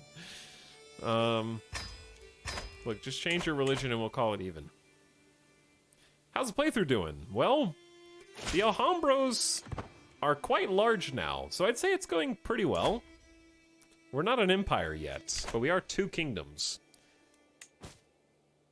Unfortunately, we went down a path of conciliation instead of hostility, which makes things difficult because we cannot do invasion or conquest, Cass's Belly. Struggle only targets 1 county. That's what I was thinking of before, yeah. Would you care for a rousing game of chess? That intrigue skill, though, my son. Fine. Like our forefathers before us. Purchase truce is cheaper. Control growth when at war, minus 10%. You actually lose control when you're at war. Hybridizing cultures is easier. Personal schemes are easier. Cultural fascinations. I need to check cultural fascinations. We're doing one right now. We can sponsor Jewish sciences as a decision and build pilgrim roads. We need to look at that. Longer truces for wars. You can't convert faith in the struggle region. Interfaith marriage is available. Different faith marriage equals piety. Releasing prisoners equals piety. Learning language is piety. No holy wars. Different faith opinion up. There's a lot of bad things. Okay, they're good things. Plus 30% development. Ooh, that could be spicy. We need to actually save money and build. We need to do some infrastructure. We're never going to have a steward's son. We're going to have a plotting son next time, or heir. So that's going to be interesting. The feast activity provides me with more prestige. Gifting gold can do good things if they're different faith or culture. Granting titles is friendship. Cannot execute involved prisoners. Wow, there's a lot of bans. Becoming friends is prestiged. Alliances more easily. Okay. City buildings are 25% off. You can't really see that, but it's there. Cheap buildings. This is the time to build. This really is the time to build. And we have really good taxes right now. So we're going to build up all of our holdings. What up? I am going to use my... I don't have any good skills for this, do I? No. You're going to beat me. You think you can outthink me? Naturally, my techniques cunningly foil my opponent, but he's starting to win. It takes a subtle mind to play chess. He's starting to win even though my techniques are foiling my opponent. I have studied the book on chess, like my grandfather. I actually won, and Prince Jalman took it personally. I won the match due to sudden death. If there's no clear winner after round 4, you win. Good job. GG.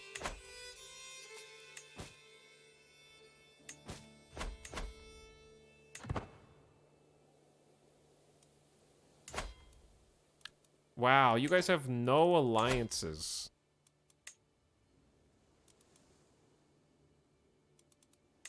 This sucks for you, dude. I'm going to war with you right now. You have no money in the bank? Alright, we're just doing this to complete the de jure kingdom of what is now the Alhambros, but is actually Al-Andalus. So we're going to do... Seize de jure county. It's just this one on the left. We can do that one too, but we'll definitely start here. It's more expensive, but not too expensive. So what sucks about this is... Oh, damn. We're going to raise the whole army here. We're going to create 2 forces.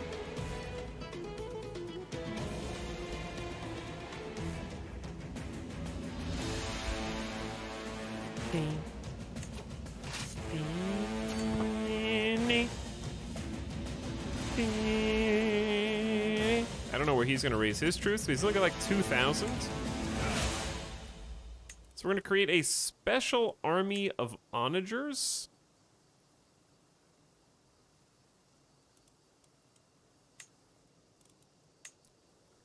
And then just a bunch of levies.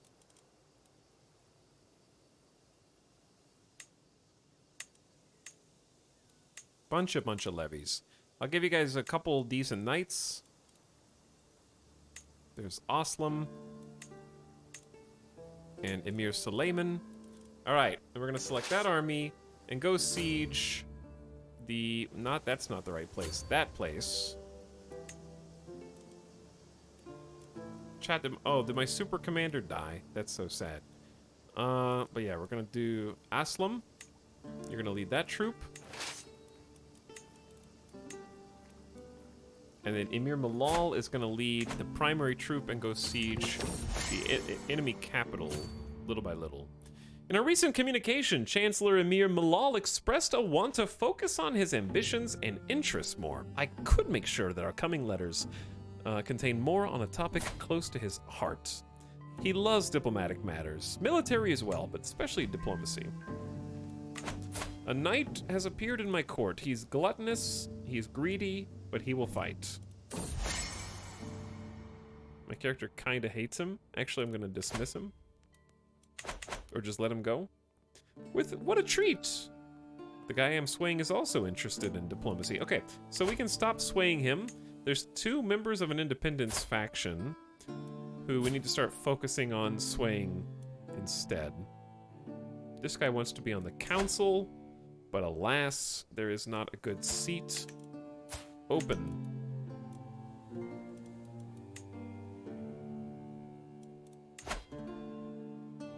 Oh, we can do 2 schemes now.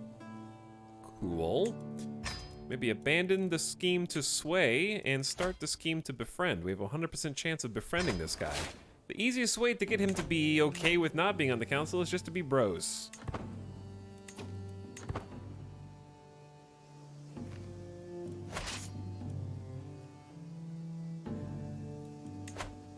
Alright, it's a 7-month siege. The Alhambros, exactly.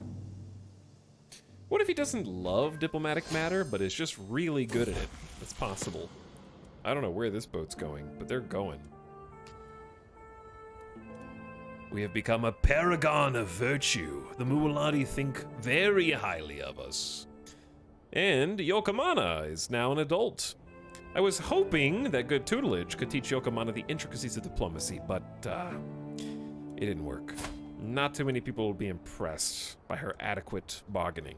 Being the youngest certainly doesn't help. You're the second youngest. Cicerone is still being taught. Cicerone has decent stats. We'll see how this goes. But yeah, these guys are flanking, which is interesting. Are they going to try and stop this?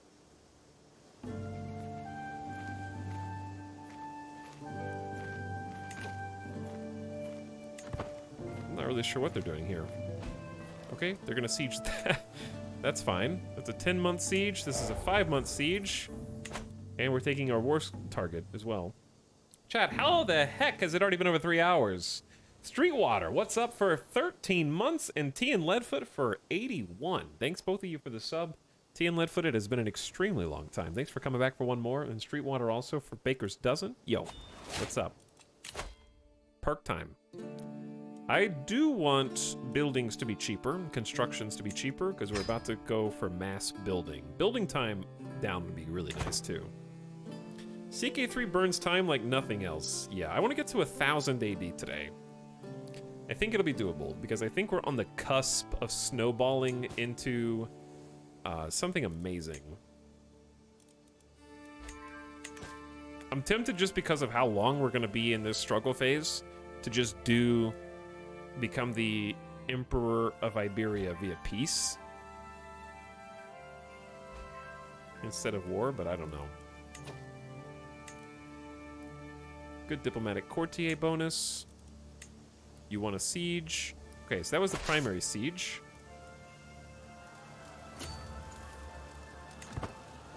And that was also the territory that we were fighting over, but we're going to go ahead and head on back to their capital now. We have too many people here, but we still have supplies. Also, this is a really crappy army. It's 3,000 soldiers.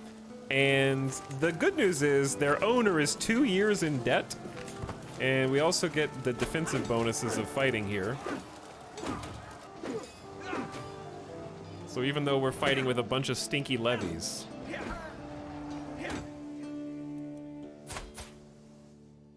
Emir Georgios, what are you up to? Look at that. Oh, I just took the... Dude, I took Caliph Jair hostage! Oh no, you're not allowed to execute people who are involved in the Iberian struggle while we are in. He is so lucky, because I would think about killing him.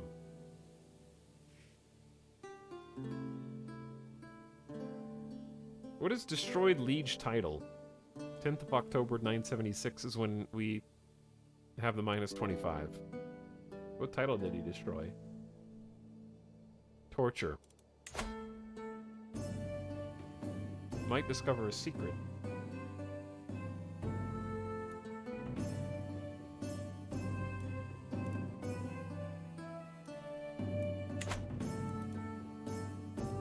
Chat, are we the Alhambros or are we the torture bros, you know? Also, if I gotta, he's gonna go free for nothing because he's broke, and once we enforce our demands, he's gonna be released anyways. Gain some fame, get some possible prestige, or our allies get prestige. Lost 280 to 654. Put the armies down. Okay, look at us now, chat. We now have all of de jure Al-Andalus, which we've renamed Alhambros. That's huge. And I'm not just saying that to make it sound more important. It's actually one of the prerequisites to become the Emperor of Iberia, aka Hispania. We have to hold and completely control any single de jure kingdom of Hispania.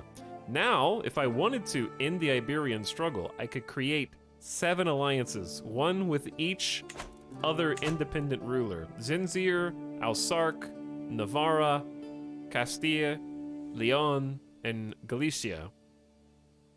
And I guess you. And then we could have peace. I would be the emperor, so it would all become my land and my territories. I would just have a lot of Catholic vassals.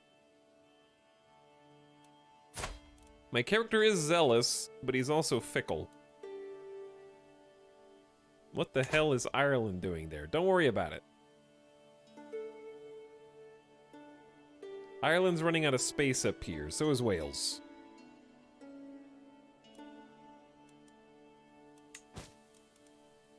We can already negotiate 3 alliances, but those are with people inside of our own territories. I have a couple daughters to make some alliances if I wanted to.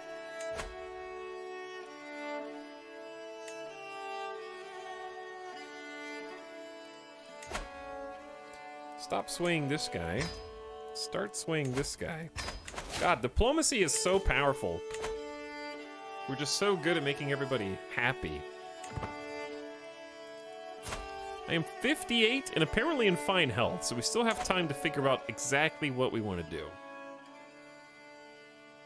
What I really need to do somehow is get my son some land in Maghreb. We'll work on that shortly. Who the hell are you?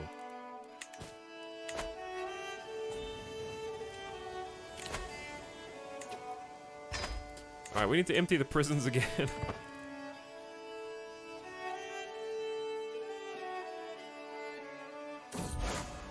Hello? Christian subjects occupy a unique position in Iberian society. It's unusual, then, to see one of their local merchants ask for an audience. We Mozarabs tend to deal with a certain degree of extra difficulty when living our lives. He speaks evenly and without rancor, but there's also clearly steel to his words. All we want is for a small section of the cities in the Sheikdom of Kurtuba to call our own and live among our people. I come here to petition you, my lord, to see whether you might magnanimously grant us this.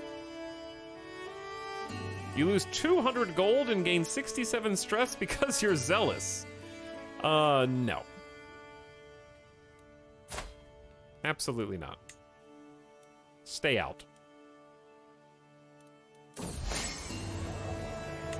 You made a friend!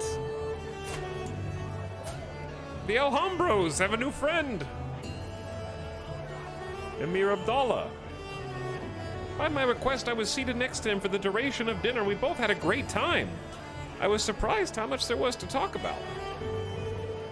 What a pleasant man.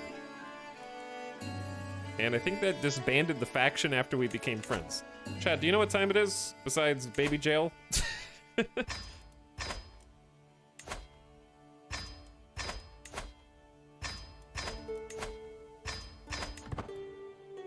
Gamer Deathbot time. That's true, but it's also time to find our king a new boyfriend.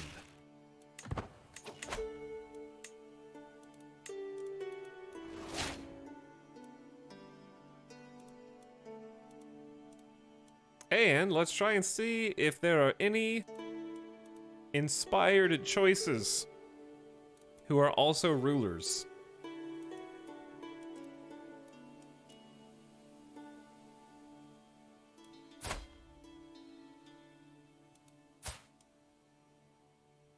Who are not Catholic. Oh no, that's gonna make this hard. Okay, the pool has lessened. And no matter who we pick, this is going to be adultery.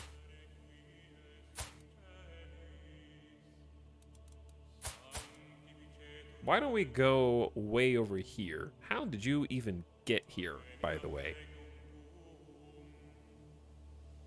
Resentful Paragon. Apparently he's within communication range in the Byzantine Empire. And that's a handsome lad. He's an aspiring blade master, head of his family, just, wrathful, Mubalati. 15% chance to seduce. That's not very high. How to make that higher? Why is this just 15? He loves his wife.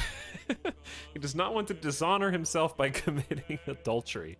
We're just not smooth enough. We're not smooth enough. What if we become friends first, at least? Alright, let's start becoming friends first.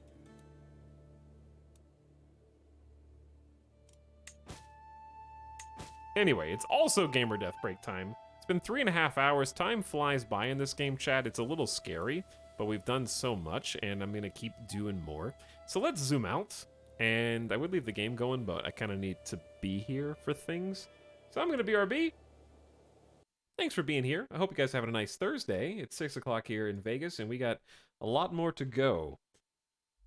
But first, Jolly Jackram. I feel like this 25 month has been popping up forever, so here it is. Thanks for the BRB sub. And welcome. Sorry to make you sit there and wait. But it'll just be a few minutes, chat. Give me like 6, 7 minutes. And I'm gonna get a snack, get a drink, and take the dog outside. Thanks for waiting.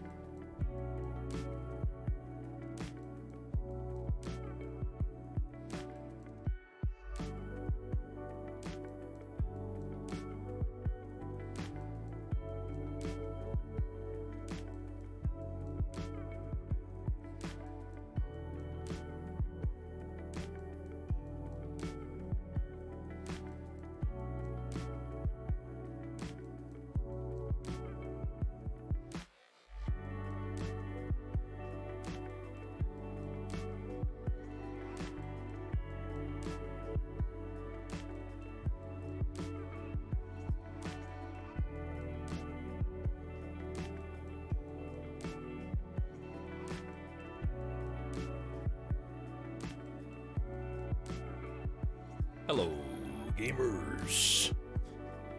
What up? Whew.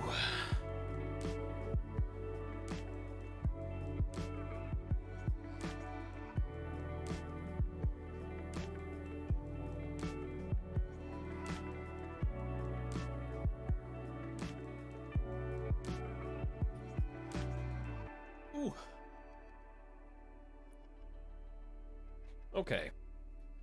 I have returned. Thanks for waiting.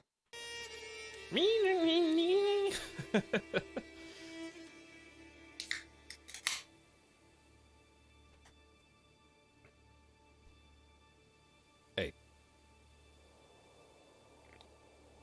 I got some fizzy water. And I am ready to fight the Abbasid Empire. Just kidding. So, does anyone else not see Zetizu, but rather sees like Zetsu, which may or may not be a Hunter x Hunter reference, possibly? I knew this game was anime somehow. Sweden is trying to take over Norway again,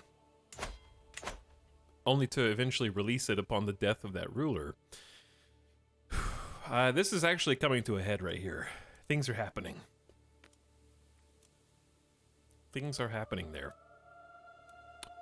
We have a decision.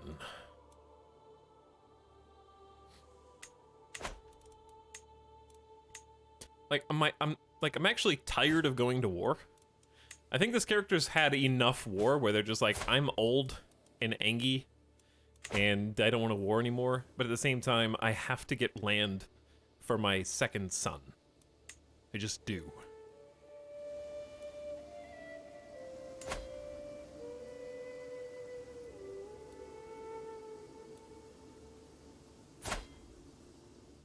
This guy has way too much land.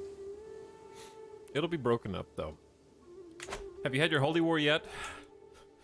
No. Honey, what's wrong? You haven't touched your holy war. Who's in my castle? Saucy readings. Saucy. Lately, I can't help but notice the gaggles of giggling maidens and usually austere warriors gathering in dark alcoves to listen, enraptured, to a book. Today, I finally cornered Oslam, with book in hand. Quickly scanning the text, I find pirates, scantily clothed maidens, luxury-driven kings, lascivious and devious queens, and even an enriched street rat who marries a princess through the help of a djinn. Who could that be? I am silent while I ponder the probable reaction of Alama Aishan, and Oslam stares at me in apprehension. Purify them with fire. You will have all copies of the scandalous text burned and banned from your court, gain 36 dread, 250 piety. The Asian gives opinion of you. All unchaste courtiers and guests lose 20 opinion of you. This is available because of your zeal trait. Juicy! You gain confident lover for 10 years. And 67 stress. Make it disappear, and I'll pretend I saw nothing.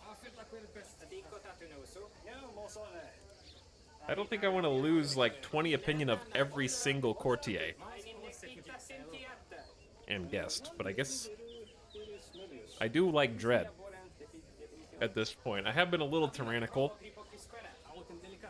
Chat, what do you think? Am I fickle enough to just make it disappear, or am I zealous enough to burn it with fire? What do you say?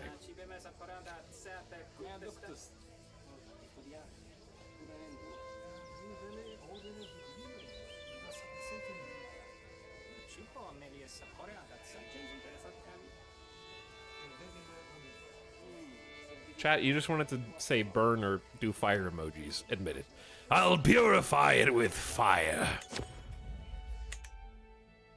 I'm curious how that affected the opinion of my courtiers. Actually, everyone still thinks I'm pretty awesome. Except now I'm awesome and I have 47 dread.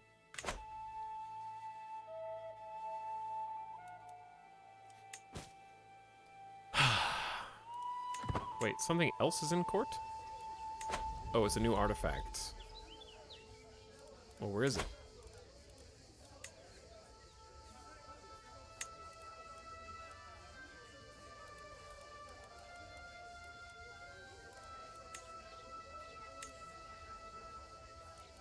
I don't think this one's actually sorting.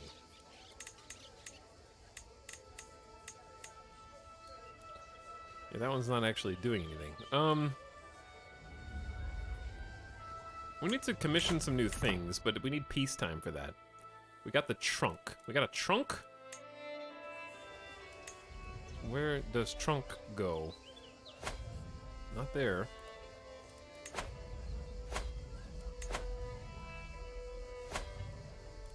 This chest? Piety and +2 grandeur isn't that good. Yeah, it's not that good. Oh well. Anyway, this has been a very fun playthrough. We have tons of money. How are the levies? Not yet full. Maybe we should just give ourselves some time to rebuild. While hosting lords and ladies from realms near and far, some opportunities to portray my vassal, Sheikh Abu Kazula, in a good light present themselves. My lord, pray tell, who's the most chivalrous person you have heard of?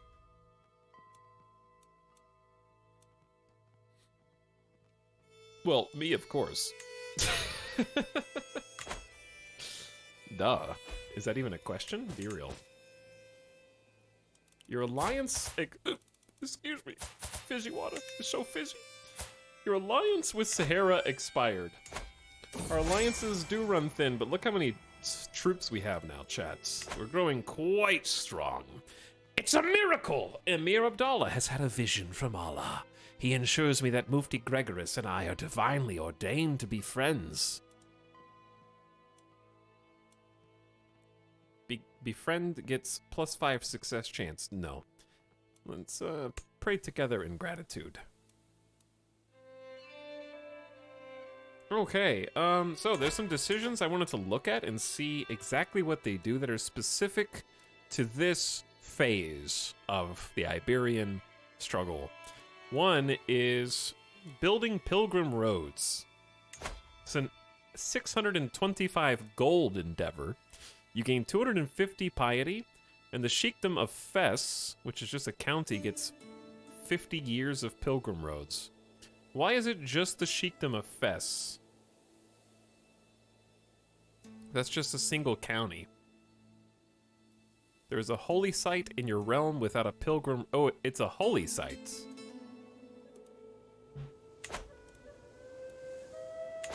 How does one see holy sites? Oh, it's just right there.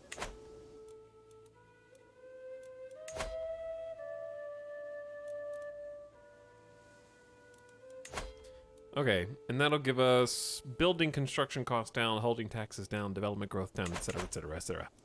So, you know what'd be really cool? If I could just give this duchy title and the counties to my son. But I have to take them away from my friends. That's not going to happen.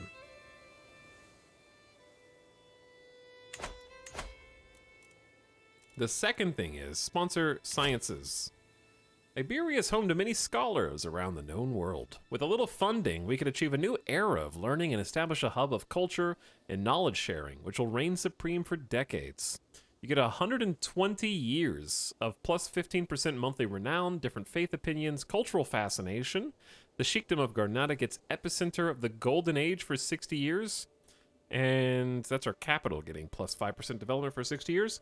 One independent ruler involved in the struggle of each culture gets present during the Golden Age.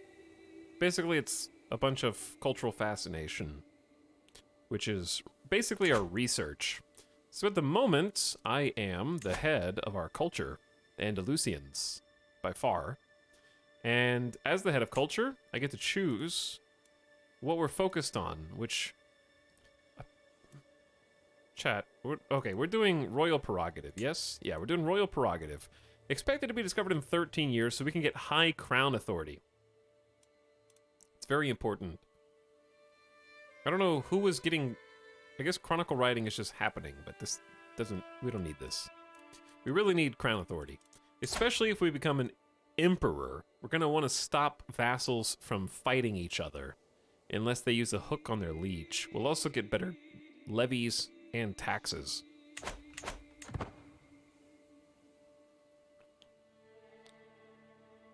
So, I don't really care about either of those. I would like to hold a feast. We've had so many wars, and they've all been successful, that I think we should crack open the casks and invite the guests of honor. We're getting 28 gold a month right now. Why not spend a little? The guests are gathered in the great hall. The mood is bright, and spirits are high as the feast begins.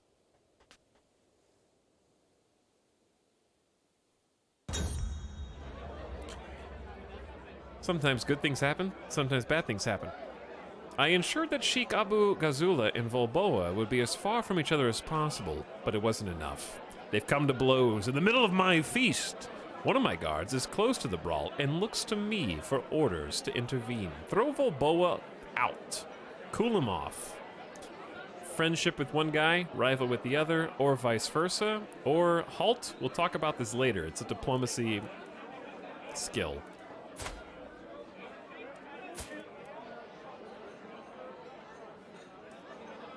I don't want to become rivals with Volboa, but it is strategically advantageous to become friendly with one of my powerful vassals who's not on the council. My character does obviously really like Volboa. Throw Volboa out to cool off. He is my son. I'd probably throw out my son. I'm sure it's fine.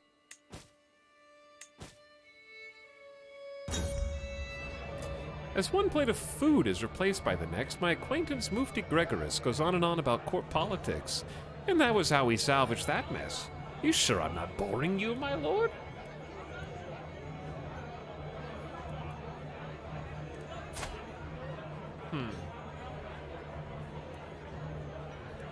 Please, do go on. We'll get a little bonus diplomacy and learning for a few years.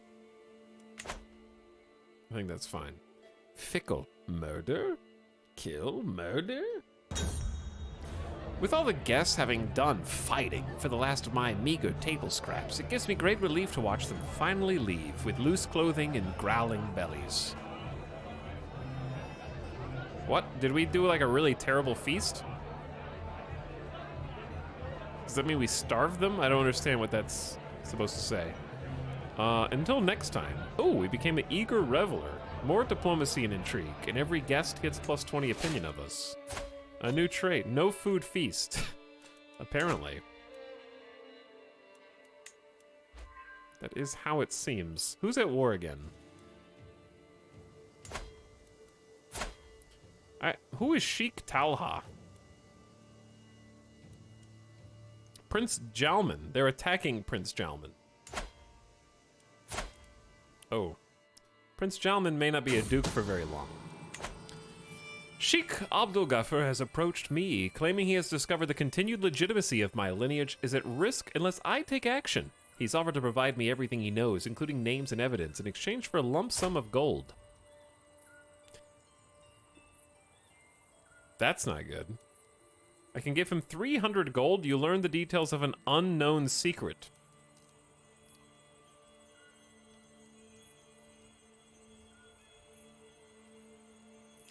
Chad, do I pay 300 gold for a rumor? From someone who considers themselves a bold villain?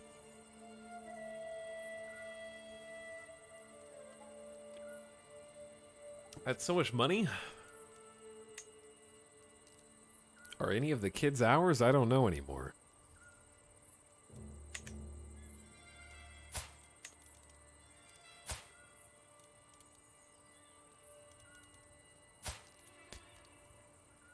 Lol, do it. What's the RP choice? The RP choice is... This is a fellow Andalusian Muwaladi who likes us and we like. Who has a respectable... he's a murderer, I guess. So, but he has completed Haji, and we have not. That's what we're saving money for right now.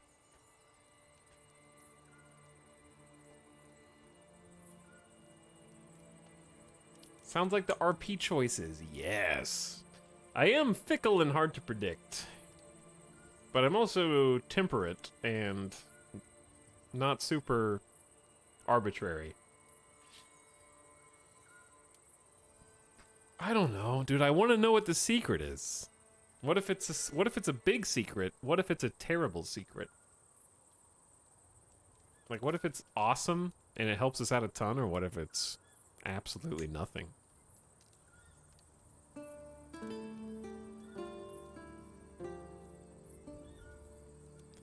Because I think it depends on the game, right? I don't know what the game considers a character telling you it's about the legitimacy of your lineage. To me, that says it's about your heir, but it doesn't have to be. Save scum. Save scum to find out. What if it's not? What if it's just about a random person?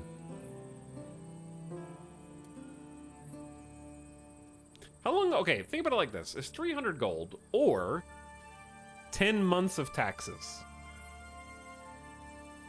The fact that I want to know this much means that I should do it.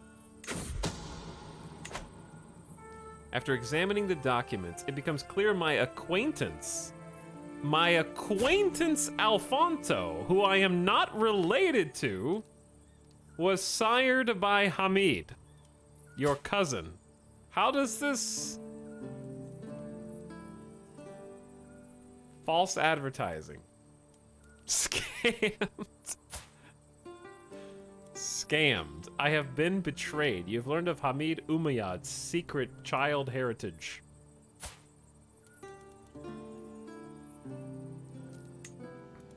Why do I care?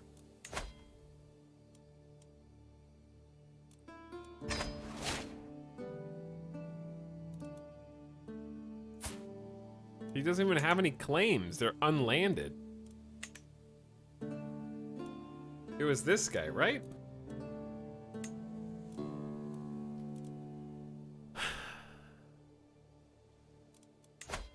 Chat, it's an act of tyranny. Good scam, in my opinion.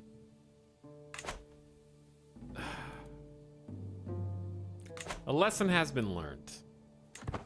A valuable lesson has been learned. Not to be so careless with the coffers of the crown.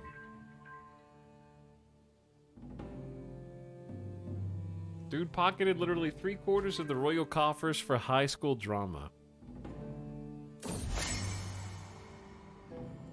When I ask people about Mufti Gregorus, they speak of his wit and charm. 2 sons together will have thrice the radiance. Upon my invitation, Mufti Gregorus and I met at a social gathering. We had a good time, and everyone else did too. Like flies around 2 pots of honey. The Andalusian culture has embraced the garden architect tradition. I didn't pick that, but my predecessor did. I have arrived to pay homage to you. Well, Emir Suleiman is going to give us some money to refill the juice the coffers. Emir Suleiman, your vassal and steward, kneels in deference. At last I bid the Emir arise, confirming my satisfaction. I accept your generous gift. Grandeur level 7. Let me check that out. What does Grandeur level 7 entail? Guardianship acceptance for vassals plus 20. Imprison chance, oh, you can't see. Plus 10%. And counselor opinion plus 10 is actually really nice. It's gonna go down. I could increase some things.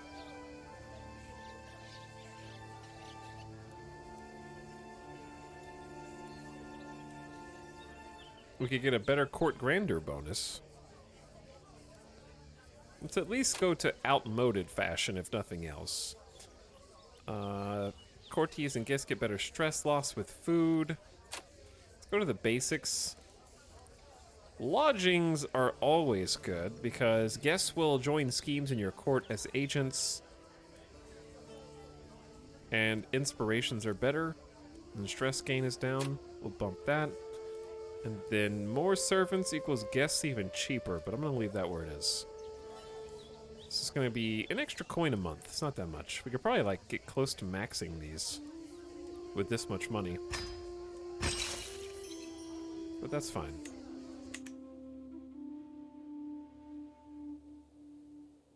7th in the world. 7th in the world. Okay, this is gardens. How do gardens work? Recruit a gardener. A high stewardship courtier with gardener joins the court. That's 110 gold and 150 prestige. We Andalusians have extensive knowledge shaping and caring for gardens of all types. There's plenty of skilled gardeners out there. Okay. But how do you make the garden? We can also reform something. But I have to... Ooh. Oh. You do not have the right laws. How do you change the laws? Show me my title. That's electives. I don't want electives. How do you change the law? Chat.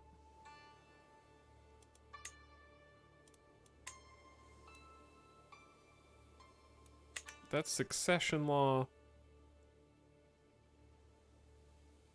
Religion first? Oh. Okay, well, we gotta create a different faith. We're gonna have to get a character whose piety is so high that we create a new faith. Because this is not it. But I'm tired of the religious head being my mortal enemy. It's getting really old. Okay. If we were to try and reform the Andalusian culture, which is the worst thing? Is it hit and run tactics? We get cav and skirmisher damage. Siege weapons are less effective. Expert artisans as buildings are 10% cheaper and higher quality artifacts. I like that one. We need to do some artifacting. Malleable subjects makes the mercenaries more available and cheaper. That's too good. Automatically access befriend schemes and become best friends. Chess. Chat. Time to ban chess. Damn, most of these culture perks are really good. I know, right? Maybe hit and run is the worst one out of these. Because if you reform it... Ooh, damn, that's so much prestige.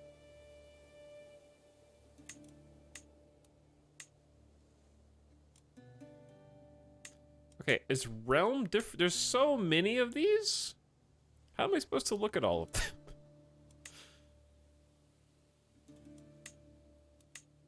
This is the most things. Life is just a joke.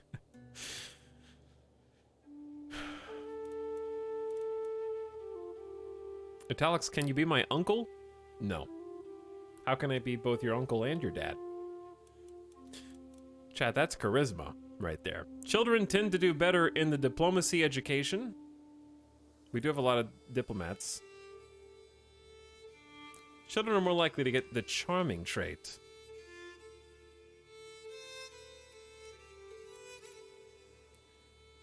There's so many.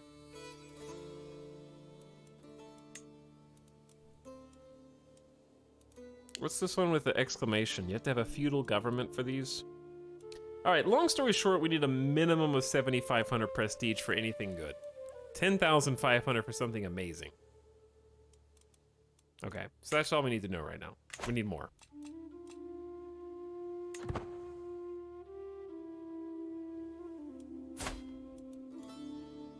We're in good health. 59 years old, approaching 60.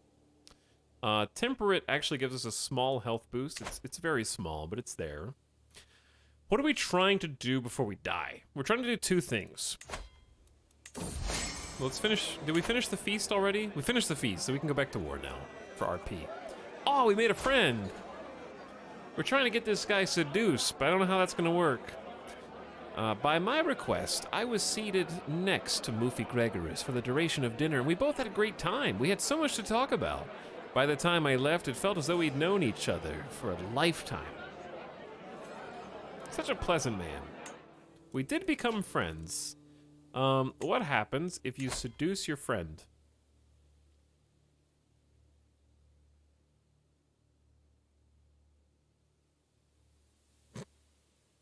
You stop being friends. Chat, don't seduce your friends. What about romance? Wait a second. Seducing him is 15%, but romancing him is 100%?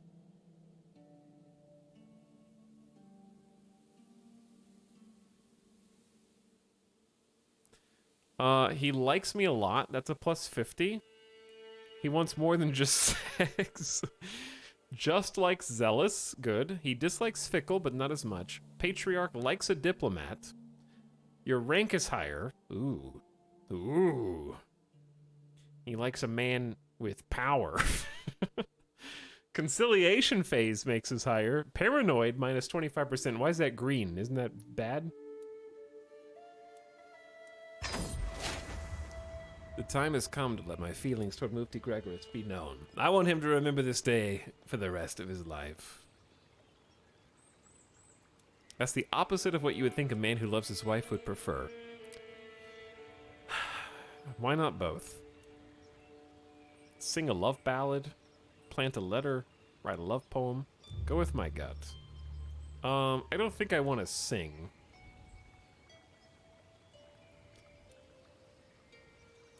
Let's go with my gut in the moment. The candle is burning low when I finally finish my poem. Of course, it's a poem. Your biting laugh is like the glittering ocean. My heart yearns to hear your voice again, that I may know the touch of the divine. Please be the Cleopatra to my Marcus Antonius. Interesting reference there. The waiting is unbearable. The thought of rejection makes me sick to my stomach. When the reply arrives, I tear the seal with shaking hands. While I cannot encourage you, my liege, I am most grateful for your kind words. Yours faithfully.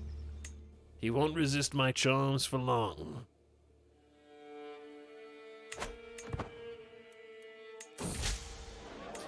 My lord, it's not what it looks like, cries Indian Mudrick as I enter my favorite dining hall. What it looks like is he's utterly wrecked the room. Food cakes the walls.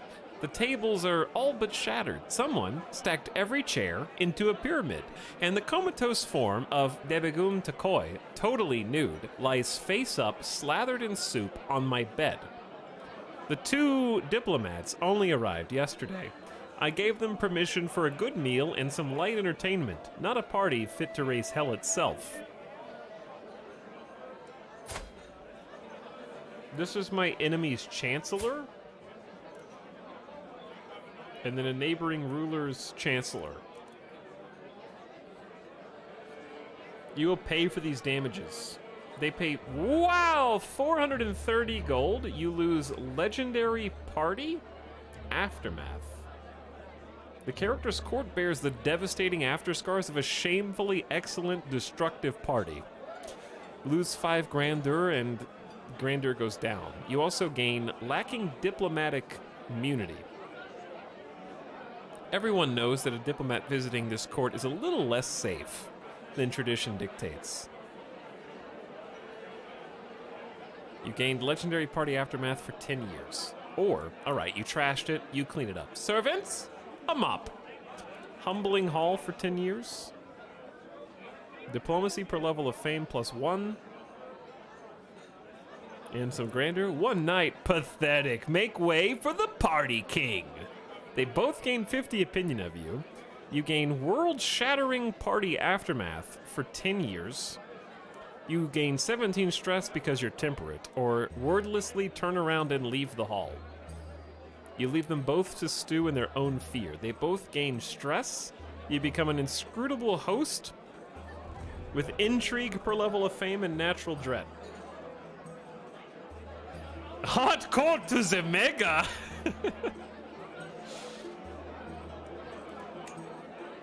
Temperate ruin, dude, temperate zealous ruins a lot. It ruins everything.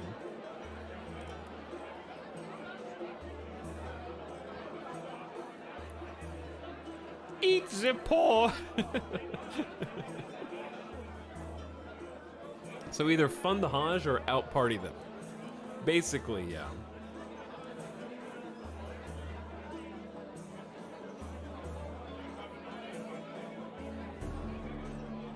I mean, the best option by far is 10 years of court grandeur going down per month sucks though, but I know what chat wants, but man, 430 gold just in my pocket, I can do a lot. Plus it's the chancellor of my enemy. You'll pay for these damages. All right, the court took a hit for sure, but that's a lot. All right, we should definitely go undertake the Hajj now. It went up. It's 753 gold. A zealous character has to do it, though. All right, let's do this. I've been waiting on this for a while.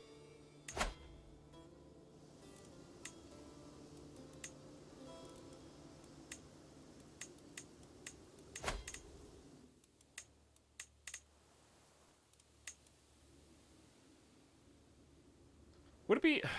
I mean, 750 prestige. I need to save it if I want to reform the culture. But at the same time... Chat, if you conquer a county... Oh, wait, hold on. What duchy title does he have? Does he have the duchy title for this? Or, no, it's this out here. Oh. Well, that sucks. Who has the duchy title for this?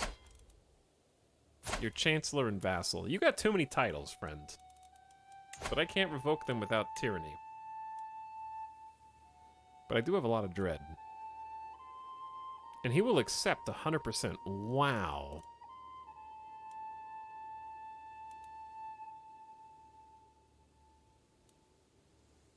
He'll lose 80 opinion of you, but I've already swayed him. Plus 100. Chat.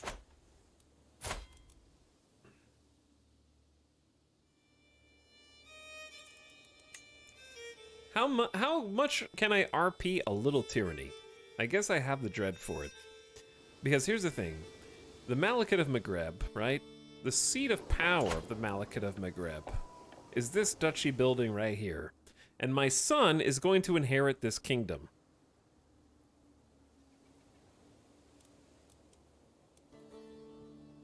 My son doesn't actually have any land in this kingdom. So I was just thinking, he's already got another duchy, right?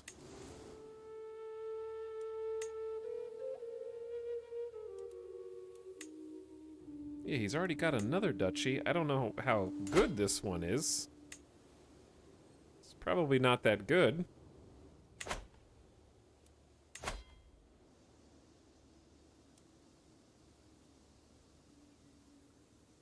We're temperate and zealous, but not just. We just need to do something for the stability of the realm. I got an idea. We'll give him this territory to make up for taking away the duchy title. Wait, but he's already got so much. This is going to be a huge pain in the ass. How many counties are there? 1, 2, 3, 4, 5, 6. We need our son to control at least 3 of these 6 counties. Somehow. Including the capital one.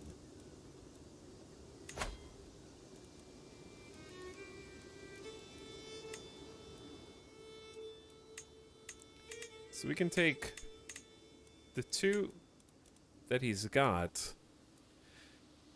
All subjects will lose 16 opinion of you.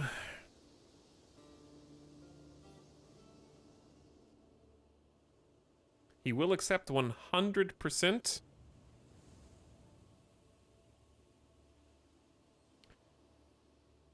Ferris is a knight. Oh, let's do the war first. Okay, this is someone outside of our thing. We're gonna conquer the county. I gain the titles. Trying to see where everything's located. Alright, easy one.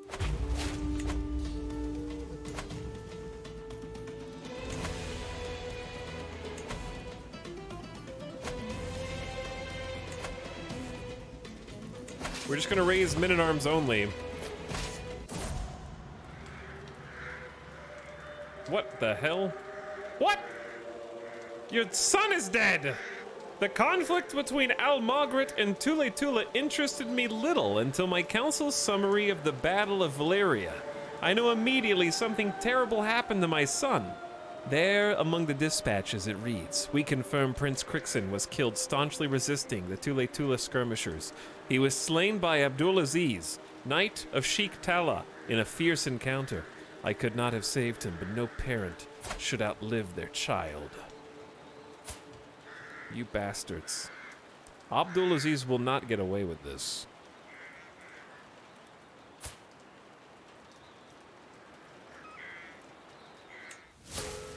You swore to avenge the death of Prince Crixin, who was slain in battle. Oh yeah, you screwed up, buddy. You screwed up.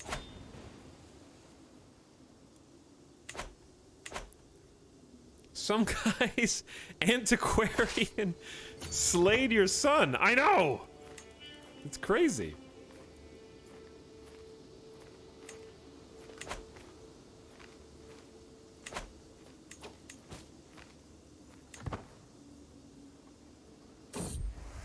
What the hell is happening? Sweet Lord Gregorus, I sigh as I kneel before him. My only desire is to bring you honor and happiness. Pray tell me, how can I prove my love for you? Gregorus gives me a long look.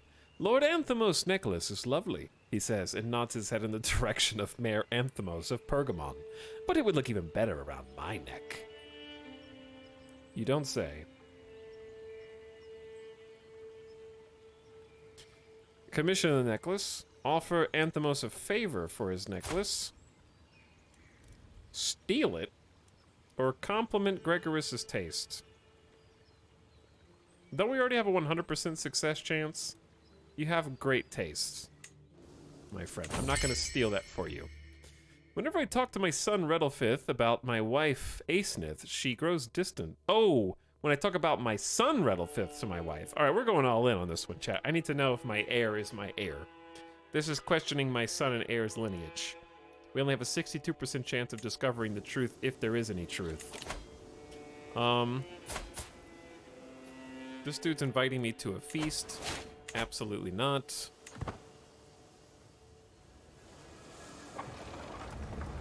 It's my heir. Dorito, did you just join the stream with that? Yes. Okay. Just confirming. That was your first comment. Because you should have worked on it a little more. Need a little more refinement. I don't know what you're trying to say. Crixin sounds like my favorite cereal that doesn't exist.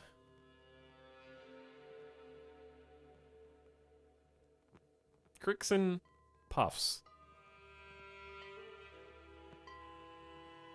My initial concerns about Redlefith's lineage seem to have been misgivings. They're not like to forget anytime soon.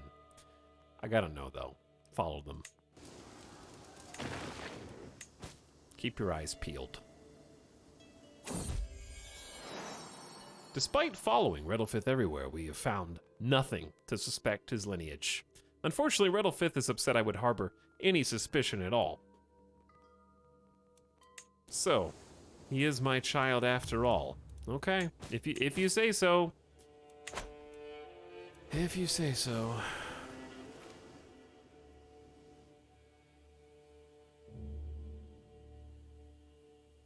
I was gonna say, Crixin sounds like a drug, not a cereal to me.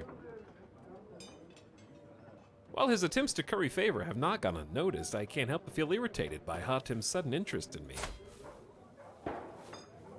Dishonorable maniac. Listen. Go away. Leave me alone. What the hell?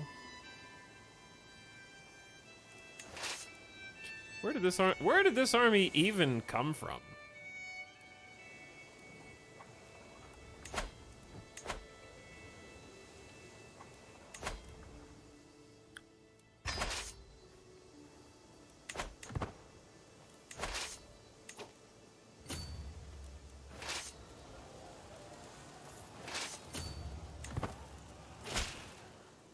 Can I help you? I have heard lately of your disputes with the vile knave Abdulaziz, your rival.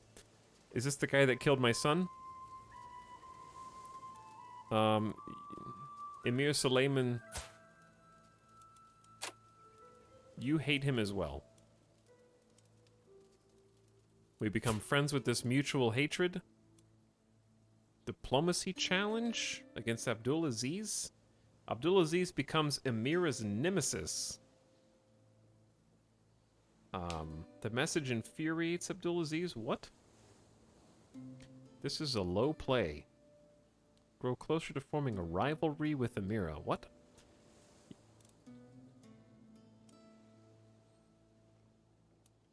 Why do I hate this character? Zealous and Ashari. You kill the messenger to make her think that Aziz did it. Nah. You're no friend of mine. Can I... You guys are, like... There's a lot going on right now. My daughter Trayelpa has given birth to a son. Their first child. Your name is going to be... Zalbot. Don't question it. Alright, so they're coming in to try to lift this... They were coming in to try to lift the siege. And then they decided not to.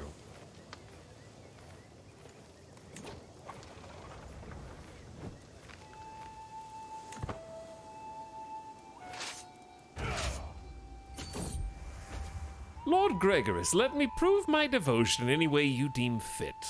He ponders the request. Sustain yourself on nothing but your love for me for many days. Why are you asking me so much? I'm not going to starve myself. Not a crumb will pass these lips. But I won't shun a chunk or a piece. He notices your deception.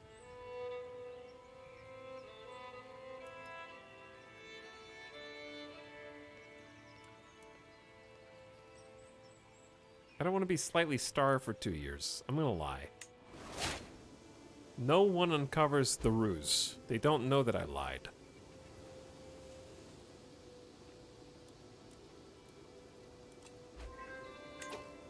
Alright. Successful siege. Now we need to kill these guys somehow. But there's not enough,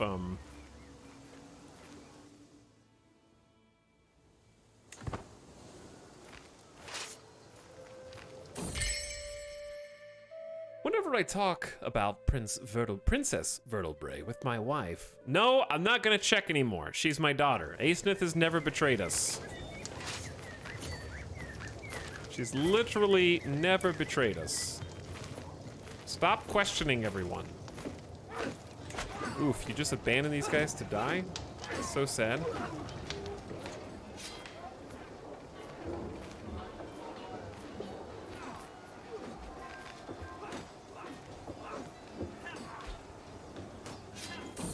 And a romance competition. As of late, all my visits to Gregorus have been ruined by Thomas. Thomas is bisexual. Are you, Gregorus, really going to get this good thing that we have going interrupted by this random guy who doesn't have any land or positions of power? He's just your court imam. He's your mufti. He follows Gregorus everywhere like a lost puppy. A duel shall prove who is worthy. An unfortunate cause of food poisoning will do the trick. 80% chance Thomas makes an embarrassing scene at dinner and shits his pants. You will lose your romantic competition and gain an intrigue lifestyle unlock. 15% chance that Thomas notices when you pour poison in his cup. 4% chance the poison is too effective and he dies. His love is not true. Coin will persuade him to stop. Let's poison his food. Thomas has 2 intrigue. Nothing compares to the satisfaction of a perfectly executed plan. No one noticed me pouring the poison in Thomas's cup, and the spectacle that followed will not be forgotten anytime soon. He puked all over Gregorus's shirt and was immensely grateful when I swooped in to save him from this mess.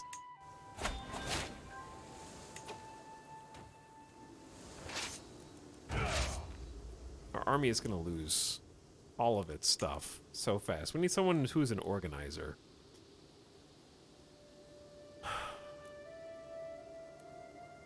We don't have one. Good battle. Request divorce. Don't worry, not from my spouse. Greetings, sensible liege. My marriage to Emirataz is clearly not blessed by Allah. Will you grant me the divorce?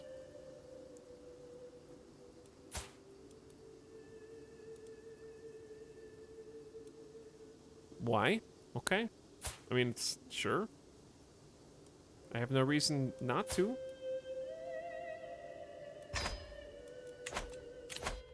We have one free available intrigue perk, chat. A whole intrigue perk. Fabricate hooks.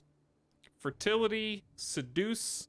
Okay, I guess seduce power. When you torture someone, you might gain intrigue or prowess. Or dread gain up. Seduce scheme power. Of course.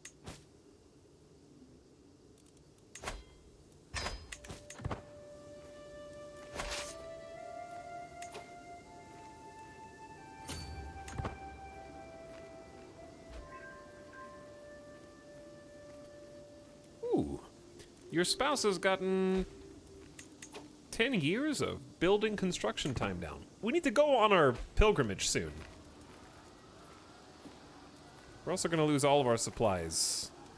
Minus 10 per month. It's going very fast. But we're going to catch these nerds. Cicerone, the youngest, is finally grown up. And even though she displayed little natural inclination towards scholarship, she has come to become an avid learner and a purveyor of knowledge. They grow up so fast. 17 learning. Very, very good. All right. Catch these nerds in the mountains. Every time I close my eyes, I see Mufti Gregor's face. Sleep will not come. I cannot wait another moment. Cloaked in shadows, I make my way to his castle. The sight of Gregor's chamber window makes my heart stutter. So close and yet so far. But wait, who is climbing up the tower? The shady figure stops by Gregor's window and unlatches the shutters. He's in danger. I must save him. I'm too old for that. Chat, I'm 60. I ain't climbing no tower.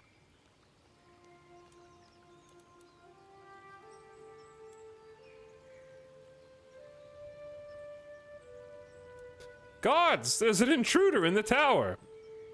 I have to climb the tower, even though I'm 60. The sound of the struggle above is a great motivator. Without care for life or limb, I hoist myself through his window. The scene that meets me is not what I expected.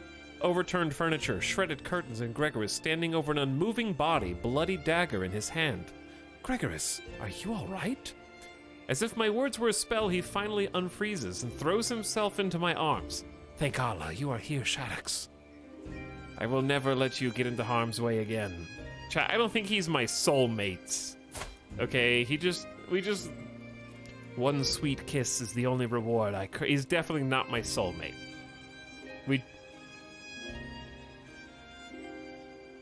He tried to get me to buy him jewelry and starve myself.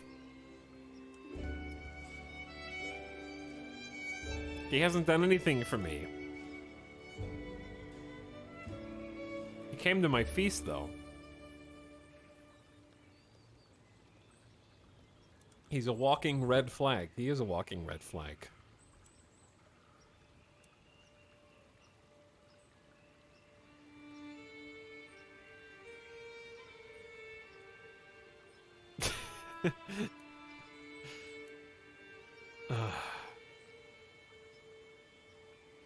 Fine. I'll never let you get into harm's way again. I don't think I rescued him, but I stopped trying to romance Gregorus as we can no longer become soulmates. That's because we already are soulmates.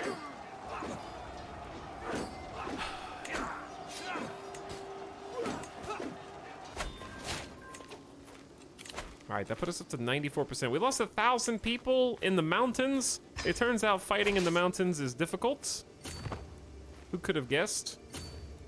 Now we just need to wait until this ticks up to 100 because we're controlling the territory that we want anyways. The war should be over, and we're going to do a big land swapperoo. That's going to get a bit messy, and there's going to be a teensy bit of tyranny involved. Just a teensy bit of tyranny.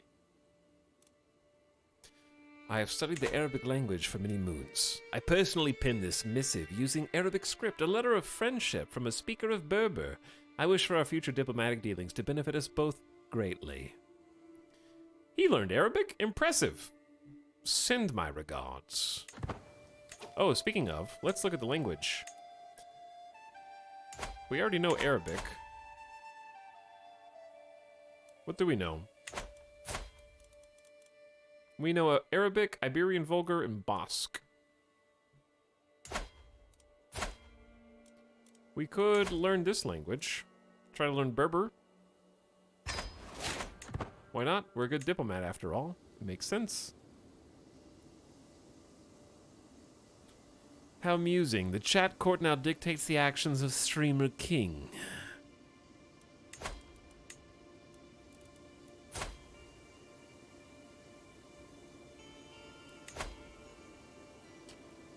Abakar's faith, Surfism, is considered hostile or evil, allowing you to execute without being considered a tyrant. It would reduce some stress burning them at the stake, but we wouldn't get any more dread from it, unfortunately.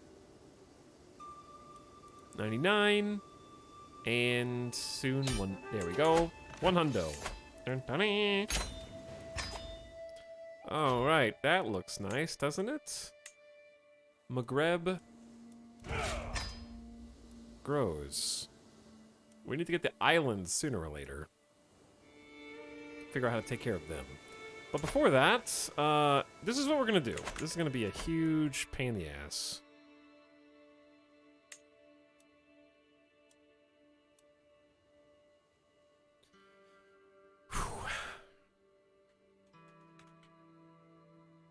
The Alhambros. The Alhambros, basically we're preparing for succession.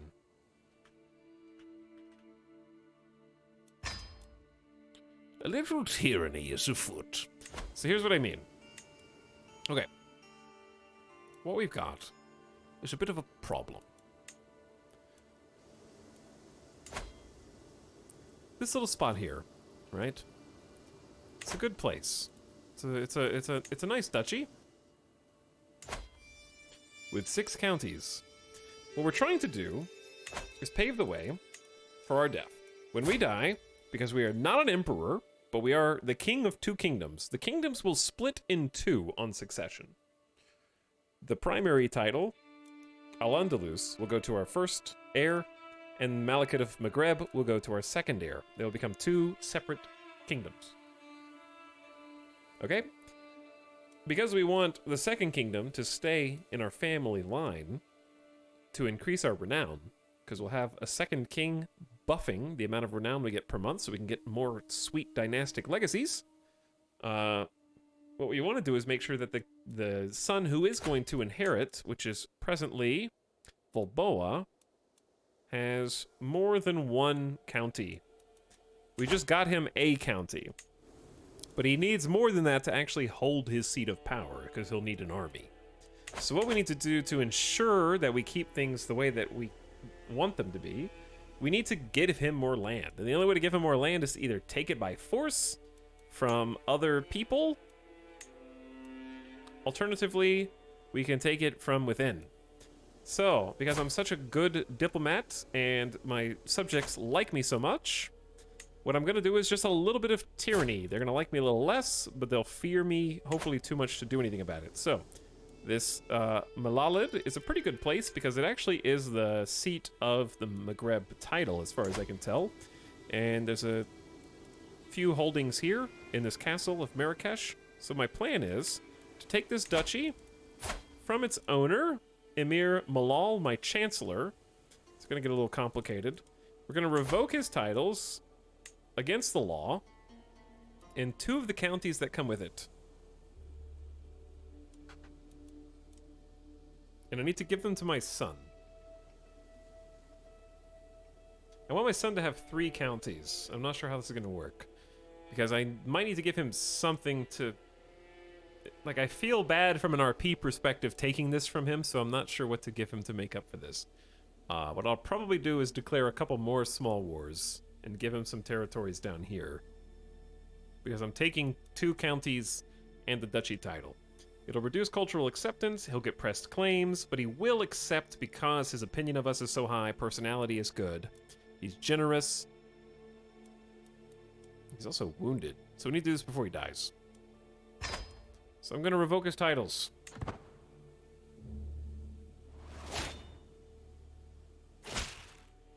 I see no choice but to bow to your decision to strip me of the Emirate of Marrakesh. Now, I have way too many domain holdings. So what we want to do now is assume that nothing is going to change in the line of succession, because if it does, it's going to get really ugly really fast. Prince Fulboa is going to go ahead and get landed ahead of my death. So we are now going to give him... We can't give him the duchy title until we give him a county. So we're going to give him all 3 counties to hopefully stabilize. The duchy title. I could give him the kingdom title, but it's too early for that. He'll inherit that when I die. But he is going to go ahead and get started with the counties and the duchy. And we'll have 3 spots to play with. Here we go. And he becomes my vassal. Curious what his military strength will be. So, I'm going to bookmark this other dude so that I actually can give him something, because I feel bad. Now let me see... Where is his land, then?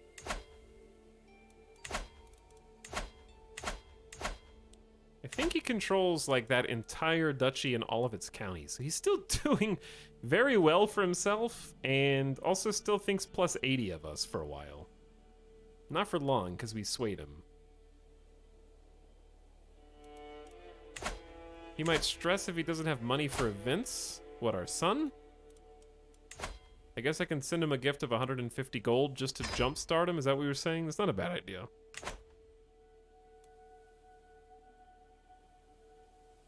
My favorite part, redistributing land. Indeed.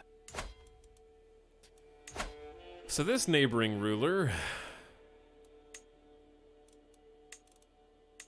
I can conquer his whole duchy simultaneously. It's only 2 counties, but it's a duchy title and the counties.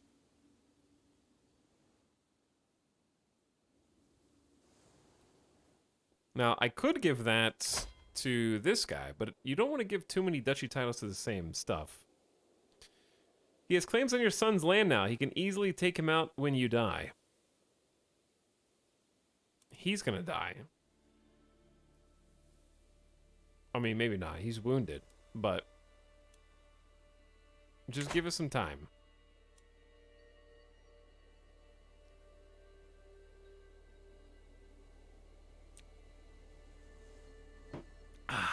He also doesn't have a claim on this sheikdom. He only has claims on 2 counties and the duchy title. But yeah, my son should have some time to raise some troops there. The levies should be going up because he's got 3 counties of his own now. Plus, since he is the Duke of Marrakesh, he'll also be getting vassal levy contributions from the other counties who are here. But let it play out. It's also why we gave him some money. And that's also why we have a cultural fascination. We're currently fascinated with royal prerogative, so in just 11 years, we'll be able to enforce high crown authority, and none of our vassals will be able to go to war without a hook with each other. So that will prevent the exact situation we're talking about. Let's get professional workforce. Building time fast.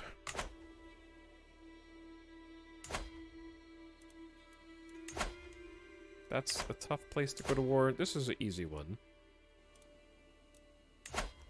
I just want to finish this out before I die. Conquer the duchy. Go for it.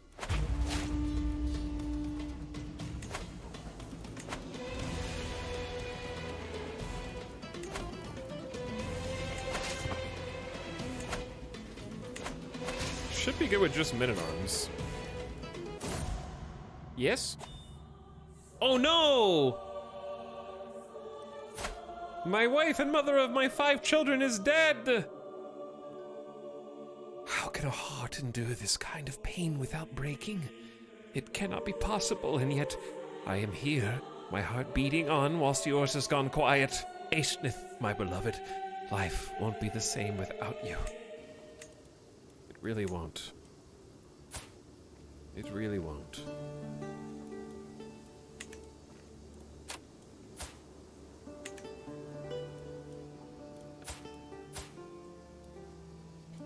We're still managing domains, +6.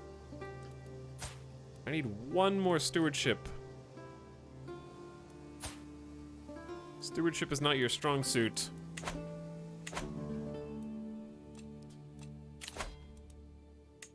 She was my spy master too. Rip Aesnith. Okay, this guy is too terrified of me to do anything against me. So you're hired. 25 intrigue is really good. What I can do is change from duty to +3 stewardship, focus on my domain, and that'll give me enough for the domain holdings perk.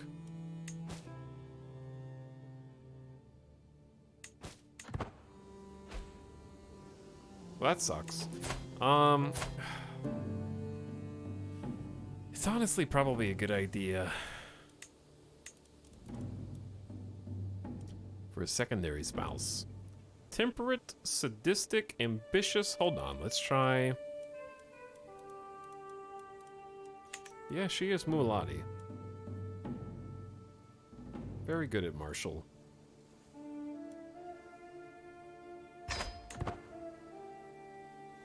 Marry your soulmate. I can't.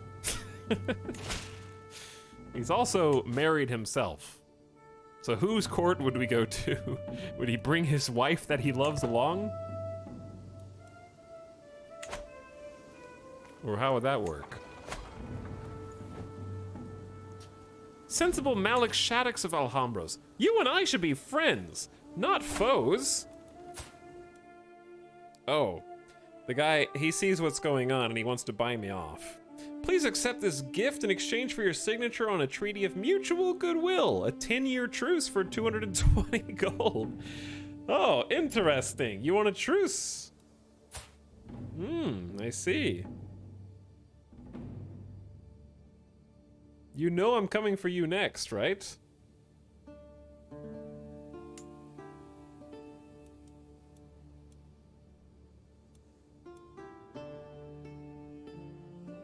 How are you a king? The Grand Emirate of Anbaya. Wait a second. You have 3 of 6 required counties to be the king of Anbaya too?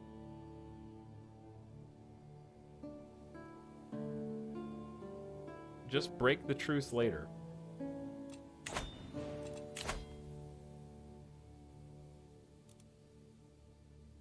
But then every other ruler hates me. Oh no, a third kingdom. No. Too difficult. 220 is not that much money. It's like 10 months of... It's actually like 6 months of income and we're not at war. Where the hell do you guys always come from? They're gonna get huge disembarkment penalties.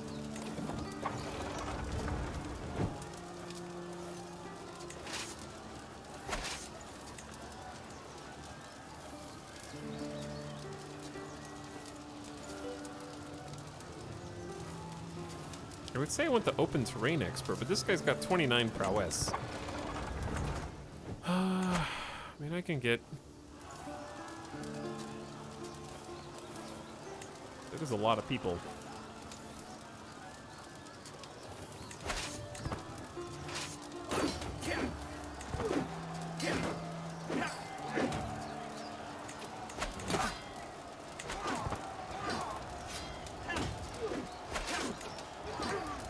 Well, this is awkward.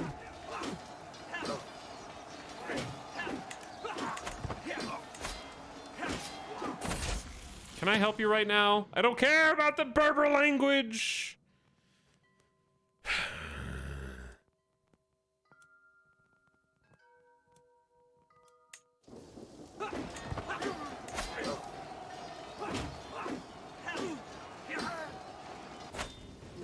Oh, damn.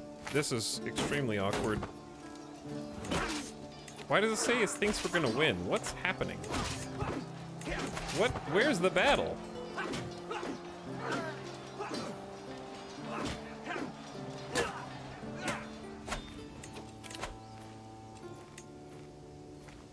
You bastards. You dumb bastards.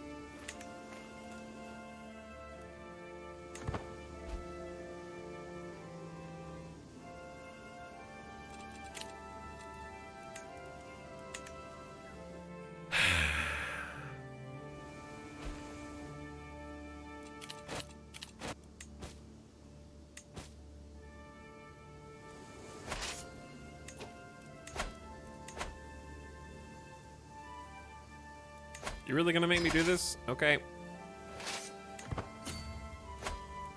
No, I don't want to be your best friend, King Anso. Go away, everyone go away in game until I am done with this annoying war.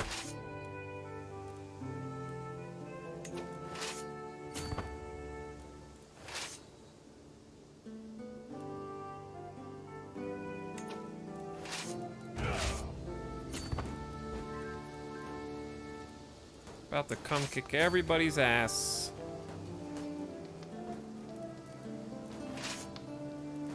He hates friendship. You damn right I do. Right now, I need to kick some ass.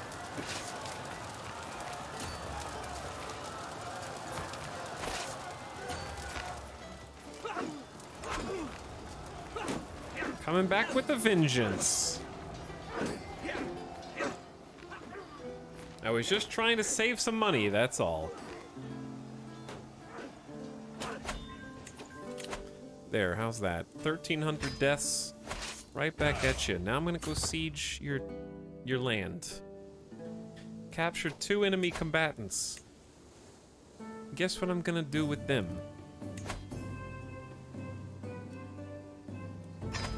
Oops.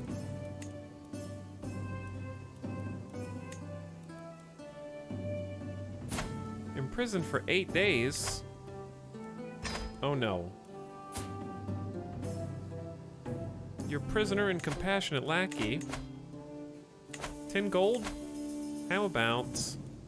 no.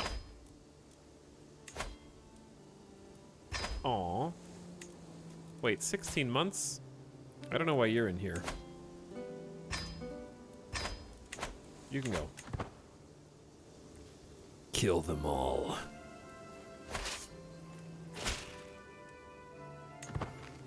Oh, we actually chased them all the way back for a follow-up fight. That's hilarious.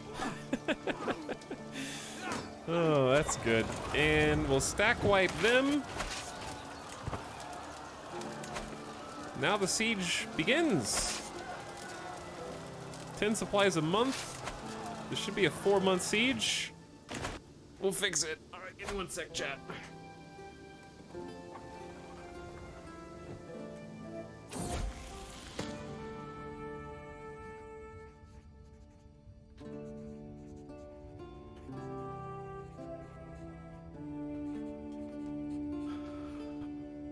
Hello?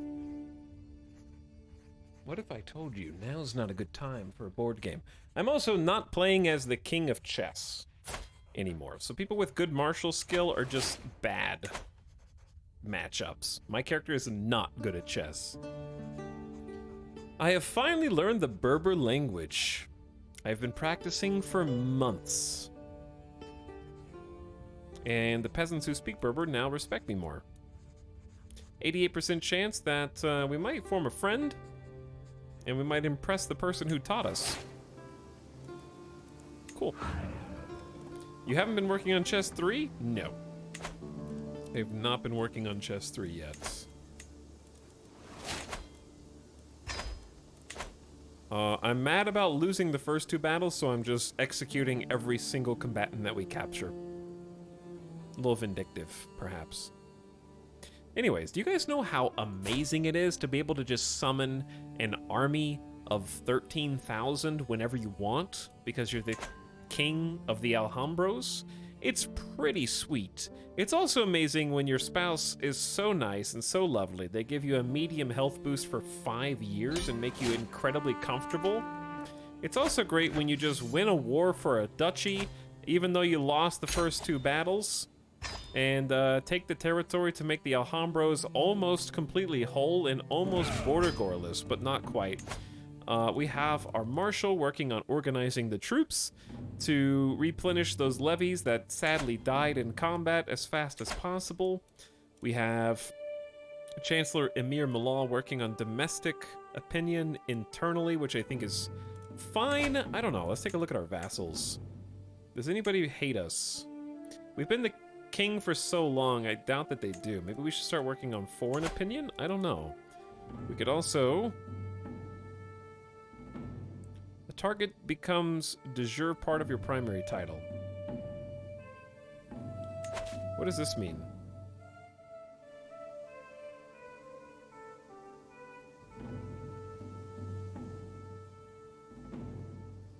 Oh, wait. It would make, like, the titles in North Africa...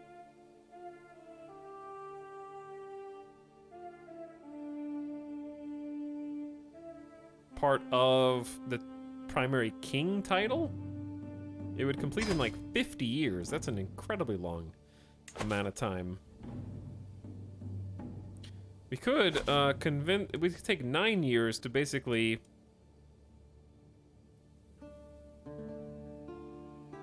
hand over this county instead of warring for it if we didn't want to go to war. 9 years is kind of a long time. Because that guy's gonna die. And I'd rather be collecting taxes, probably. If not promoting culture to Andalusian, but money is important right now.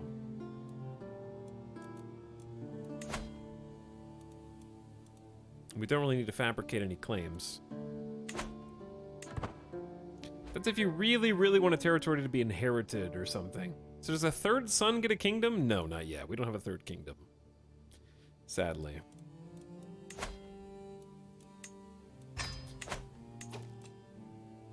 Decision available to found a holy order. We're above, oh yeah, we're above our domain limit because we just took a new duchy. We don't want to hold that duchy though. Wait, where's the duchy title?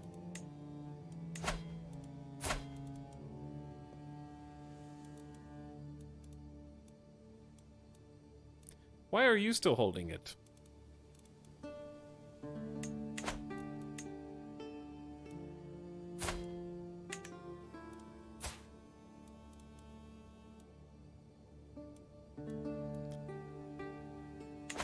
Excuse me? I just have to usurp it, I guess. I thought I went to war for the... I thought that was what I went to war for. Did I not? I guess not. I went for the land, but I'm going to usurp it now. Goodbye, money. You should feudalize your tribal holdings. Does that happen automatically? No, it... Oh, damn. Yeah, these are tribal holdings. So to turn this into a castle, one of these is... Yeah, this one is all tribal holdings. I don't remember how to convert... It's 500 gold. Doesn't sound like my problem. Is it my problem, chat? It kind of is, I guess. I need to get rid of these titles. I don't think it's my problem. Who do we give this to? If I died right now, who gets it?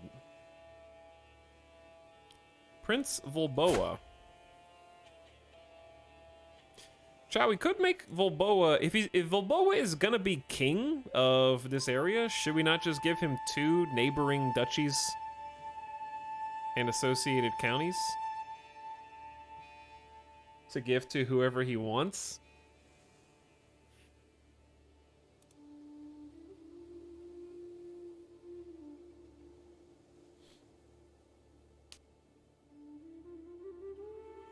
Yeah, you don't make money from the land because we're feudal and that's a tribal holding, so it doesn't work for us. But I don't have to pay for a castle because I'm not going to be the one that wants to control it, so I don't really care if I make money. Let somebody else save up and convert it.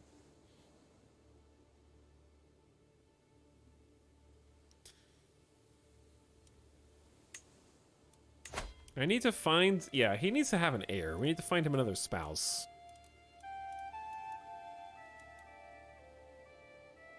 Too young. Okay. There we go. Yeah, these are not good alliances. What about inheritable traits? There's only one. She's 44. Okay, is there really only one person? So be it.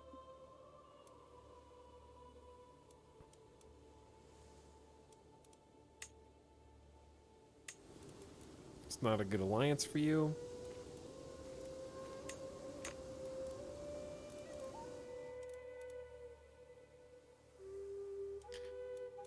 Who? Your grandson? Oh, because Crixon died, so his son took over, who's 5. Interesting. Callous, diligent, shy. Good intrigue.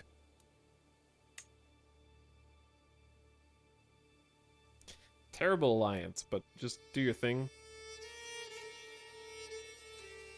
Is this an alliance with... No, it's I don't want that alliance. I want the alliance for you, not for me. How about this person?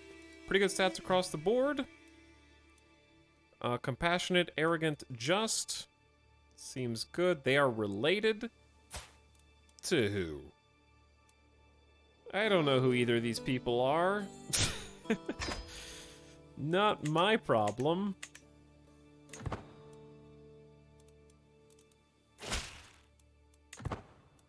Need more kids. Okay, anyways. Chad, I'm thinking about just giving it over to my son so that he has... if he wants to give the titles away, that's up to him, because he'll have too many titles for his poor amount of stewardship. Luckily for him, his spouse is pretty decent at stewardship.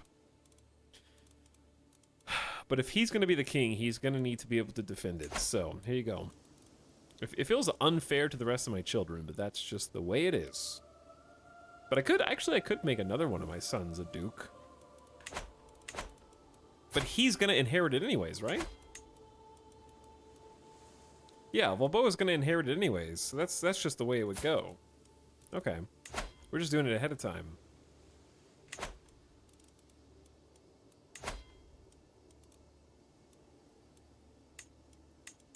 There you go. Duchy title, 2 counties, all yours, son.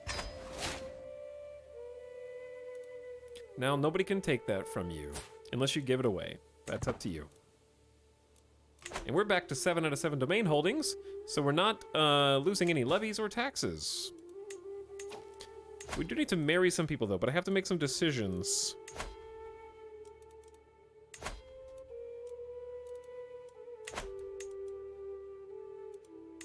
Checking my powerful vassals that expect council positions. Yeah, he definitely wants a position now. But that's okay. We're still on Confederate partition. This is going to be a big split. Yeah, that's why we're planning ahead. Because I'm giving one of my sons a kingdom in Northern Africa, and now he has the duchies and counties to defend it. Which is fine. You actually want... You're not trying to control the world. What you're really trying to do, if you want a good dynasty, is have more of your members of your dynasty in positions of power. Because if we can stack a ton of renown, we're going to get an amazing amount of dynastic legacy perks. So we really want like a bunch of kings, a bunch of dukes, a bunch of emperors, all that out there who aren't directly us. And they'll give us a bunch of renown. And then, with that, children are born with more prestige. Marrying into this dynasty gives you more prestige. And you get better opinion for ruling longer. It's really nice. The Mualati world is shocked to learn my steward, Emir Suleiman, has been making exceptions to important procedures to favor those he likes over those he doesn't. While scandals among the clergy are not new, it's disquieting for one to occur so close to home. Condemn him. He loses 30 opinion of you. Fervor decreases by 10. Defend his character publicly, even at risk to myself. Maybe I should just stay silent about this. I will condemn him for his transgressions. And he still loves us. He still thinks we're amazing. So this is really the last place that we need to somehow take.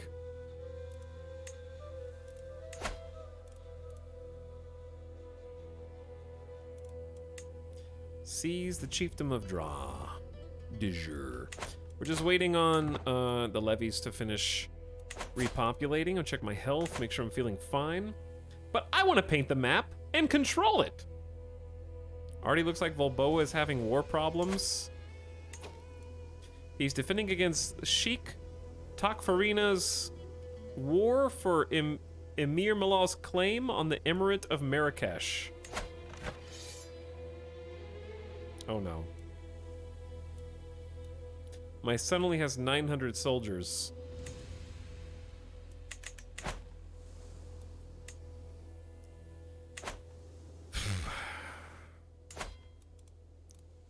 Son, listen.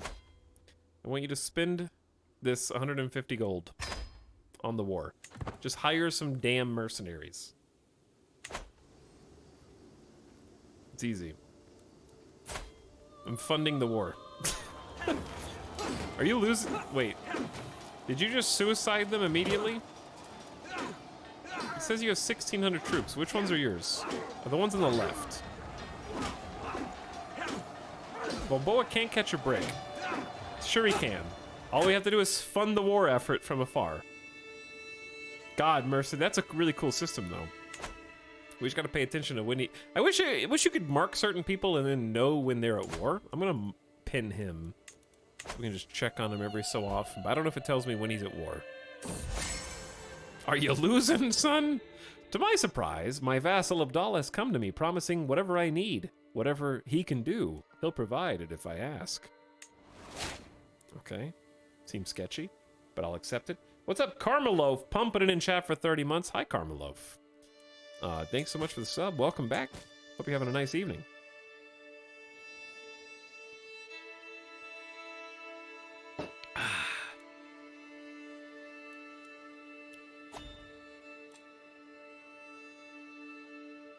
We're still trying to save money to go on a pilgrimage. All right, we've had time to retrain the levies. We almost have 15,000 troops. You're being raided. I am definitely not...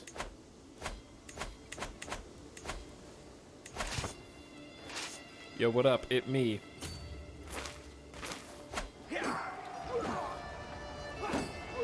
Go raid somebody else, you big nerd.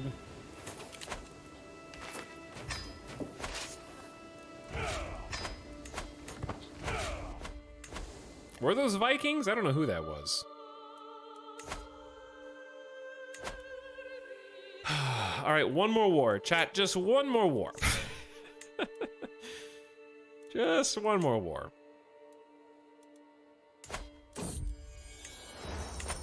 A guild of stonemasons has established itself in the Sheikdom of Kala Rabah.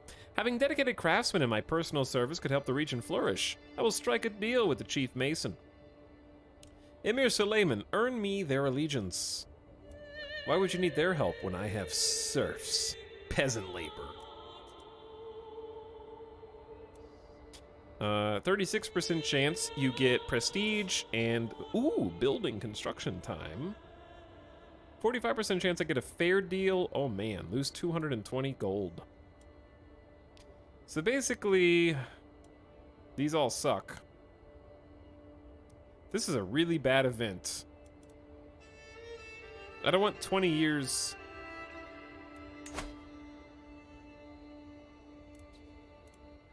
%36% chance it's free. I don't want to lose 220 gold for this. The unfortunate deal is extremely unfortunate.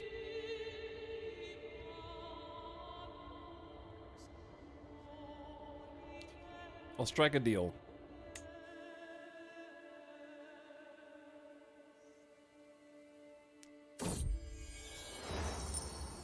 After lengthy audience, the Chief Mason will budge no further. For a lower price, it can't be done. 220 gold, or I will find cheaper Masons elsewhere. I just don't think this is worth it right now. We're hemorrhaging way too much money. Minus 57 acceptance of becoming a vassal. Only minus 10 acceptance of becoming a vassal. Let's start swaying this guy.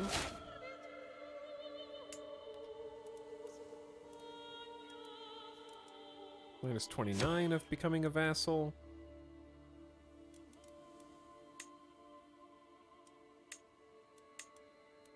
Who is the Duke? Title not yet created. You need 3 counties to become the Duke. Trealpa has given birth to a daughter. Trealpa. We have Zalbot and...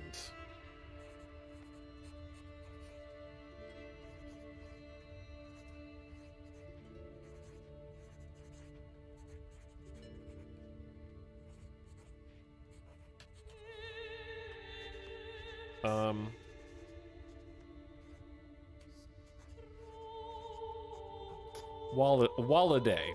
It's a great name, Walladay. My cousin Prulash was killed. Rip cousin Prulash, son of Prulash, son of Utlevir, during a siege. I never expected I would grow as close to Wali Abdallah as I have done in the past few years. Multiple occasions, he's proven himself reliable and forthright with only my best interests at heart. I don't actually like him that much. I'm still not convinced. I'll take a little stress. I don't want to be friends. He's just someone else who's gonna die on me and make me feel sad.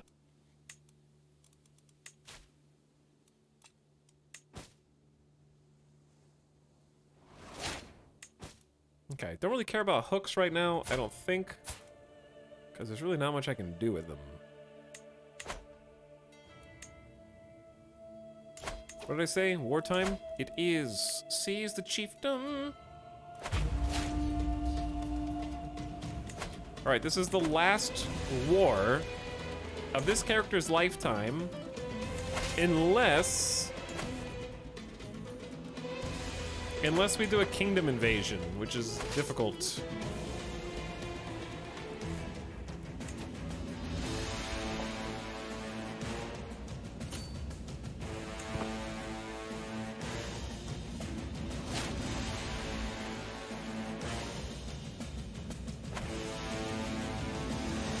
Alright, where are his enemies going to be raised? We're going to siege this with onagers in 6 months.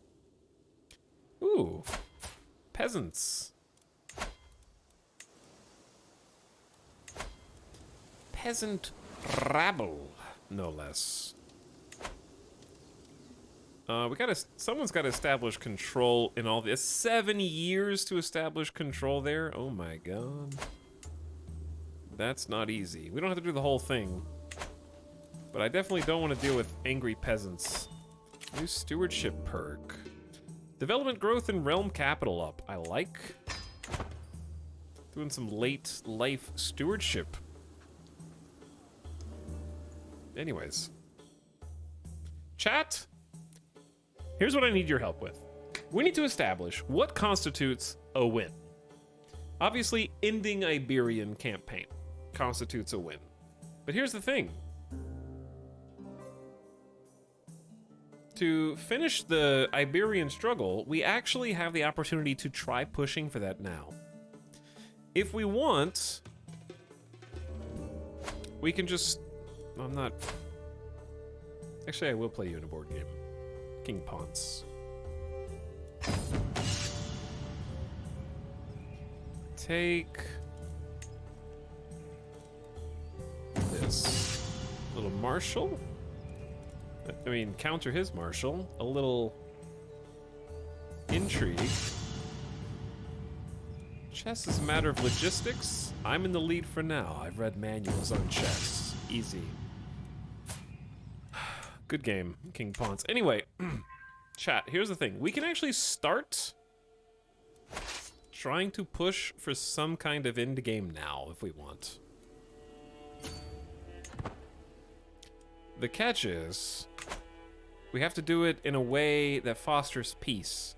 And it's difficult to justify doing that with someone who is zealous, because why would they make instant peace with all the Catholics when we could do a sick-ass holy war? But we're in a phase of conciliation that leads to we'd have to go through all of conciliation phase, all of the compromise phase, and then somehow force it to go to hostilities. So there's a lot of phases.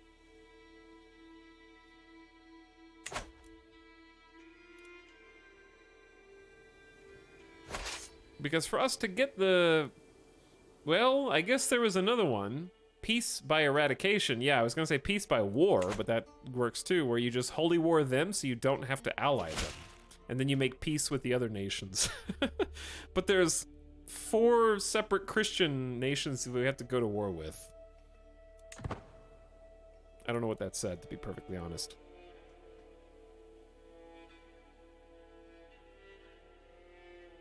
It's crazy we grew this much so quickly. I feel like the Vikings went through 3 times the generations to grow like this. Maybe. Building construction's 10% cheaper for 10 years in a specific spot? That's cool. Corpses don't declare war. But here's the thing. We'd have to pick on either Navarra or Castilla first. And Navarra's the easiest one, but do you really want to be on the border with West France? Also, I like this guy. He's my friend.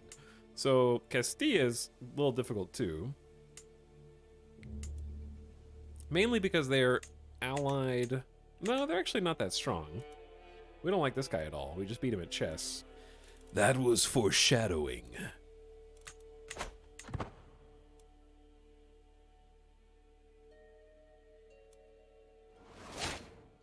Now, if we got enough territories...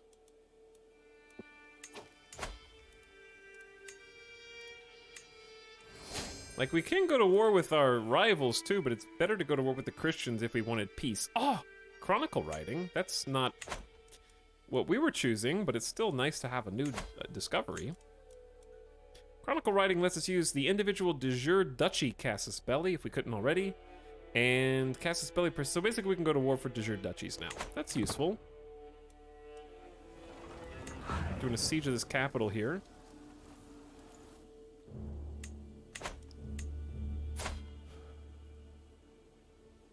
But yeah, kings will never be vassalized unless we are an emperor. So I would have to become the emperor of Hispania first. And we definitely don't control nearly enough de jure counties. We need 3 times what we currently control to even be considered for that.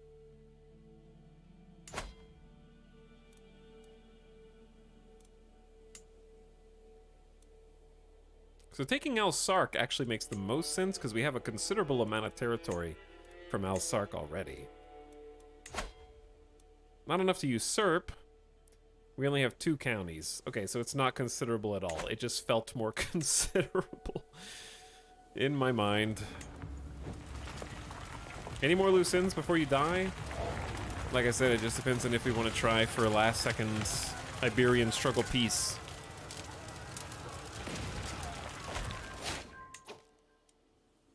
Who did we take captive? Who is this baby?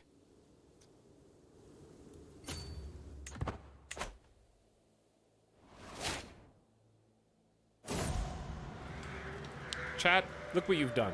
You made me love, and I'm punished for it again. The conflict between Thracian and Ephesus interested me little until the council's summary of the Battle of Apamea appeared. My stomach drops, full of fear for my lover as I take the scroll. There, among the dispatches, it reads, "We confirm Count Gregorus was killed staunchly resisting the Ephesosian pikemen. He was slain by Romanos, rival of Du Theophylactos, in a fierce encounter. My heart turns to ice. There's nothing he's really far away. I can't avenge him. But I gain 50 stress anyways, and I guess I can rival him. I swore to avenge his death. There's a 48% chance to murder him.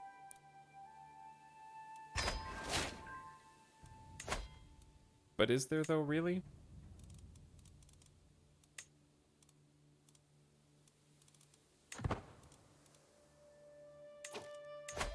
Can be convinced with a little bribe. That is 13% success chance.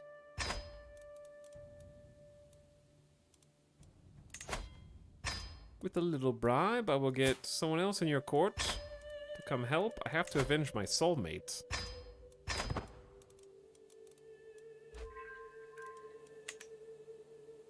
Alright, agents are joining my scheme. We now have 95% secrecy and 83% success chance. That's not bad. I love that you're taking this more seriously than avenging your son. I'm working on it. Okay, give me a second. Who killed my son? This antiquarian nerd. I can't imprison him because it's an act of tyranny. It's also easier to not be a tyrant when you're assassinating people from afar. You know?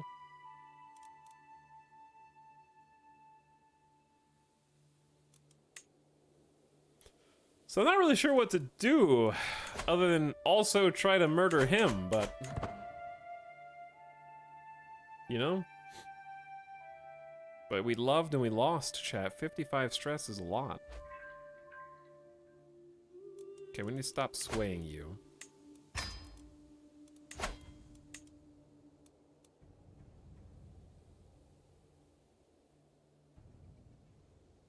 God, when my character dies, do you know there's gonna be so many problems?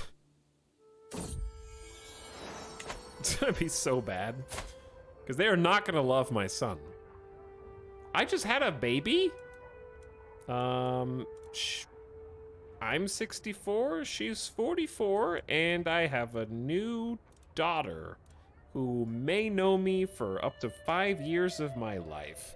I will name you...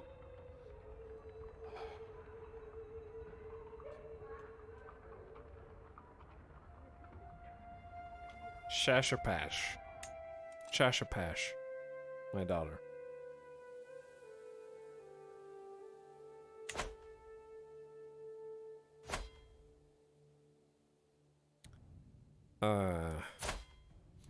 This guy wants me to go to... He keeps inviting me to feasts. Absolutely not.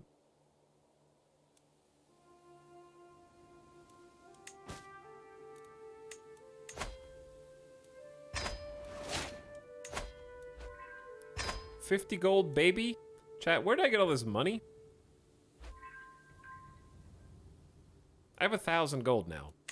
That's why I say this is the last war. Wait. I gave up the air. That lowered my war score back to 72%.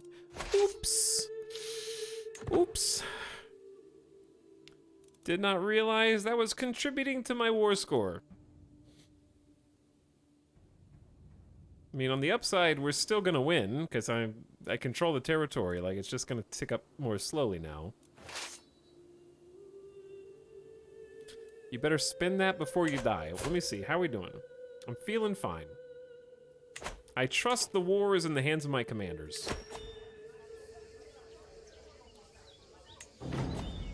I pause for a moment on the threshold of the corridor, admiring the sunlight, when I overhear derisive laughter coming from just around the corner. I know! I hear my faithless daughter-in-law, Miriam, chortling, walking around. I swear, it sometimes feels like I'm in the Malik's grandmother's court. The Trins are so tired and trad. Another tittering voice cuts in. My goodness, I thought I was the only one who noticed. Not to mention the food at this place is terrible, such small portions. Is that my guest, Capera? Now stifling a guffaw? The nerve. I will set a new standard of dress. A new cook will start soon. Out of my way, you ungrateful barnacles. If you don't like it, go find someone else to leech off of. Lovely day, isn't it?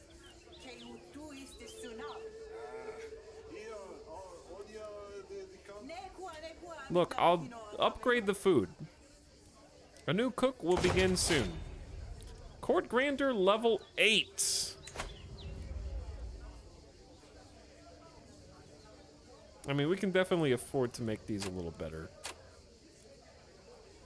We're ranked 7th in the world.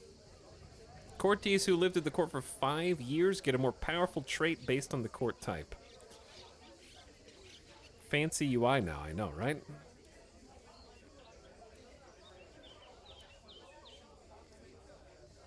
Guests are more likely to stay longer. Agent join bonus, grandeur bonus, inspiration qualities have a good chance of improvement. Stress came down. We're going to do maximum lodgings and fix fashion.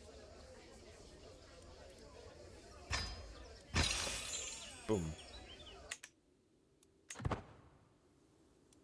Maximum lodgings. We need more knights. Summon the knights! We can't. Oh. What about recruiting a gardener? That's only 115 gold and 150 prestige. They have 15 stewardship. They know everything there is to know about gardens, plants, and how to tend them. Now here's my question. What the hell do I do with that? I just want to finish this damn war. Is there anywhere else I can even siege? Blood-stained cloth, crow feathers, strange-smelling concoctions, evidence presented to me by a group of villagers from Kurtuba as proof that Imran has been practicing sorcery in his hut on the outskirts of the village. The villagers claim his evil must be the cause of their bad weather and call for his execution, and yet he is a 57-year-old astute miracle worker.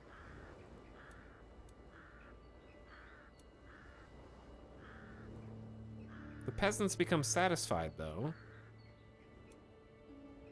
67 stress is difficult. I am zealous. Burn him at the stake!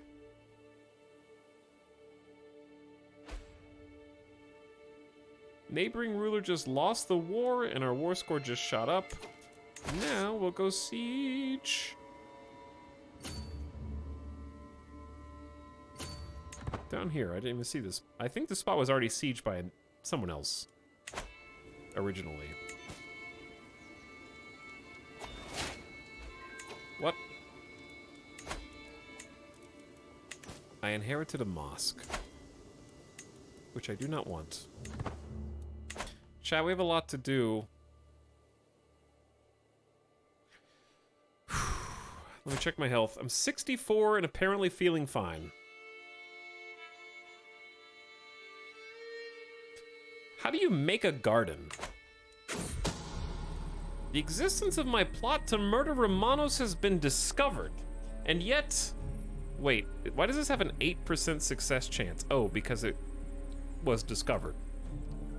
That's not good. Garden is a duchy building. I see.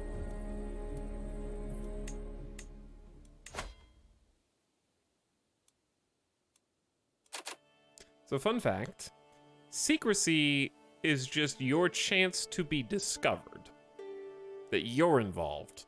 Not the chance... That's 107 gold bribe. Not the chance that the plot itself. This person gives us a 96%. His spy master is only a -21 because he has nothing to gain. What happens if you send him a gift of 100 gold?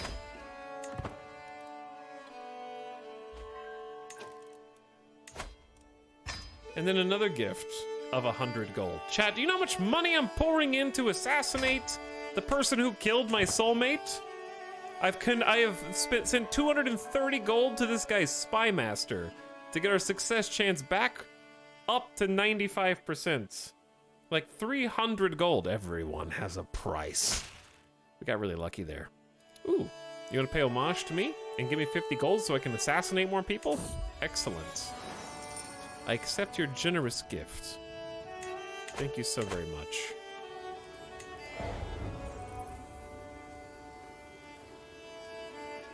The nice thing is, there's only 3 months left in this plot.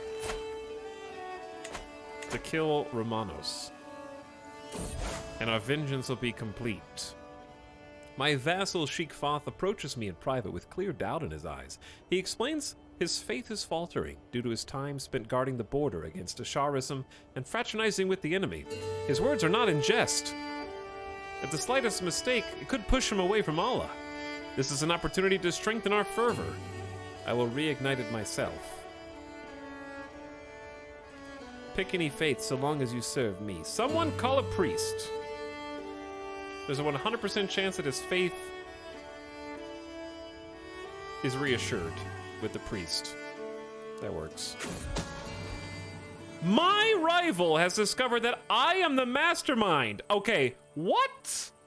There's a 95% chance of secrecy confirmed. There's no way.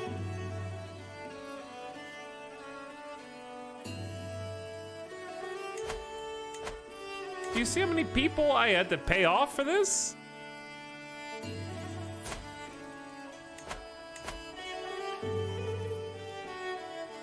You gain 12 dread.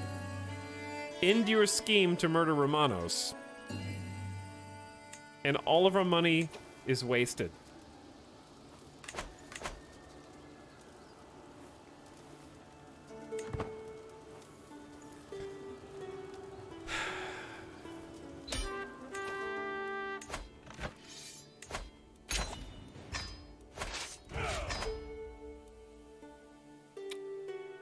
We failed so hard at intrigue. My character has given up a life of intrigue and will just admit that he's not good enough. On the upside, he is a military mastermind. And look how beautiful and border gore-less Alhambros looks right now. Behold. We can also vassalize people that we couldn't vassalize before. They have a religious protection. Zaydism is an organized Muslim faith. This is a true imam is not infallible, but defined by their struggle against corruption and evil. Zaydis are therefore defined by their belief that Zayd ibn Ali was the rightful successor to the imamate due to his rebellion against the Umayyads. No exemption, they will not join. So I have to give them a religious clause to vassalize them, which I'm going to do.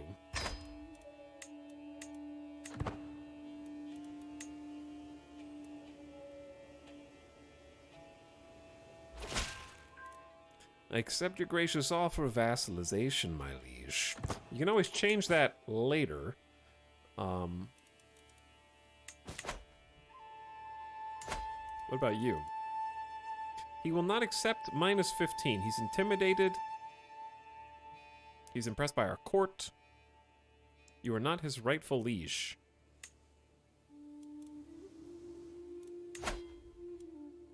Well, I can create this duchy title.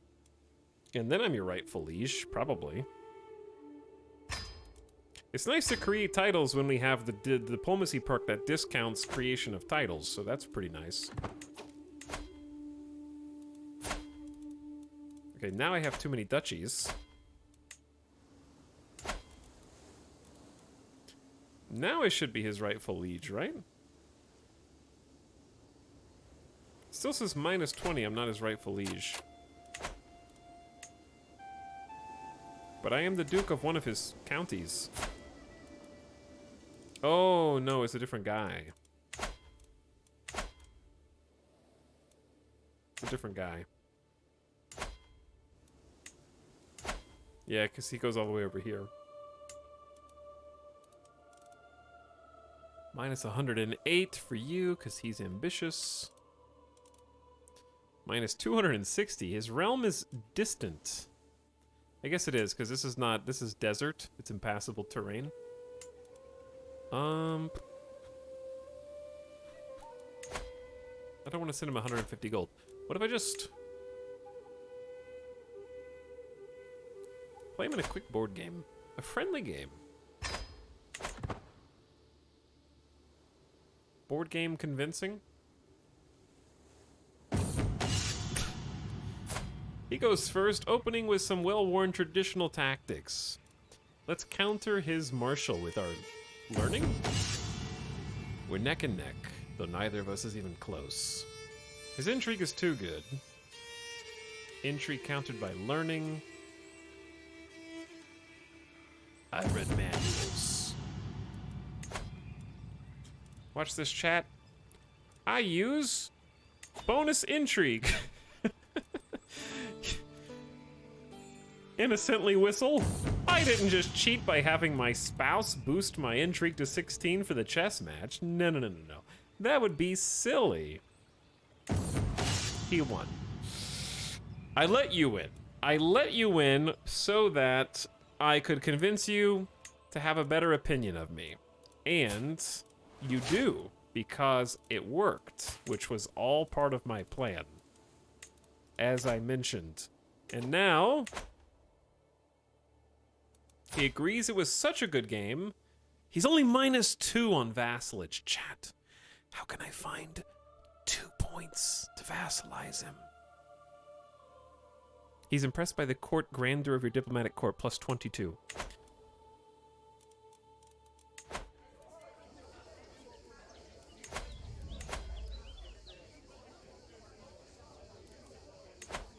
Just make the court more grand?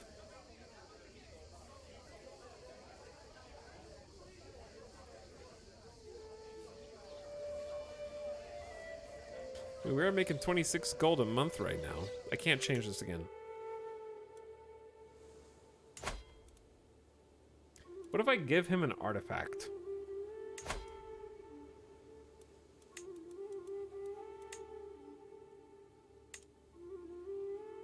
This thing's about to die, and it's gonna explode anyway. What if okay.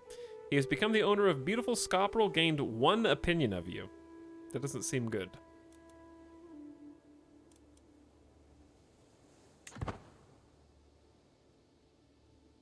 I don't know how to get this -2. Your powerful vassal's opinion of you is plus 16, max of plus 20. Oh. Oh. Hello, powerful vassal. I have come to impress you. And I have also come to impress you. I should be able to sway 2 people at the same time, but you're just a kid.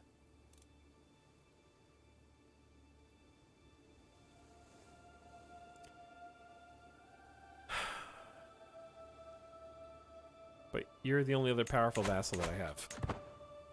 Have you noticed any game changes with today's patch? I mean, a few of the things that were actually bugged in my game yesterday when we played got fixed.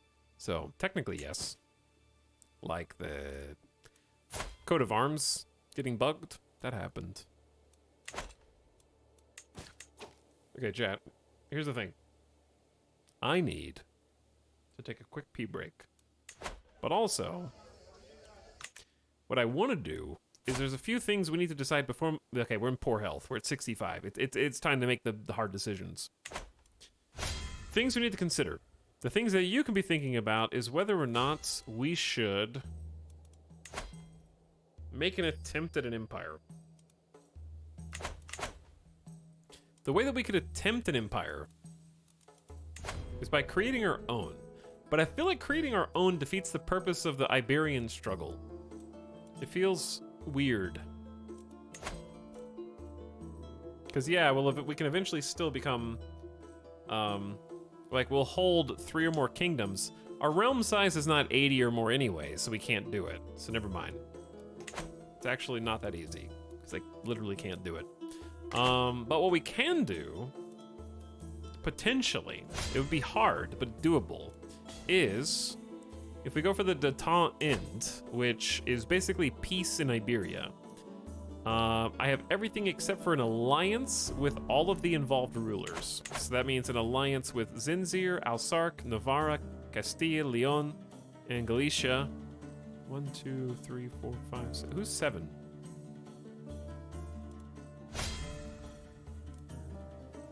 Oh, they're getting beat. There's only gonna be 6 soon.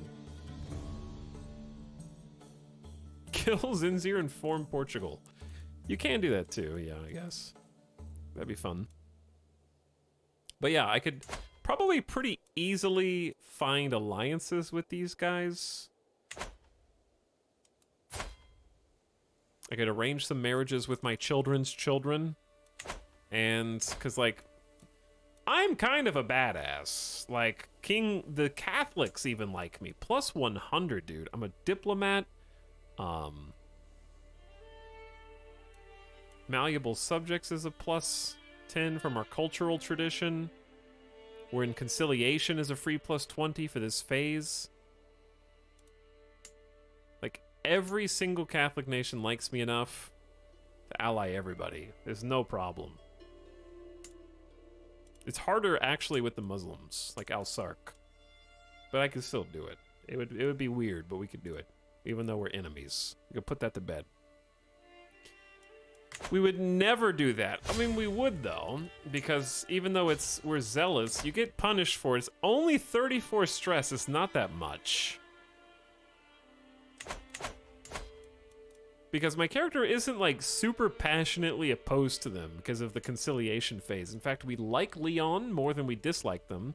Castilla is only minus 19. We're actually friends with King Anso, so you could argue that our friendship here, because we played him in chess and bonded over discussing politics and diplomacy. He helped us learn the Basque language. So we actually do have an RP friend who might show us like, oh, maybe peace isn't so bad. But here's the thing. Peace doesn't mean peace forever.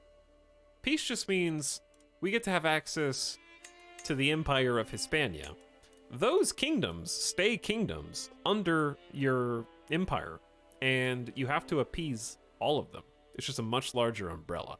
The only reason why I'm very tempted to do it is because if I die, trying to bring back North Africa is going to be really difficult. And you might say, that's okay, let it go.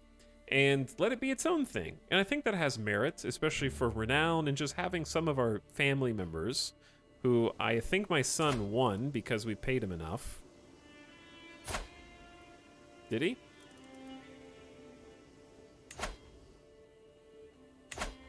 Should be... Chat, what happened here? No, my son lost. Okay, so my son lost, and if the thing that the person in chat said was gonna happen happened. Even though I gave my son 2 duchies in like 6 counties. And that's the guy whose land I stripped to make him weak, and he still took it. I even paid my son 300 gold to hire mercenaries. So I don't know how else I could have helped that. So now we have the same predicament that we had before. This guy's mad that I revoked his title, and then he just took the title back. My son still has this, which isn't much compared to this guy's 2,200 troops.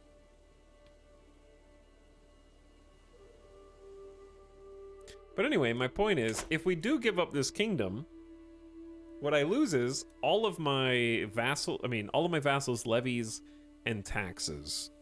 So what I'd like to see...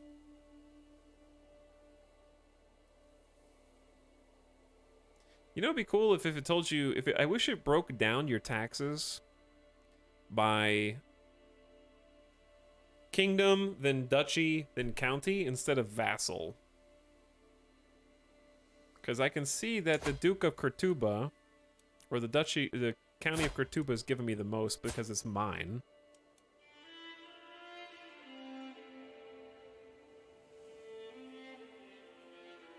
But yeah, from vassal tax, vassal taxes, I was looking at the wrong one.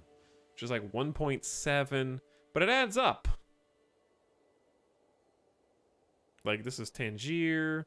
Yeah, they're adding a considerable amount, and I'm probably getting a bunch of levies from them as well. But I don't know where we're getting each levy from.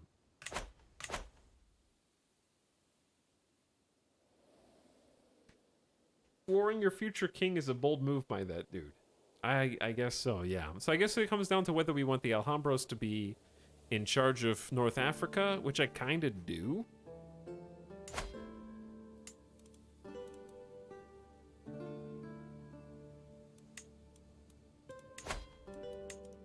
Who was that child? Can I just send you a gift to like me? That's so much money. What if I gave you an artifact?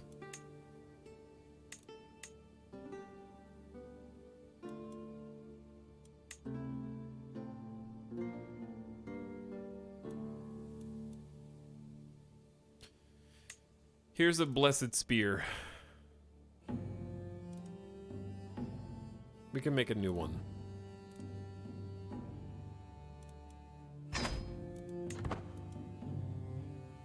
He only gained 5 opinion of you.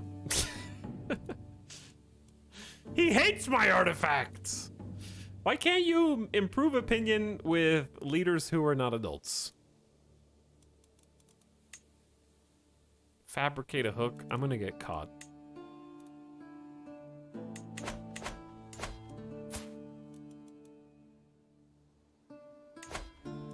Plus, I don't think there's a way to use a hook for vassalage, is there? Be the kid's guardian. Can you do that for a leader?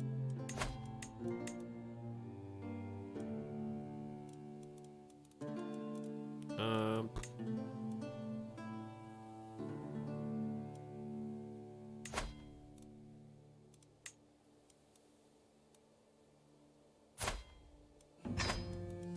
mean, he's 13, but yeah, I guess I can.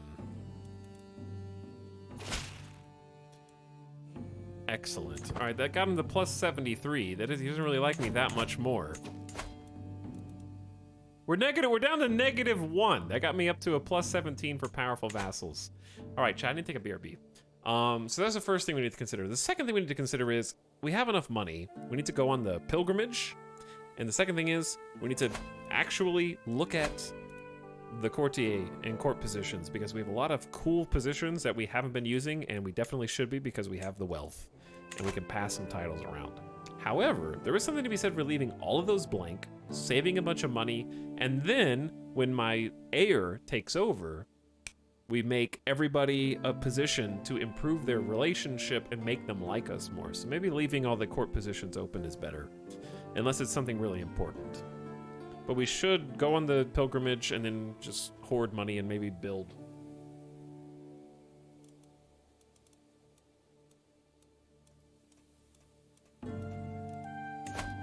Why do I have 3 prisoners? Evil atheist. All right, my wrath has been sated. I release you. I release all of you.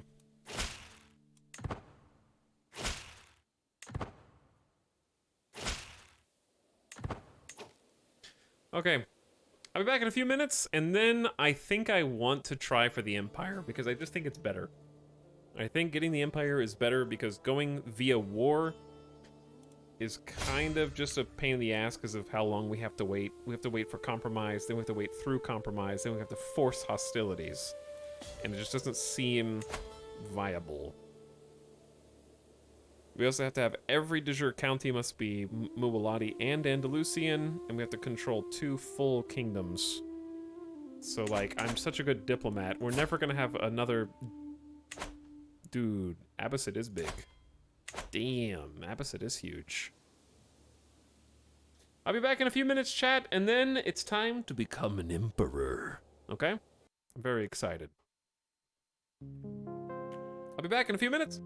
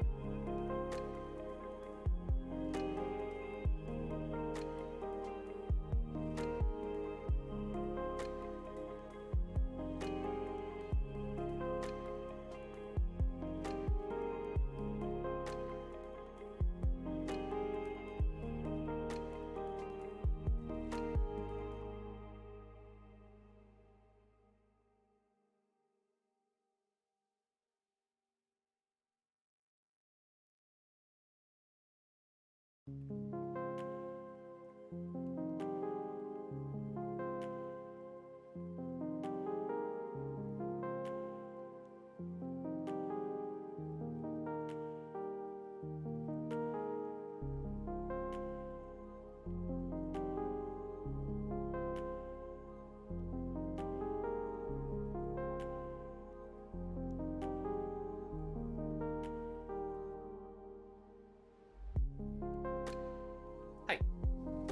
Yeah.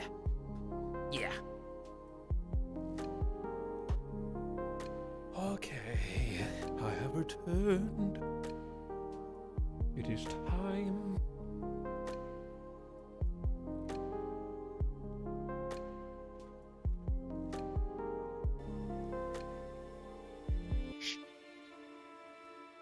Shh. It's time to become an empire. Maybe it's time to become an empire. But first, it'd be funny if I died undertaking the pilgrimage to the Hajj. Oh my god, this is so expensive.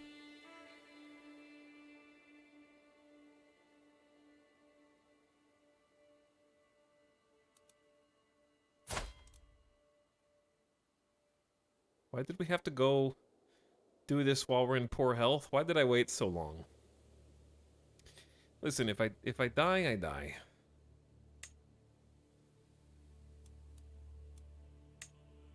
But I can't have a zealous character who doesn't go. It's so much money. It's only gotten more expensive. It's ridiculous. The Hajj to Mecca is one of the pillars of my faith. The time has come to undertake it and fulfill my duty as a Muslim. Exceptionally long journey to Mecca. You become a Haji, monthly piety and same faith, gain a bunch of piety because you have the struggle and submission tenet. You get same faith opinion plus 10. Do it. The time has come. It is commanded of me, as it has been for all Muslims, to show submission to Allah. Off we go.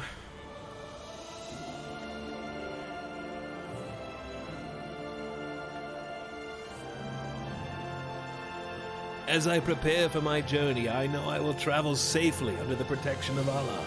I'll be gone for a long time. I can only pray God watches over my realm as well.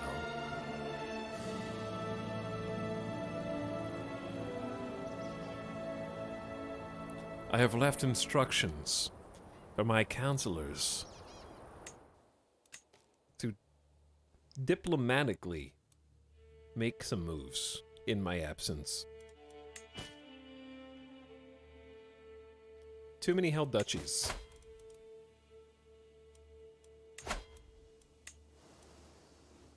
Okay. Who controls this territory?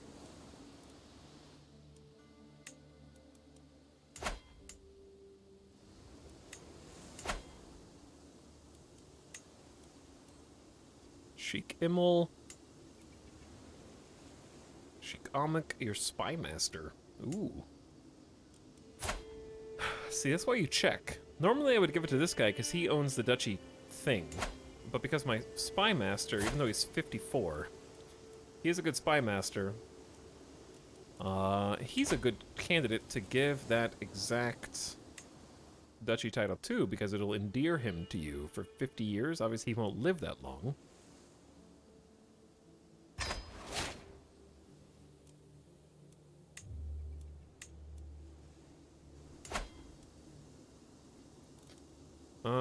Who is this?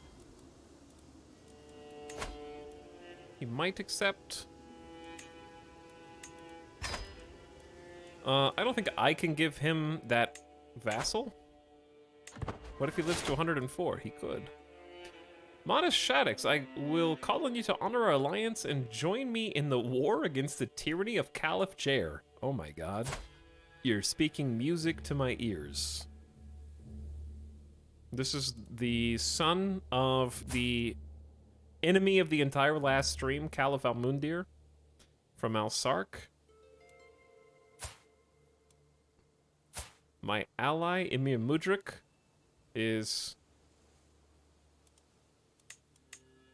calling us to war. He has a really good ally.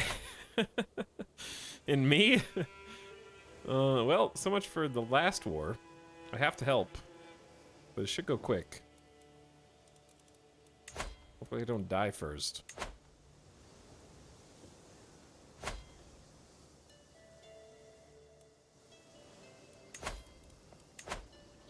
We basically want to start as close to their capital as possible. We have too many troops. I've decided to follow you into the light and convert to Muwalatism. Very good.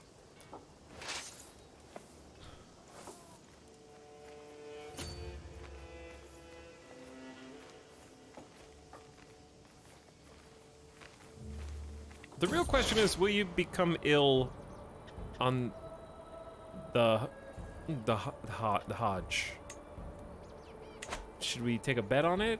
You guys wanna gamble channel points on whether we do or don't? It seems I have not taken well to all this travel. Perhaps it's the strange land filled with unfamiliar air. Perhaps my furs are not warm enough. Either way, my cough has persisted for weeks, and this morning I could barely get out of bed. I'm fine. I have small health boost from temperate, small disease resistance. It's just no time to give up. Is third time the charm for illness?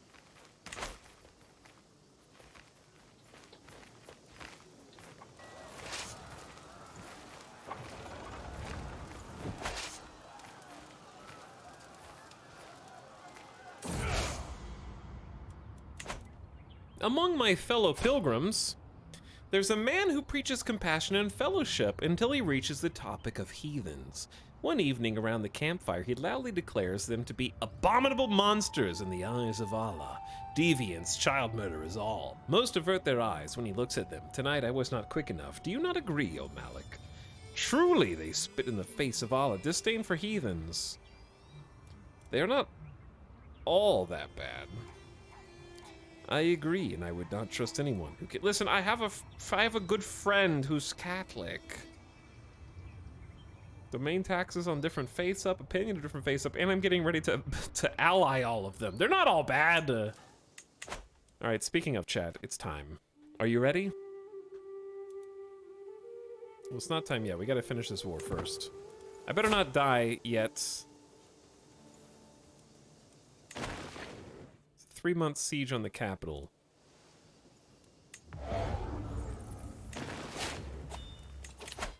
We need some health perks, dude. Fort level up, garrison size up, purchase truces. We already can do that.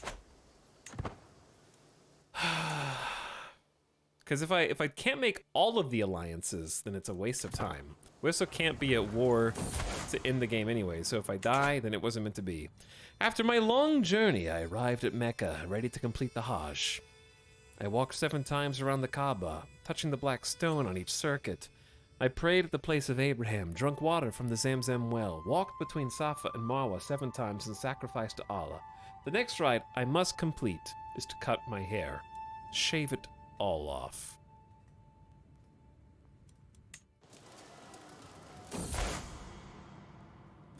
The end of the year's Hajj draws near. After 2 days of Rami al-Jamara, or the stoning of the devil, I'm ready to complete the final ritual and say farewell. Lose some stress, gain a ton of piety, get all the other things we talked about. Now we gotta go home. We're still sick. We're still ill.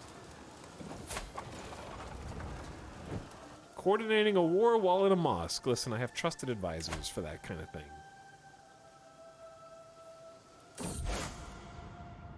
The journey has been long, but I have finally come home again. While much remains the same, something has changed in how the imams and ulamas treat me. I've undergone the journey of a holy man, and they insist it's changed something about me, whether I can see it myself or not. We're gonna organize the army for a bit.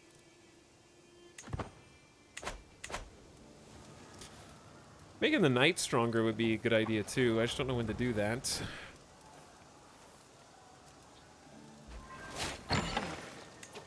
Okay, that's worth 60% war score, and we got a masterwork weapon out of it. Don't mind if I do.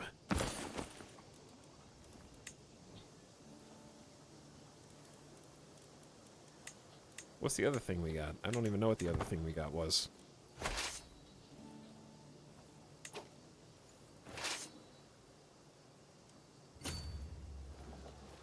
We kinda gotta go and fight these nerds.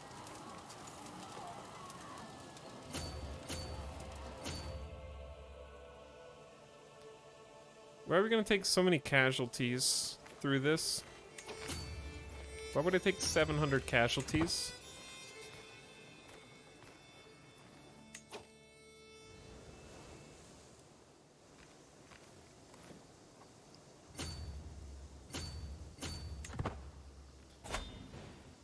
Challenge to a board game? Just go away for now. Malik Abdelrahman is spreading obvious, hence he would like to befriend me. He appears a natural socializer. Your cousin and vindictive empath. And he is right. Let's be friends. Invitation to an activity. No. Stop inviting me to things. I am busy. Alright, we're already at 90% war score down here. This is a great rebellion. Ugh. I have found an opportunity to align our interests. I'm swaying you as best I can. We can gain 50 opinion, or spend 75, or gain a guaranteed 30. Let's just take the guaranteed 30. End your scheme to sway. Okay, what about this dude down here? Now we're all at war. And this guy's -9 on the vassalization now. Cool. Oh well, we'll figure it out later.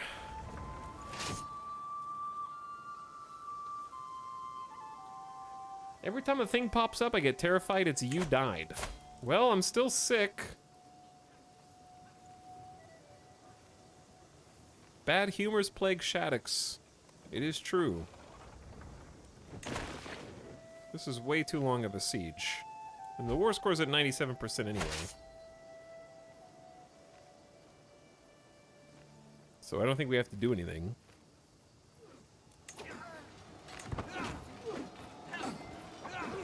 Except advance time and not randomly die. 99 and 100. Hopefully before we run out of money. Ideally. I never expected I'd grow as close to Malik Abdelrahman as I have. He's proven himself to have my best interests at heart. Cousin? Oh, it's the Malakit of Zinzir. That's okay, we're gonna try and ally him anyways. A true friend, cousin. I thought I died. Nope, we won. Okay, disband the troops. Al-Sark is under new leadership. Caliph Yahya. It's a great name. Very deviant child, like 8 intrigue. Good grief. 18 prowess. And you're how 9 years old and you can kick my ass. Scale armor. Oh, that's why. Yeah. Yeah. Okay, anywho. Is it time to end the Iberian struggle? The only other thing... Okay, so now we can't really form Portugal.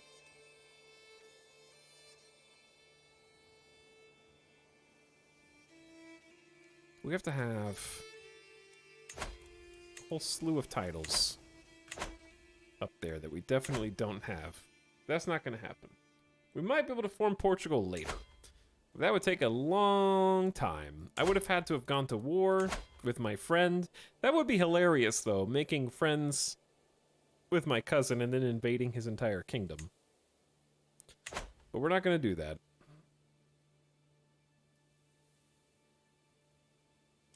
Wait, but then I could just do a holy war. You can't do a holy war in this phase.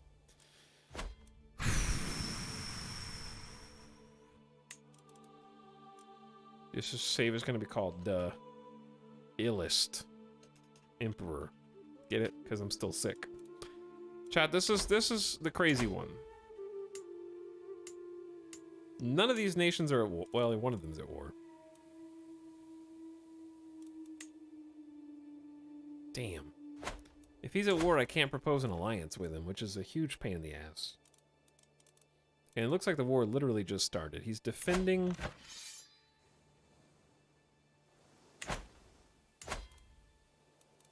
I have to end everybody's war. He's not your ally, so you can't offer to join his war. How do you do, like, the, contract? I guess that was the last one, huh?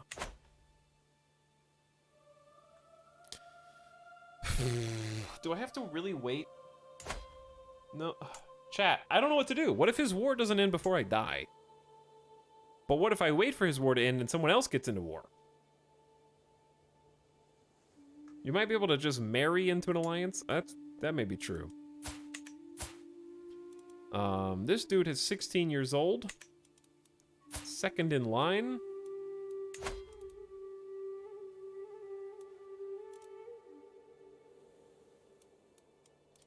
My youngest daughter is 22, so a little older than him. He won't accept anyway. His faith differs from yours. Okay, so an alliance is actually going to be a lot harder than I thought. Faith difference makes the challenge. Whew, minus 1,000. Yikes. Chat, maybe we can't do what we wanted to do. But I'm glad he started with the Catholics.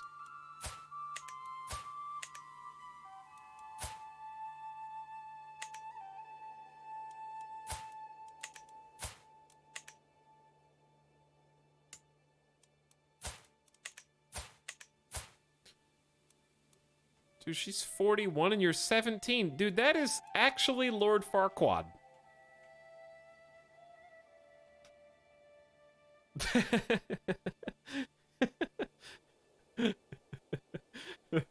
No, that's like real. That's really him, though.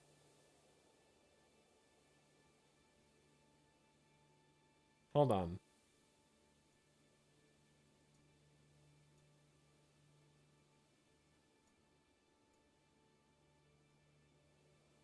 Okay, we got him on the left.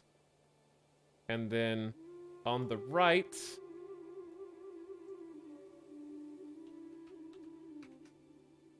we've got Lord Farquaad.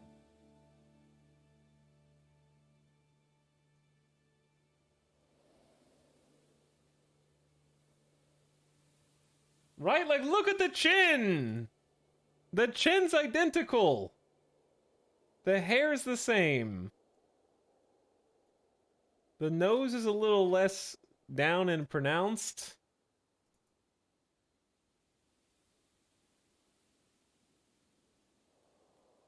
Okay, anyway. There we go. AI Farquaad. He's married to like a 44, 45-year-old. What happened to this bloodline?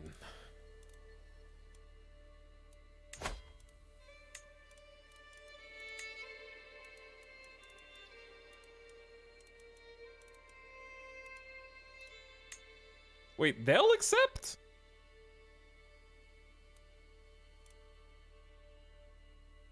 They'll accept. They don't care about Christianity here? Wait, why does Navarra care so much?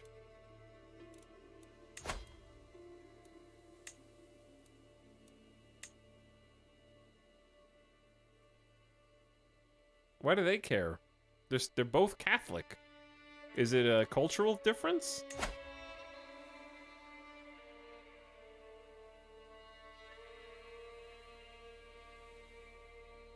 Maybe he's zealous? He's lustful, arrogant, and ambitious. Cannot use divorce, hostile scheme chance, marriage acceptance. I don't know. Why would one over the other? What about Galicia?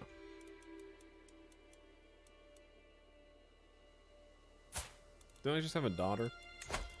I did just have a baby daughter. See, they'll accept. So I can actually get an acceptance from everyone.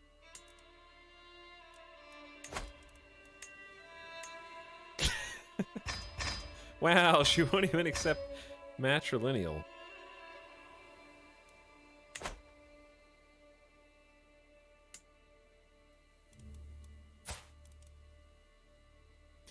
Yes, I know what sects of different religions are, but they're all Catholic.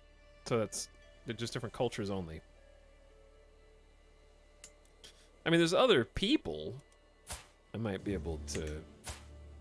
Like, this guy's 23, and as long as they're siblings, it would still result in... That's an alliance with him, though. Or his liege. Which I don't want. I'm very confused why Navarra is the only one out of the Catholics I can't marry the children of the guy. And they don't have any kids yet.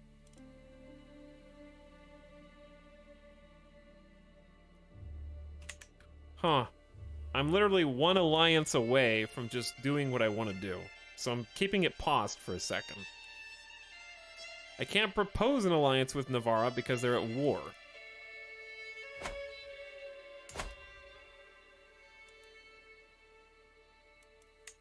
But even if I could, it doesn't tell me what it would be.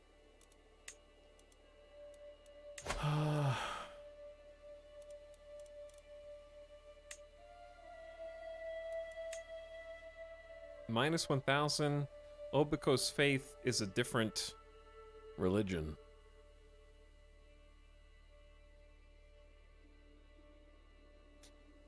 Etel, do you have any recommendations for a noob's first Paradox Grand Strategy game? My recommendation is earnestly whichever like time period you think is most interesting. If you think castles and knights are badass, get Crusader Kings 3. It's also got a very good tutorial. It's very deep though. If you like space, get Stellaris. If you like World War II, get Hearts of Iron. If you like whatever the hell Europa Universalis is. If you like map painting, get that. If you like to be sad, get EU4. Wow. Harsh words. If you like economics, wait for Victoria 3. You guys probably landed outside of Iberia, because conciliation negates faith difference. Yeah, that may be the case.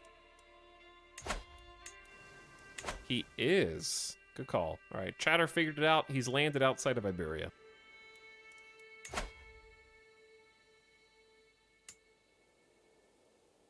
How can I still get an alliance?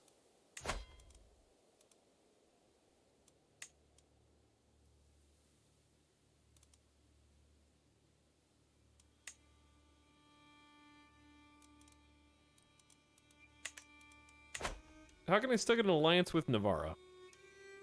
There's gotta be a way. There's gotta be a Crusader King's way. I mean, I might just have to wait. But if I die, I die. Like, I'm not on death's door, but I'm still sick.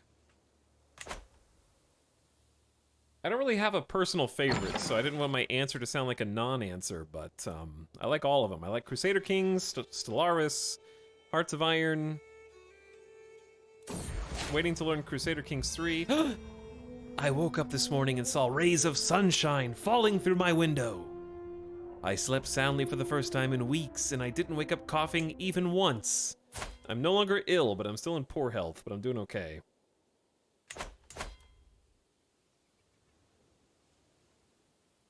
I unfortunately cannot join his war to help this go faster, so I have to wait for him to do it himself. And also, I think the trick is, I have to hope nobody else goes to war.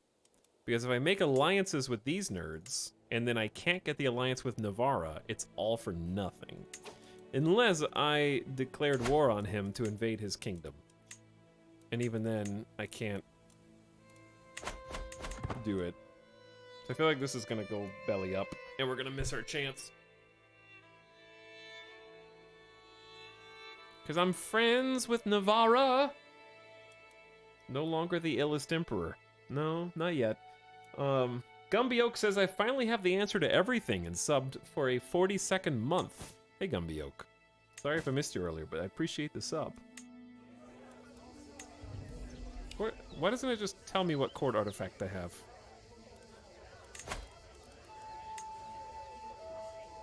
I don't know which one's... Is it the Hide of the Mighty Fox? Maybe.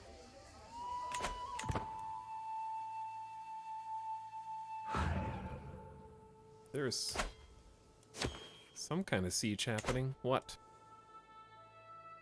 A new situation has appeared. Repent today! Learn the truest truth! Step into the light! Since Musa joined my court, his persistent attempt to convert everyone to his foreign cult to become the background noise to my everyday life. Day and night, he stalks the courtyards, patrols the hallways, and hides in wait for unsuspecting bypassers in dark corners, ready to persuade them with his insistent screeching. My courtiers are exhausted, and after Musa ambushes me on my way to the chamber pot, I'm inclined to agree with their discontent. He's an Ashari Egyptian. Kick that fool out of my court. He can preach to the rats for all I care.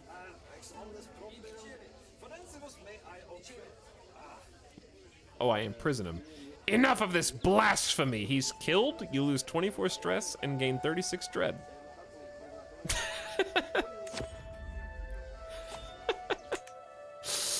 He's dead. I could use a little extra dread every now and then. I killed him. Yeah, I'm fickle, dude. I don't know. I just needed to get rid of the noise, and it was the fastest way to do it, okay? Captain Trickledop of the Andalusian Band. I'm sorry?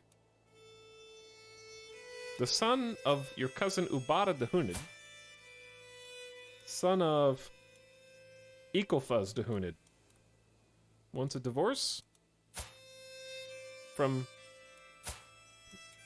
Captain Winfleed, who's Catholic. I accept. Family name Trickledop. Yes, the family name of Trickledop. How do you still have 0% war score, Navarra?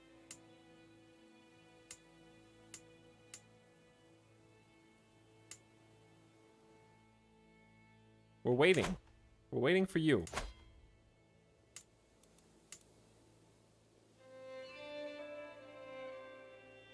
I have 3 daughters that I can wed to somebody else to make alliances. Wow! My spouse just found 240 coins in the couch cushions. Alright, I want to have some money left over for my heir, but at the same time, we do need to improve our seat of power here.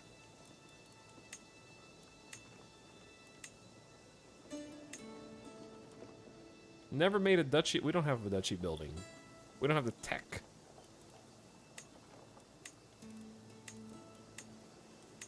We can upgrade the pastures. Just a little bit more taxes.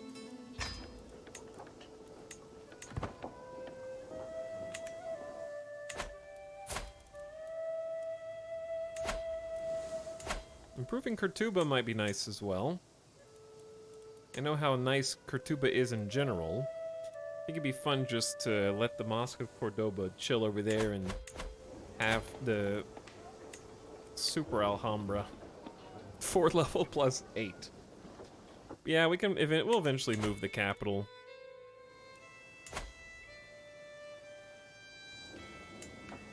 I don't think I can move the capital anyways. Didn't we move the capital in this character's lifetime or no? Because Alhambra has a plus 8 fort level, plus 8 defender advantage, plus 1,000 garrison. And then plus 25% development growth. And 10% monthly prestige. However, Kurtuba gets the Great Mosque, which is just plus 3 taxes per month. Plus 15% levy size. Plus holding taxes, plus 20% development growth. Chat, is the mosque, in what way is the mosque better than having a Omega Fort?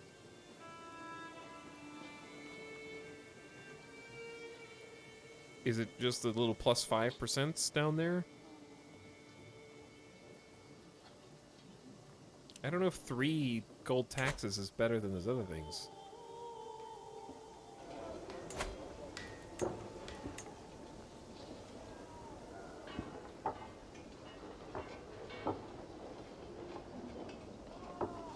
dev growth is huge, but I get plus 25% development growth with Alhambra.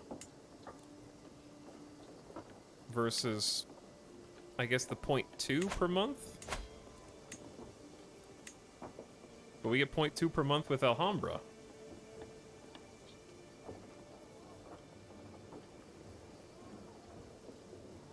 It's farmland rather than mountains, so you can build mansions.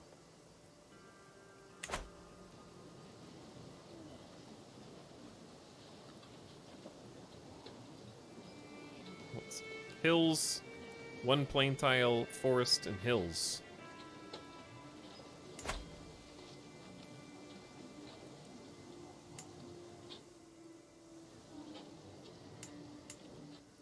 Wait, where am I? I'm in the wrong place. Kurtuba. Kurtuba is... Oh, yeah, there's farmlands. Yeah, I'm looking in the wrong place. 3 farmlands and hills.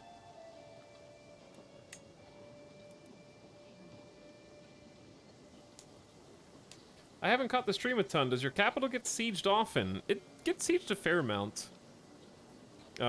We've had at least 2 major battles outside of the walls, which obviously they hold for like 3 years right now. Which is nice. Now, it won't get sieged once we have all of our borders locked down and allied with everything, because recently we've been expanding and growing and there's peace in the lands. Which is excellent.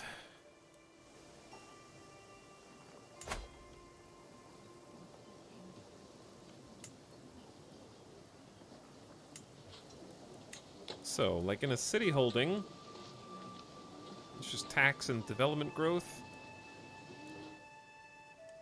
Whereas in Garnata, we have also a city holding. So what are the different types of holdings that you can build? I never see them empty.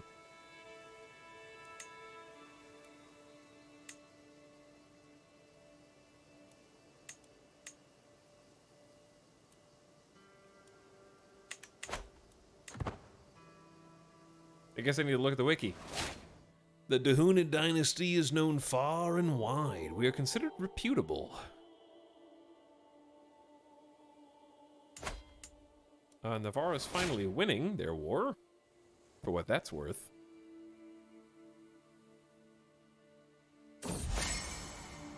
My vassal, Walizab, asked me if I would like to get together for a small bout of carousing and merrymaking. He himself is apparently a reveler of some notoriety. This will be fun.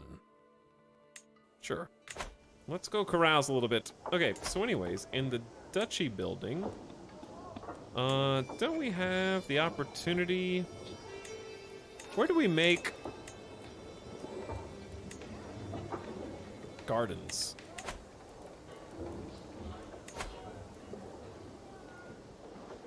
Can construct the Royal Gardens Duchy building. It can be constructed in the de jure capital of a duchy. Yes. Isn't that what this is? This is a duchy building? Chat, where is gardens? Can you just not make gardens in the mountains? I guess not, because you can do royal gardens in Kurtuba and get taxes. Taxes, prestige, stress gain down, court grandeur bonus up, and popular opinion plus 15. So that sucks.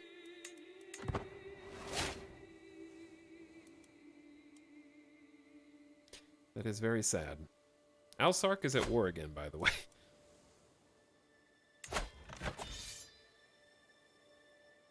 That guy is super dead. Pay homage to me? I accept. I wait patiently on my throne for Emir Amuk, who is announced and ushered. He kneels in deference, and though he has clearly practiced Arabic vowels, he mispronounces several sections, humorously changing their meaning and leaving my courtiers stifling titters. Good effort. It is not an easy language. It's my spy master. He's doing his best.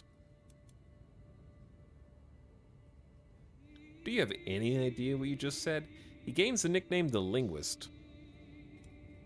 Nah, it's a good idea. You tried. Level 9 Court Grandeur. Wow. Chat, we're ranked 3rd in the world, dude.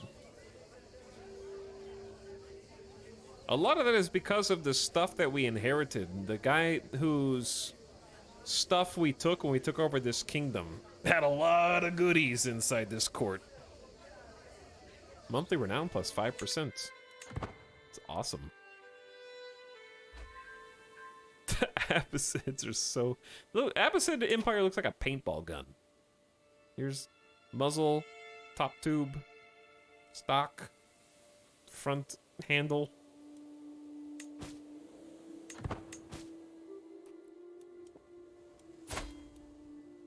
Chat, we're 67.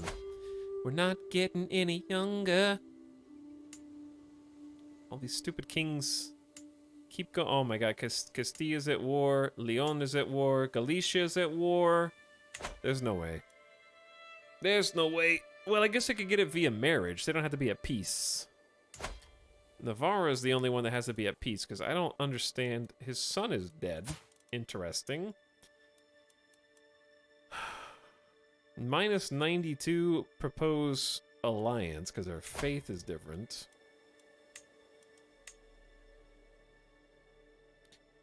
Don't understand his because he's landed. I know why. He's landed over there. He has land outside of the struggle zone. It's gonna make this nigh impossible.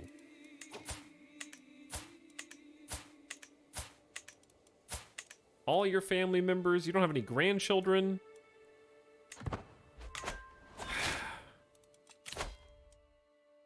Levy reinforcement rate. Focus student for 4 years. Thank you, honey. Okay, so chat.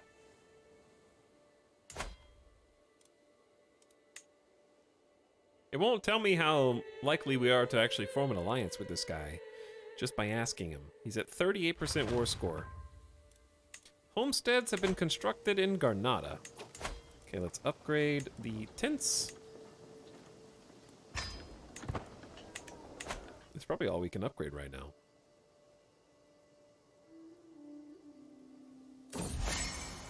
I never expected I would grow as close to Wally Zob as I have done in the past few years. On multiple occasions, he's proven himself a reliable and forthright man with only my interests at heart.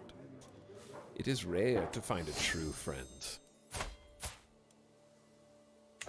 Chat, I know what to do. We're gonna change off of domain focus, maybe. I was gonna possibly change off of domain focus just to go health. Try to get that small health boost from medicine just to stay alive longer.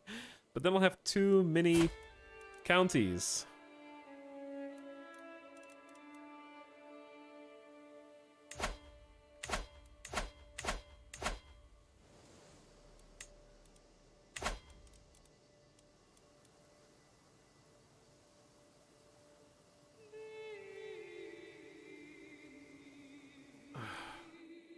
It's tough.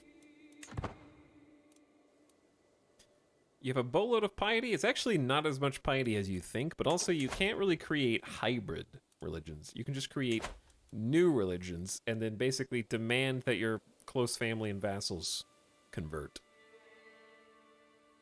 It's more than I currently have, even just to create one new faith without changing a single thing. So piety in this game, you actually need in the tens of thousands for it to be useful. And have someone in your family who's focused on it with good learning and all the piety perks, because there's a piety perk via the learning tree that halves the cost of reformation.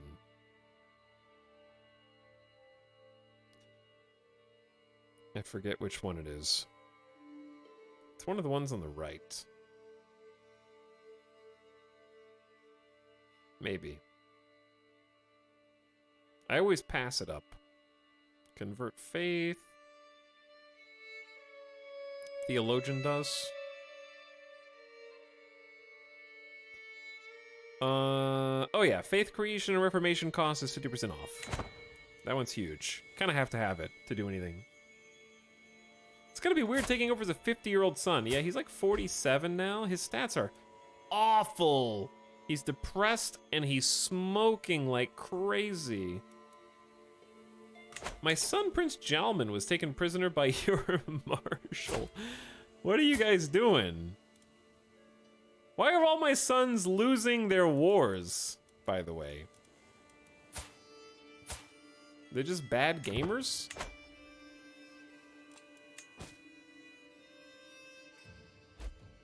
We can vassalize this. Oh, that's the guy we wanted to vassalize earlier. Chat, you want some border gore? Here's a religious exemption.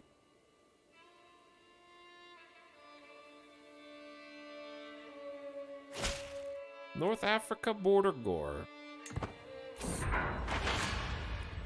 As the renown of my dynasty grows, familiarity with the glorious Dahunid sigil spreads too. My family's device is now recognized in the regional circles of nobility, counted highly among the prominent Andalusian bloodlines.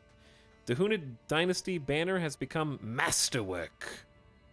More prestige and more renown. As it should be. Would you like to be vassalized? He's like, I'm at war, bro. Would you like to be vassalized? I'll give you the same religious exemption I gave everybody else.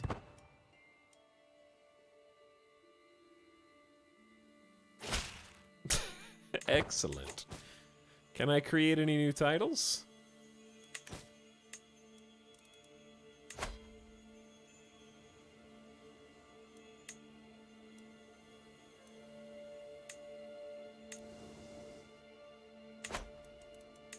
Not yet. Hey Zab, do you want to be vassalized? And also convert religion? Chat, is this bad? Am I taking too many vassals? I can't wait for the succession wars. I mean, this guy has 4,500 troops. That's really bad for his neighbors. But it's actually really good for us because we're about to have, at least while I still live, if we can't become an emperor, it's a different story. But we're this close. 23 months away from High Crown Authority to prevent vassal infighting. My ward Emir Balj has become an adult, and he got a 1-star education. I'm sorry, I did my best. You were already 13 when I took you under my tutelage. My gracious liege, I accept your offer and become your vassal. Did you know that means you need to convert, possibly? Shall we have too many powerful vassals now who might be angry? Let's start swaying this nerd.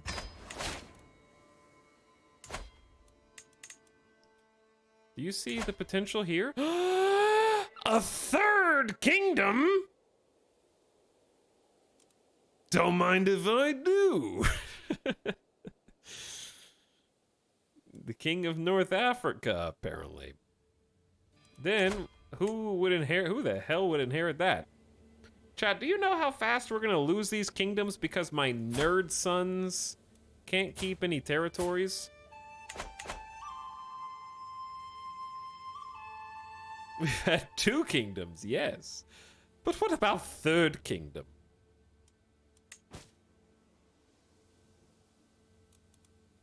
Like, it's actually a really bad idea to create this kingdom, which is why I'm gonna do it.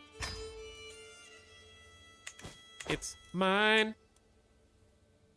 Look at all that prestige. But you know what that does? It makes other people my de jure liege. I am their de jure liege, I guess.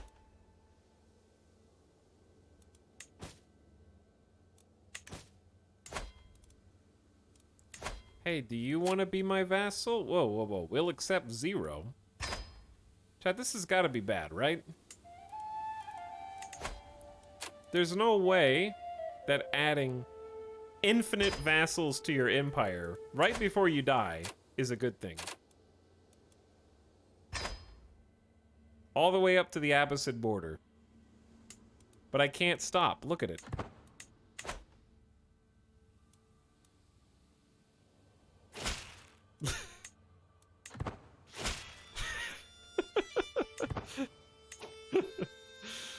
Right? It can't be bad. Minus 88. Who are you? I see you down there.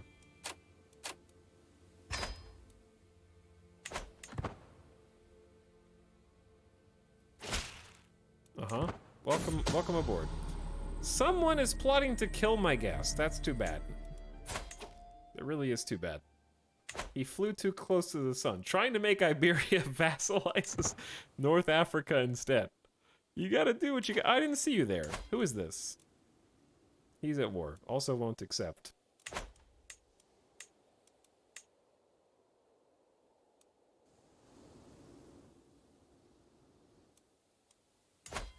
Navarra's still at war. Dear God.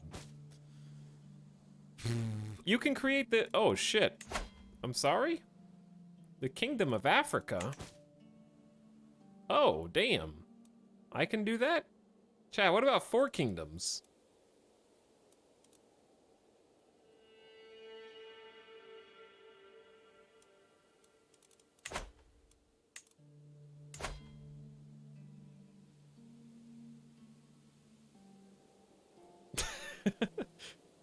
He won't stop. We're not gonna have any money in the bank. Etal, please, this won't end well. Won't it though? I have 4 sons. He's gonna get the Kingdom of Africa title whether I create it or not. They're just not gonna have any land.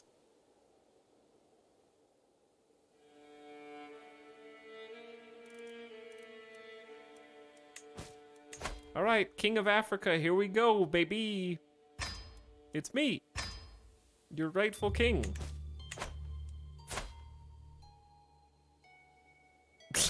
Where did I get 21,000 troops? Okay, timeout. So out of all the vassals we have now, who's the most powerful?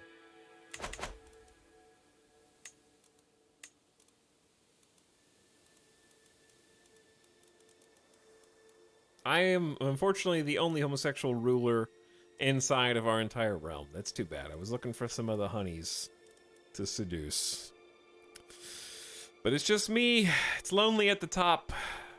That was a pun. Anyways, let's sort by their military strength relative to me, and then we're looking for vassals that are unhappy. Wait, how do you see if they're unhappy? I mean, this'll tell you. 3,000 troops is a lot. Are we already, seducing? I mean, yeah, we're already swaying you. I mean, it's not a lot relative to everything else. Spineless Zealots. You have 2,000. Let's go ahead and sway you too. He's too scared to do anything, though. I mean, I do have a dreadful reputation. Chat, this is ridiculous, but I'm also all for it because I just want to see what chaos happens. There is one world in which this evens out. You know what? I'm kind of desperate. I might just take the 25% levy and taxes penalty and just switch to health just to try to stay alive longer.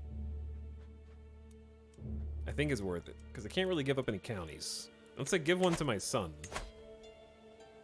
who would inherit it anyways. But that's dangerous, because he might lose the title. I already have spouse helping with domain holdings. How close am I to just get... Wait, I get a +2 domain limit in 2 more perks, but I'm not going to live long enough for that, am I?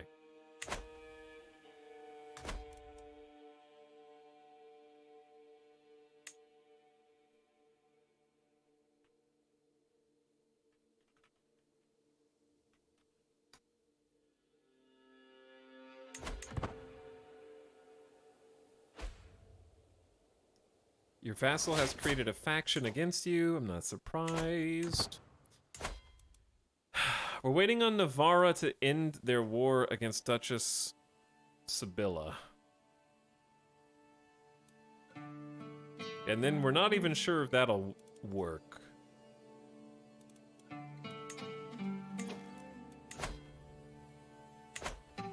He is my friend, though. Chat, how do I declare him to be my best friend ever? I'm gonna manipulate the hell out of him.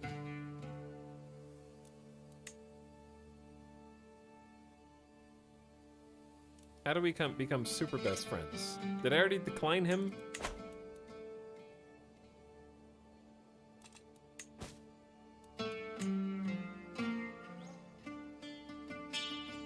Someone give me the last 15 minutes. We clicked vassalize 30 times.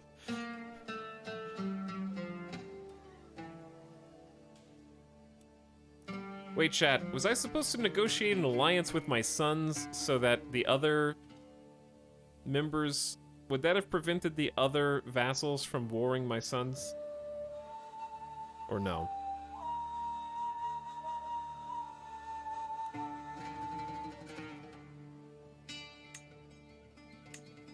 Oops.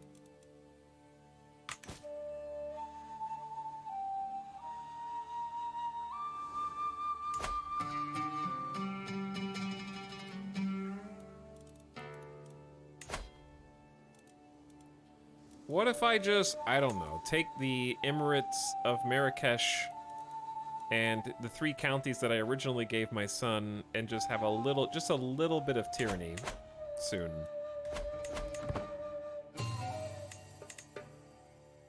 And give it back and then ally my son.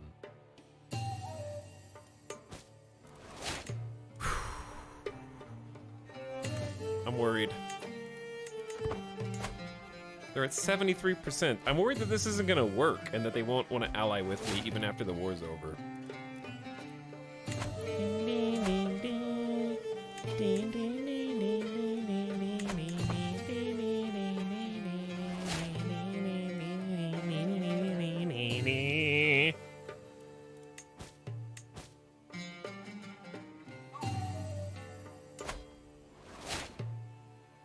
Animal figurine was destroyed. Wait, did I like that one? Did I like animal figurine?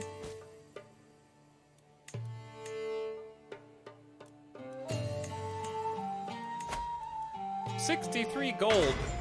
It's a historical, these are historical artifacts. Even if they suck.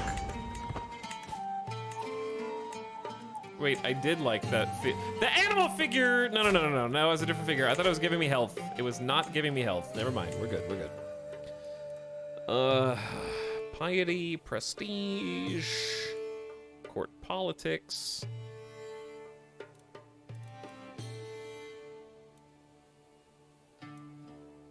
Stewardship lifestyle XP, but this thing's busted. Fix it. Money gone. Money deleted. Alright, come on. Finish the war. It can't be that hard. Just literally siege the capital. Do you understand how this game works?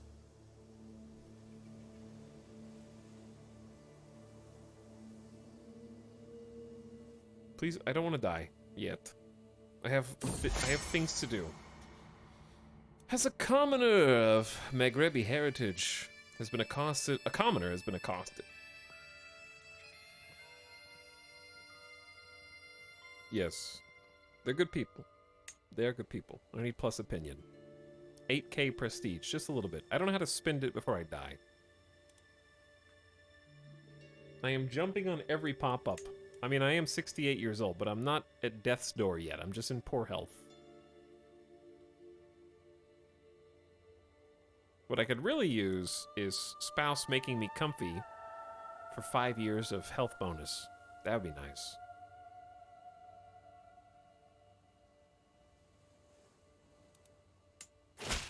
%, it's going up.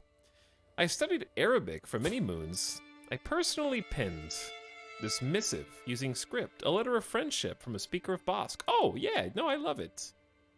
I love it. You learned Arabic. That is so nice of you, dude. That is so nice. Now, give me an alliance. Okay, give me an alliance.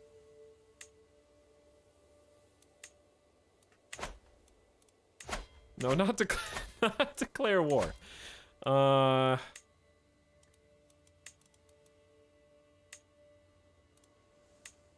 I know, he's in a different place. He's in a different place.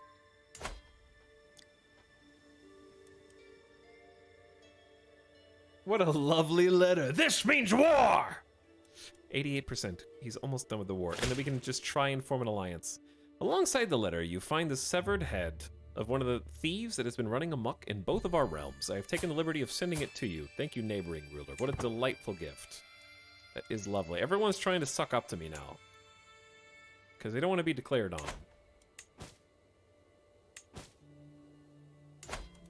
Which is understandable.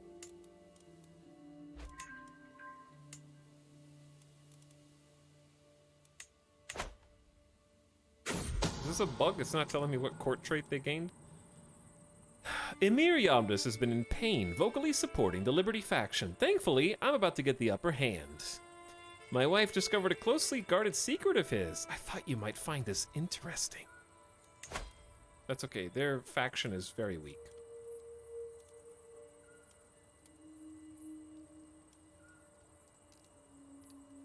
He leaves the Liberty faction and can't join a faction for 20 years. That one works. Faction gone. Chat, they're at 91% war score. Oh my god, just hurry up. I'm gonna die before this war is over.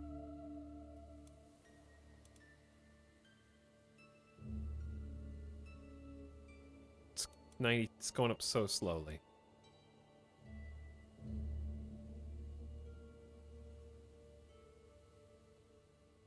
I don't have enough daughters who are young anymore. They're all old. I thought I died. My wife died. Oh my god, my wife died. At age 67. How can a heart endure this kind of pain? It cannot be possible. Yet here I am, my heart beating on whilst yours has gone quiet. Oh, Timmy, my sweetness, life will not be the same without you. Whew. That is awful. Okay, she's terrible at stewardship. We need to find someone else to marry. 23 stewardship. Temperate, trusting, lazy, and patient. A rare 4-statted character.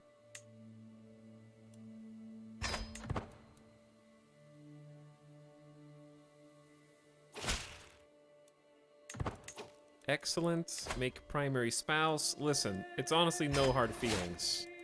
I just really need someone with... Oh, you can actually get me an 8th holding?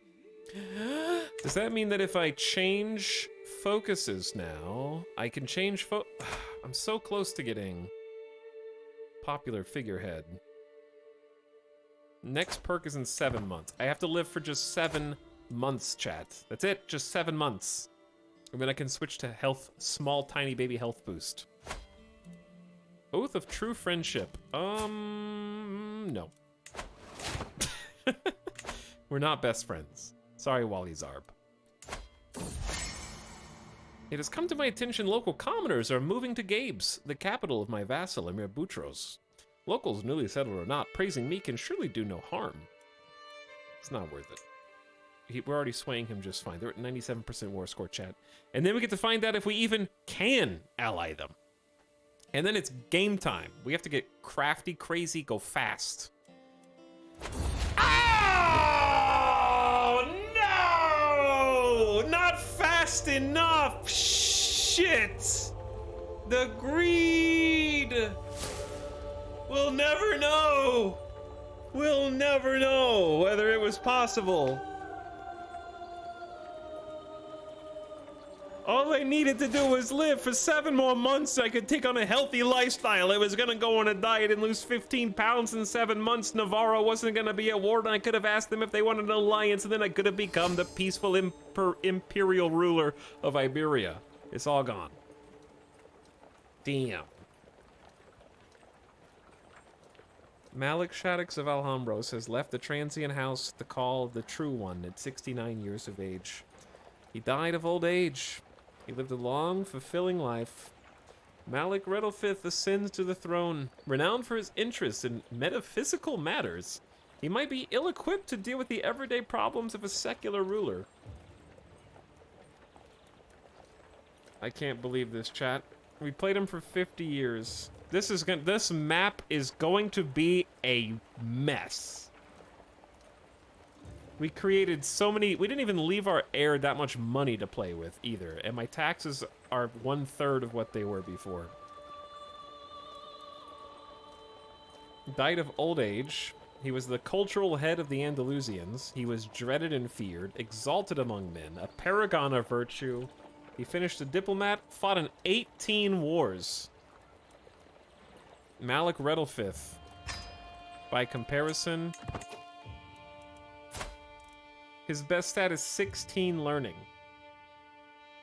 All right, before we look at him, show me the pain.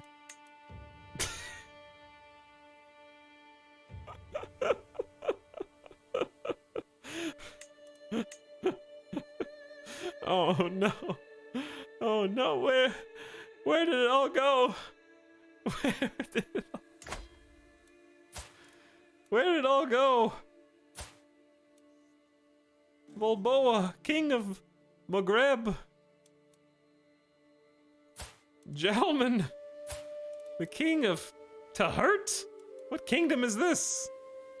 That's not even a king. Why is that even a thing? What is the kingdom of Tahert? This isn't real. This is made up. Total War 3 kingdoms.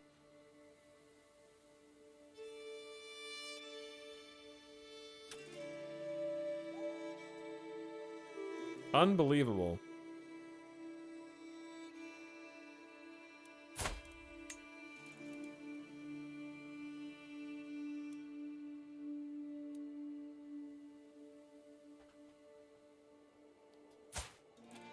I'm trying to see who else inherited. I guess we could just click on everything. Because there's Tahert, Jalman. I only have 4,500 troops. Are you serious? Oof. We went from like 15,000 troops to 4,500. Yikes.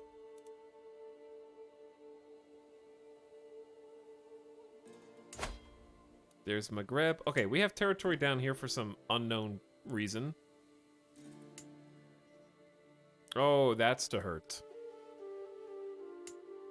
And then your evil nephew apparently somehow inherited the Kingdom of Africa. Who? Oh, that's Crixon's son, because Crixon died.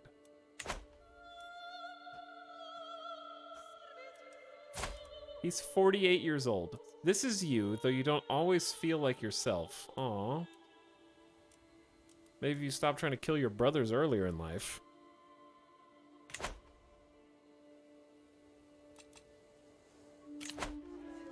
No hold court. Let me see what you did with my lifestyle. Okay, he went all in on whole of body. That was the character's decision. Does he have whole of body? He doesn't have whole of body yet. Yeah, he does. Plus 20% fertility, medium health boost, stress came down. He is very healthy. Medium whole of body, he's got a medium health boost. Melancholic is a moderate penalty, but he's got an iron constitution, countering disease, and the ritual thing. Chat, Malik Redlefith doesn't have great intrigue, but he's incredibly ambitious, deceitful, and callous, which means we'll basically do anything necessary to become the true leader. So as long as we can get this ball rolling, we have a lot of options. Too bad our stats are awful. However, our spouse is an amazing diplomat. Why don't you have any secondary spouses? We need to find somebody who's good at stewardship.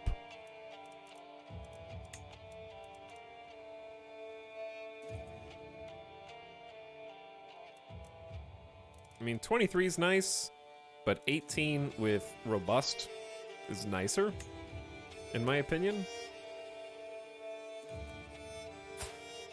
This is a crappy alliance that I don't think I can ever actually do anything about.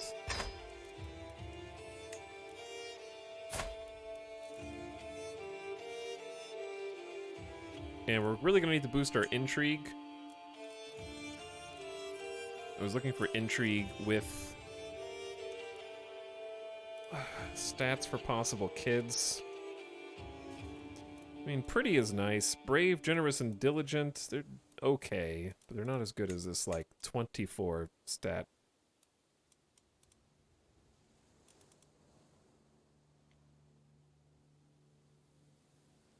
Zealous, gregarious, and sadistic. Sure. Okay. Instant factions created against me. Let's start. So we went Scholar next, Learn Language, Success Chance, and Open-Minded. Different culture opinion plus 15, cultural acceptance plus 20%. That's the character's choice. Apostate goes up next, which actually might help us on our quest. I think I'm just gonna stay. We need something to help us make people like us for now. Okay, so current spouse with her god tier diplomacy is key. Here's the steps that we take. Number 1, to try to stabilize what realm we do have left. We have the council. Instead of assist ruler and just give us a little bit of everything, she goes straight into court politics and brings us up to 17 diplomacy as a result. Now, I have no stewardship whatsoever, which is why we're going to spend 5 years studying stewardship to at least boost us up to a 6, so we can hold 1 extra domain, because this is ridiculous.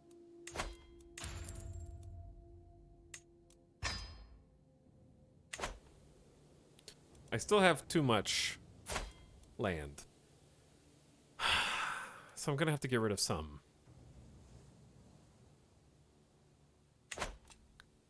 Let's try filling the council positions first. Okay, we have a powerful vassal who's also an excellent diplomat. We just lost a bunch of really good vassals too to the other regions upon this death. So Emir Malal will be the first. Opinion of predecessor is a plus 25. It'll decay at like 5 per year. So you get 5 years of bonus from dear old dad. But he really hates that we've only been there for a short reign. He wants an alliance with us. He has 4,600 troops. So an alliance with him is not the worst thing in the world.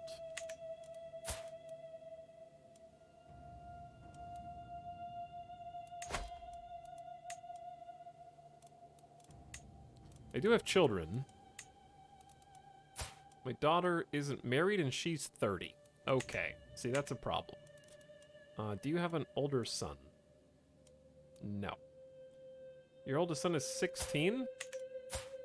Both of your sons are married. All of your children are married. Okay, well, I don't know how to make an alliance with you. Convert to witchcraft. Am I a witch?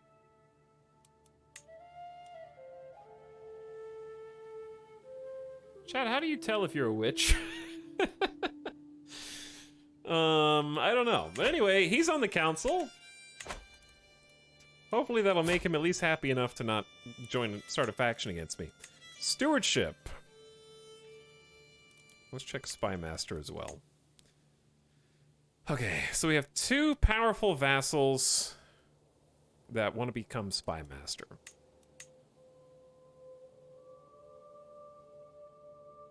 I think we can do this. So my brother-in-law, Emir Azad, is excellent at learning. So we're going to make him the Mufti. Wait, can I not make him the Mufti? Why can't I make him the Mufti?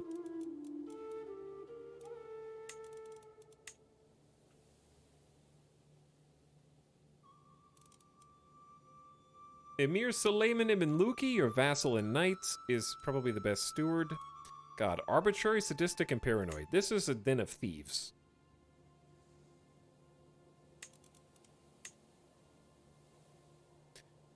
Like, that guy's an incredible marshal. That's Sheikh Luki. He's the knight that, like, basically led the war against the people who rebelled as our previous ruler. And he's going straight back to being a sick-ass super marshal. And then we basically appeased everyone that we need to. We need an actual decent spy master. So this guy is he's my steward. I need a much better spy master than this.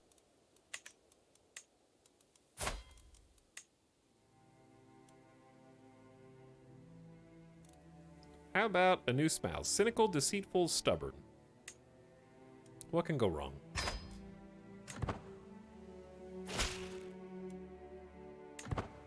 Here come all the marriage proposals.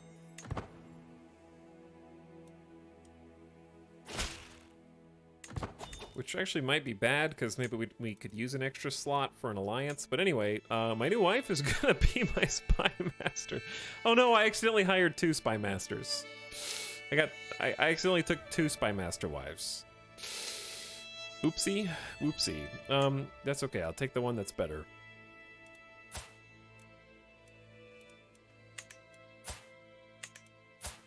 And divorce the other one. Sorry. It was a mistake. I sent a letter to the wrong person. We're still above the domain limit. Your player heir is unmarried. We need to fix that immediately, but at least I have a player heir. He's got a 3-star tactician education. This is Prince Utlevir II, temperate, impatient, but gregarious. All right, we need an alliance literally as soon as possible, with the best alliance that we can muster. How old is he? He's 22, so someone who's older is better.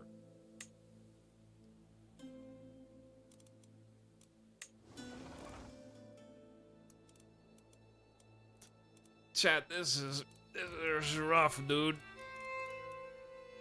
Because Galicia really is the best, and this is just going to be a betrothal until she comes of age, but like, oh, and she's scaly? Why does she have to be scaly? An alliance with Zinzir is pretty good, because they're right on the border. Did we lose a bunch of territory here? No. Maybe an alliance with Zinzir does make sense.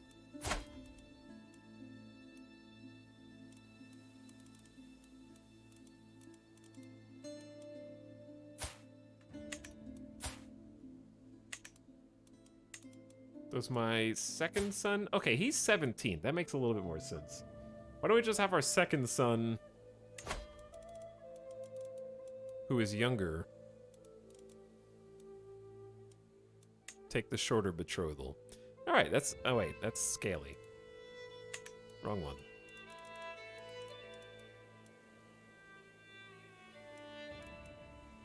Oh, wait, this is a 0... These are 0-year-old people.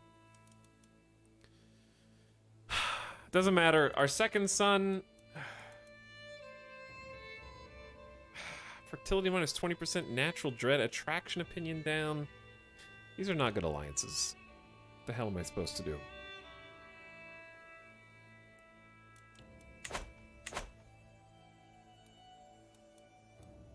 Your counselor died.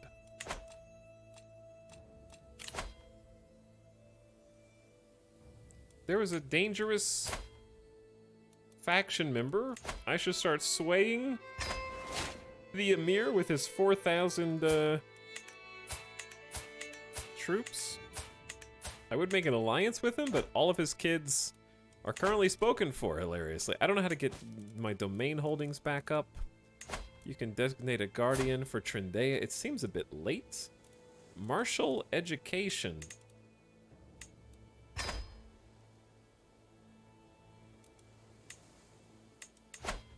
Low county control in Cabra, it's not that big of a deal. Okay.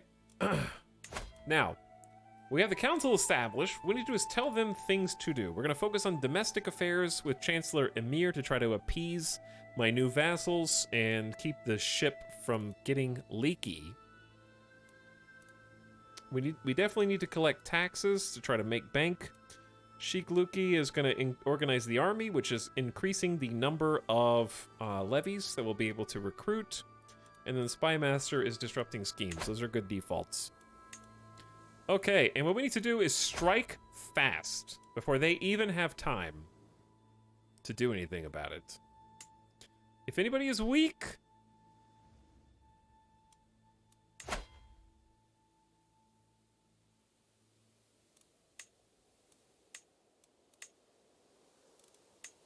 Like, I can press my claims.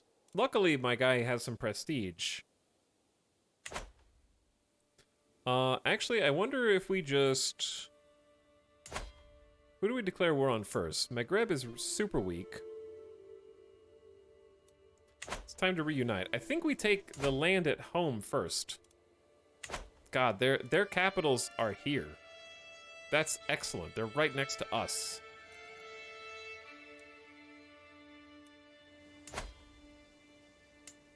I have 7,000 troops now. I would like one good alliance. If I can get one solid alliance...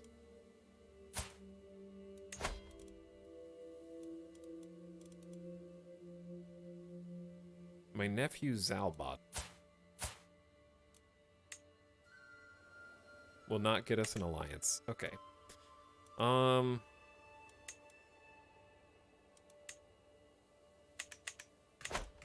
Also inbred. Looking for anybody. Chat, what happened? What happened to Galicia's bloodline? We got Bleeder, we got Scaly. What is happening up there? Whatever, I can't get a good alliance. We're just gonna have to wing it before they get an alliance.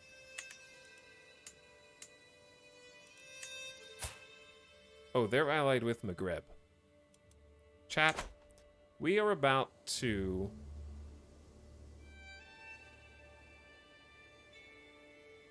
Can you declare 2 wars simultaneously? Number 1. And number 2, I'm gonna follow my own advice. And as soon as you become king, host a feast. We'll lose some stress, because we're apparently stressed anyways, gain a bunch of prestige, increase vassal opinions, send the invitations, and then just go to war.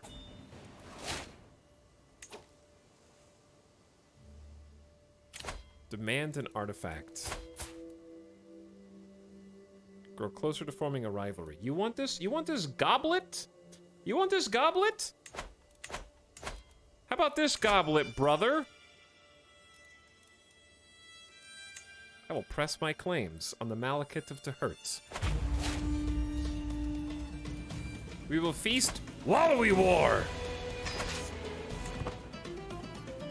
Our armies may be small now, but we will make do. The guests are gathered in the great hall, lords and ladies from near and far. The mood is bright. Evil king time. This is one of those, like, episodes where the camera just keeps cutting back and forth between people feasting and the soldiers marching to war. Eating was well underway and drinking a little too far along when Wali Zob decided it was time for some horse riding. The stables were locked up tight, but with guidance from Malika Merriam, Zob soon led a group of eager riders inside. With absolutely no control over my animals, there was swearing, laughter, and broken bones as men and women fell from horses ambling around the hall. Other creatures in the stables didn't get away much easier, and one goat nearly caved in under the weight of Amir Suleiman. The evening took a turn, however, when Malika Merriam was found at the back of the stables, engaged in unspeakable acts with one of my oxen? The stain of shame will never leave her soul. Excuse me? That's my spouse.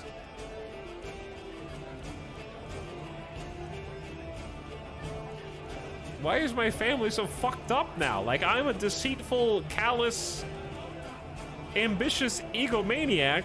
My spouse is out back with the oxen.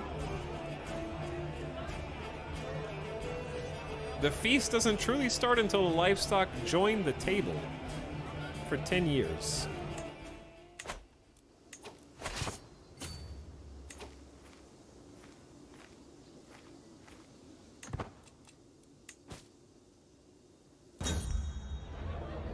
It's finally time to send off my guests. It's sad to see them go, with the exception of my wife. Although I'll be unable to forget whenever I look at my prize ox. What? What the hell, dude? Heir in line to inherit titles. First in line for the Sheikdom of Tule Tula. First in line for the Malekith of Africa. You know what that means, chat?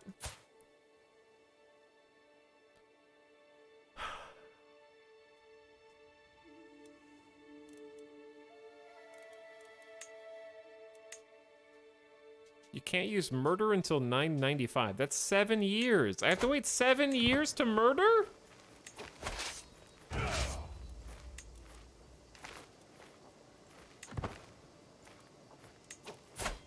This guy's a 15 prowess guy. I'm gonna recruit this nerd to court. He's gonna be my knight, I think. We need to check on our knights. I mean, if you guys have this much prowess, you guys are for sure knights.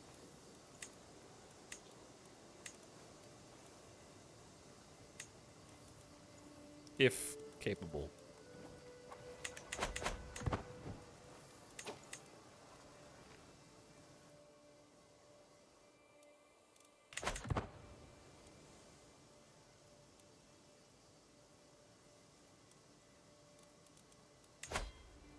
So there's 2 factions created against me. We're getting a little bit more powerful now. We have to watch out getting siege from the south because we're also at war with Maghreb. And I can't declare war on him at the same time. We gotta end this war somehow. You can murder children still. His character must have just tried to murder him recently. This is such a Crusader King sentence. It really is. That is, in fact, a Crusader King sentence. Is there anything else that I should be doing? Yeah, there is. Go to court. Who's in my prisons?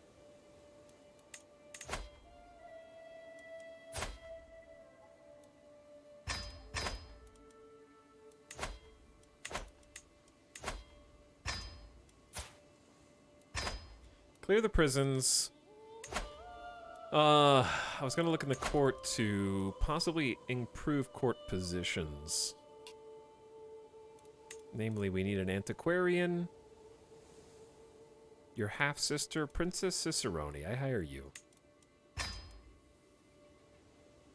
Court tutor. Your knight.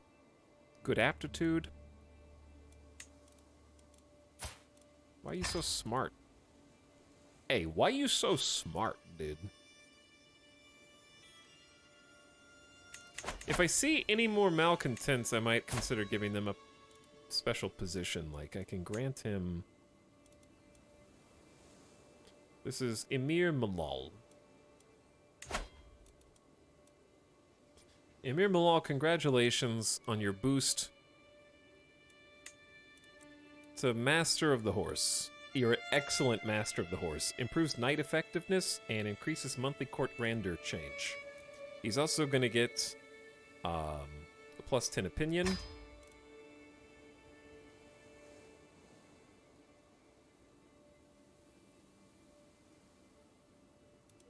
This guy helps you hunt. General Lukey. Congratulations on your appointments. This is my strongest vassals. At least we got to keep the badass generals. So that's good.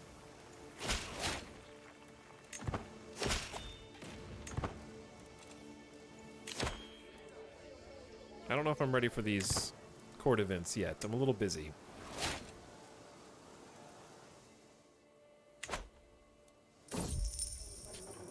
While on a leisurely stroll, the cry of a particular merchant stands out from the regular hustle and bustle of the streets. Greetings, my lord. I have an exquisite assortment of wares, if my lord has the coin. The merchant stall's positively brimming with baubles and haberdasheries. Let's move on. I have to pay for these wars. Not right now. What? You picked the wrong castle, fool. Screams my marshal as he threatens the frightened intruder with a sword.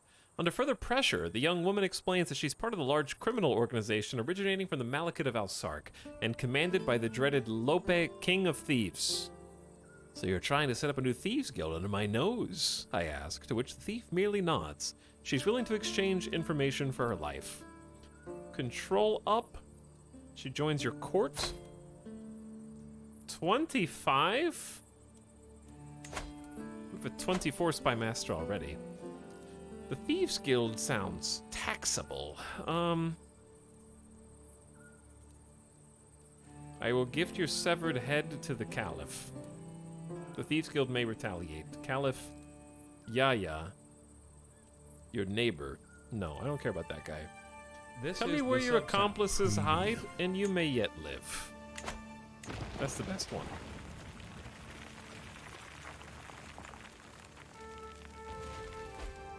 Hello, Dig Duggley. Thanks for the tier 2 sub. Appreciate the 10 months. Court level decreased. That sucks. All right, we need to go find these nerds.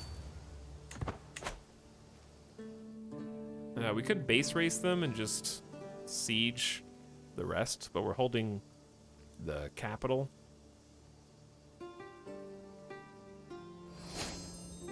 We have discovered the fascination of royal prerogative. That is perfect. Now I can enact high crown authority, but I need to make sure that my vassals like me first. And this will give us more taxes, more levies. Vassals cannot wage war against other vassals without a hook on the liege. Vassal titles cannot be inherited outside the realm. If vassal refuses title revocation or retraction, they're criminals. Clan government vassals provide at least 15% levies. This is all very, very nice. I am going to do that as soon as I can afford to. So I think it's a -5 right now at limited authority. But yeah, the better levies and taxes is amazing. I'm going straight for it. They're not going to enjoy it, but I am. I really need the taxes. All right, we're heading down to the Strait of Gibraltar.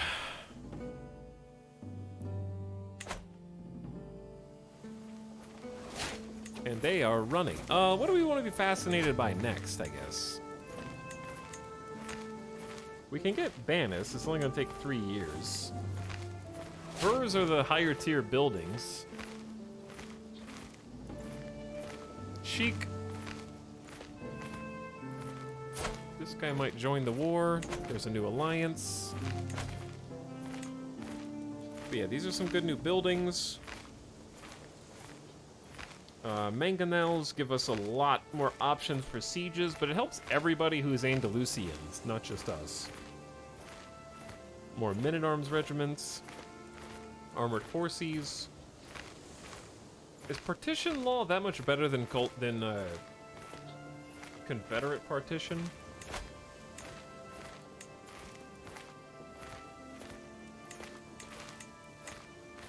Player air opinion is +10.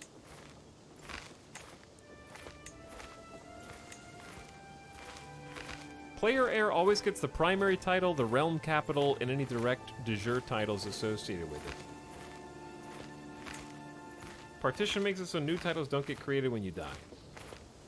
Well, I just made all the titles, so it didn't create any. So it doesn't help me too much now. I already made all the titles.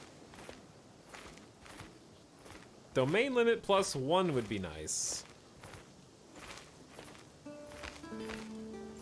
I'm gonna do domain limit +1. 19 years.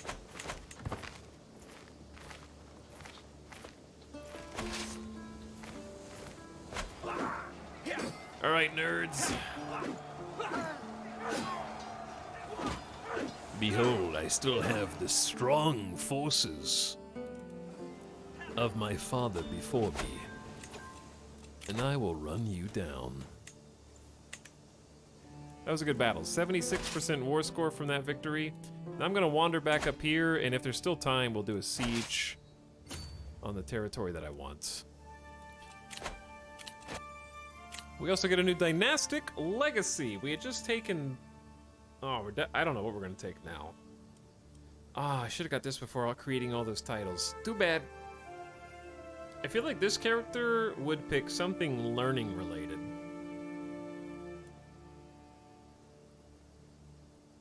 Because he is very smart, even though he is devious. Dread gain and natural dread would help us now, though. But monthly piety would help us eventually make our own religion.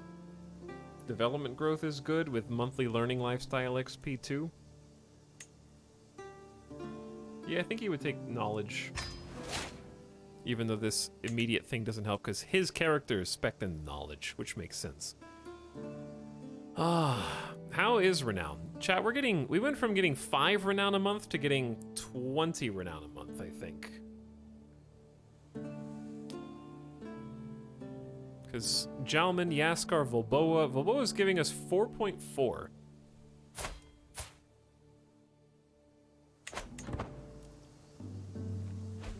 Having multi-kings is actually good sometimes. 69 living members. When does the next dynastic unlock happen? 2250. That's a lot. Chat, what's 2250 divided by 20? It's like 100 months. That's actually not that bad for dynastic unlocks. Neighboring ruler won the war. Al-Sark won a war against Caliph Yahya. And the war for the Malakite of Al-Sark. Well, sucks to be you. 2 people just lost opinions of us. You appointed Aslam as your court jester. What? I just made my brother-in-law a jester through an event timeout. Okay.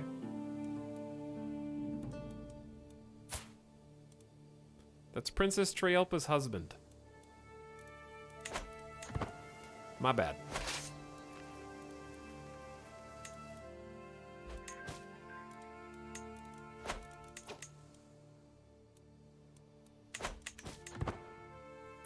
It's really my bad.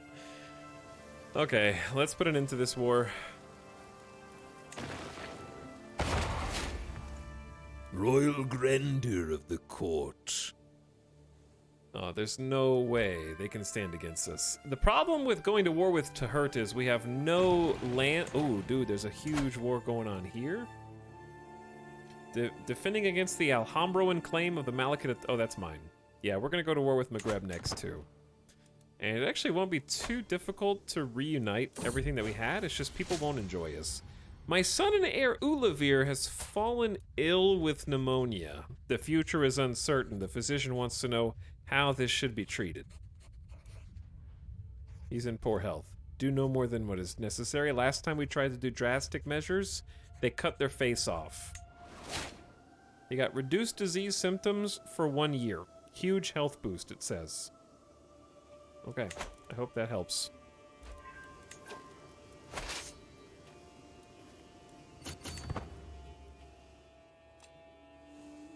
%87% war score. We're holding a good chunk of territory.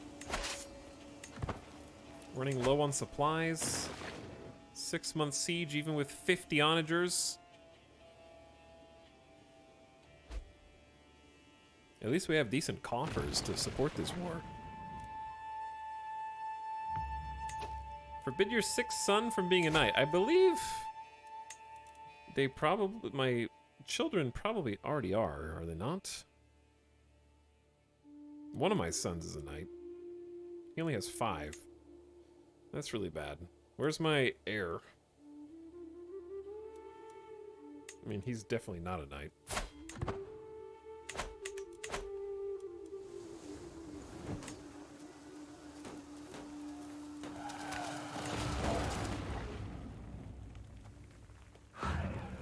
Ooh, that was a nice boost. Okay, well, there's... we basically have to snatch all of these familial grounds up. Ooh, he recovered from pneumonia. Job. We have to snatch these up and enforce our demands before neighbors can take them from us, because that's what's going to happen. Like, we're extremely weak. I have become the king of Tahert, like my father before me, and gained 300 fame and prestige. The Alhambros borders are regrowing. Isn't it lovely? But yeah, the problem is other people are going to waste no time declaring war for these kingdoms. It's just much easier for me to do, because when I declare war... Disband my armies. Wait. The Sheikdom of Tabasa. My war? I'm sorry? Why am I at war?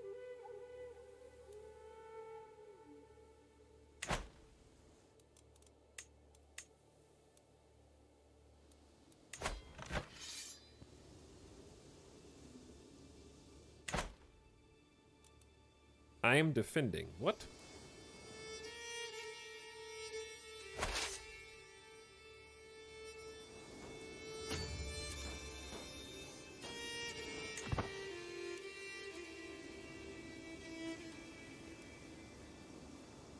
My supplies are so low. Did you just inherit a war? I think I did, yeah. One day follows another, relentlessly, even as my mind drowns in exhaustion and hopelessness. Sometimes even getting out of bed is too much. You're exhausted for like 5 years. Prince Jalman has a friendly exchange with you. Well, that's too bad. I'm about to go to war with him, too. I've been hosting your chancellor. He has helped me see the splendor of your realm. That is lovely. You've gained 136 gold in additional taxes. But guess what, nerds?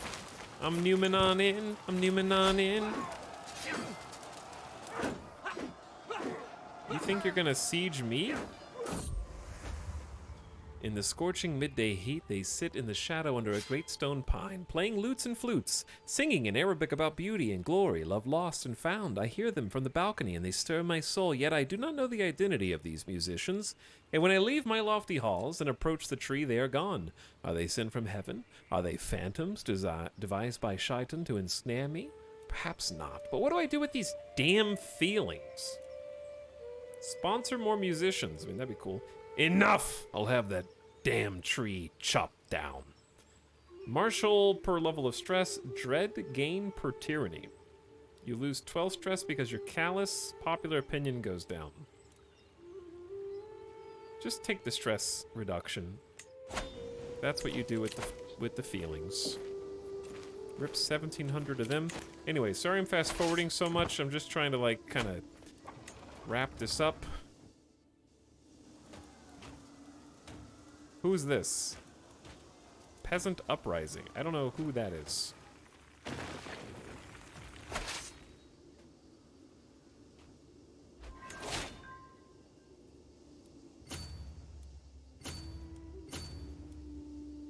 New stewardship perk. Demand payment for hooks. That could be cool. I could be an evil guy. Claim throne against your liege is useless. Vassal levy contributions is nice. Direct vassal opinion is nice.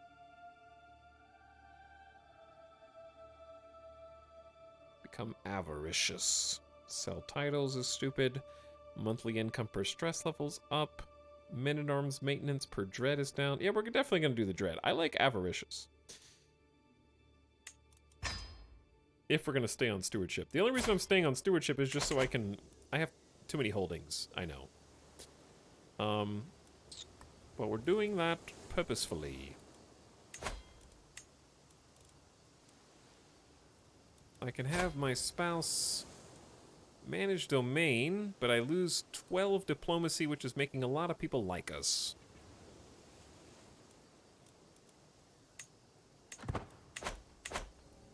There. We'll at least manage domain for now. I'm working on it. I know something that will cheer you up. Watch as I sneak up on my prey. Hungry? Aslam screams, hurling a fig pie in the face of my wife. What a priceless expression.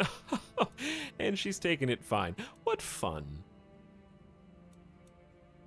My character is callous. That's it? Now fight! Aslam becomes wounded? A classic jest.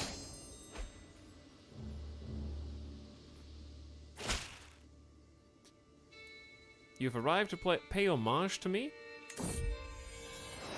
Serve me well, Emir Henry. Thank you. Sorry, Emir Henry just created an independence faction against you. He just came here to pay homage! Which means he has told me I am his true liege. He just told me to my face and then started an independence faction. You two-faced liar? He was scoping the place out. The sheikdom has given rise to populists targeting you. All right, this is annoying. Too many malcontents. Are we swaying this nerd? Because we should be. We're definitely swaying this nerd.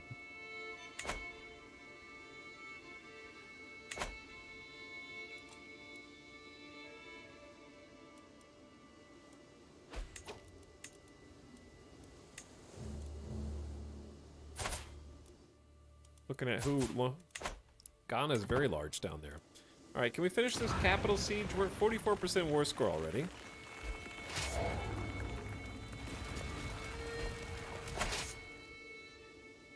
What the hell's going on? Your brother Prince Jalman created a faction to install Prince Volboa on the throne against you. No, you just lost your territory, so don't be so angry.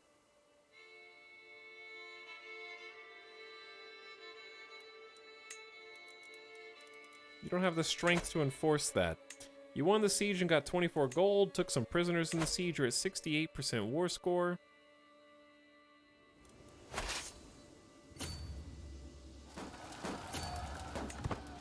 We only have 27 supplies, but we have so many troops, I just need to finish this. I don't know if we'll get here before this. This is 3 months. It'll definitely get there before that. I'm proud to see my daughter, Trindea, as an adult. I was hoping that good tutelage would be enough to teach her about warfare. I was naive. She's dumb, greedy, sadistic, and gluttonous. They grow up so fast. Zero stewardship skill. You're going to make a fantastic bride for somebody eventually. Oh my god, we got there with 17 days left before the siege. I win! I win! I captured the enemy leader, enforce my demands, disband the troops, go back to making actual money, check the dungeons, don't check the dungeons, there's too many people.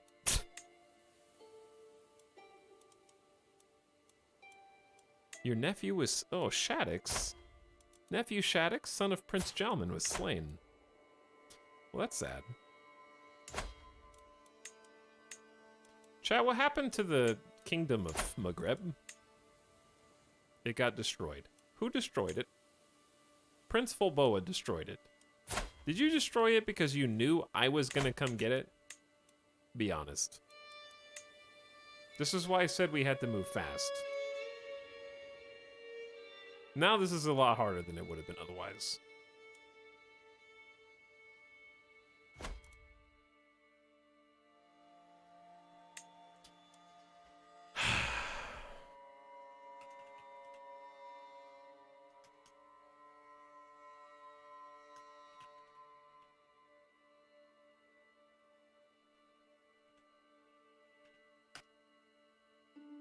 Clean up the family mess. Chat, we're gonna clean up the family mess next time, okay?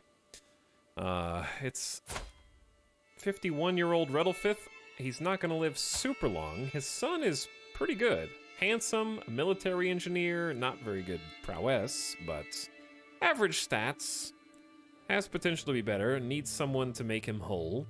But yeah, I'm just kind of like, when I get to this stage where I'm fast forwarding too much, I'm trying to like clean up this mess, but there's really a ton of things we need to do, like ransom people, family member inheritances, try and grab, may as well just try and grab Africa back from my nephew, and then we gotta reunite all of these nerds by just pressing my claims, I think.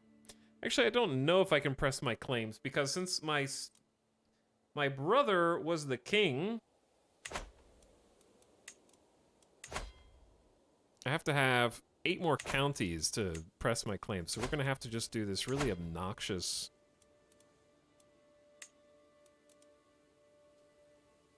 I can't even do it because I'm not famous enough to conquer a duchy. My brother destroying the title is silly. I can press other people's claims for sheikdoms. But yeah, it's got a lot messier here. So I don't really know... Oh, I can offer to vassalize him. Hold on. I'll do it myself. He won't accept, but that's okay. You are not his rightful liege. That's true, but now I have 8 out of 13 de jure counties. All I gotta do is find the right people. Volboa, please. Just come back in, okay? Don't make me do all this.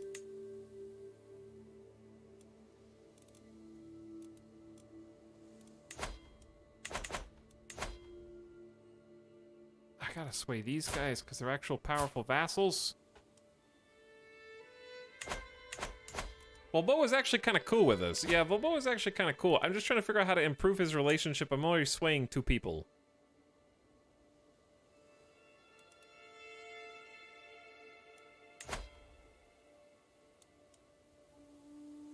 I could offer to send...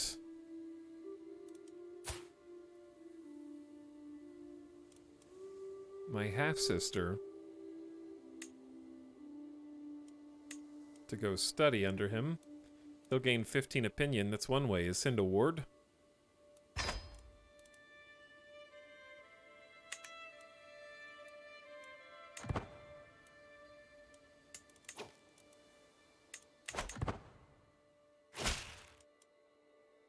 Most excellent. Why is he still at plus 49? Oh, it's plus 5 per month. It goes up. Sending him an artifact isn't really good anyways. But here's a Dahunid Warhammer. It's only gonna be worth like... Wow, I gained 10 opinion actually. He's only at a -2 right now.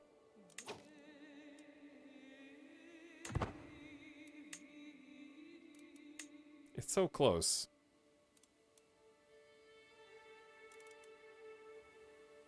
A friendly game of chess. My character sucks. It's not the worst. Yeah, a friendly game of chess might be the answer. Whether I win or lose, it matters not. I'll try to use my learning. His marshal's okay. I'm in the lead. You think you can outthink me? Victory is so close I can taste it. Alright, you lost 12 stress. He gained 10 opinion of you.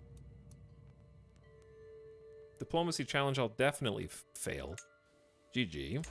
Okay, that's 69. Now, he will volunteer to be vassalized. Ooh, we're also swaying Malal. He's at 45 now. That was successful. Oh, damn. Volboa. You son of a bitch. Alright, guess what I can do now? I can actually... I just need 2 more counties.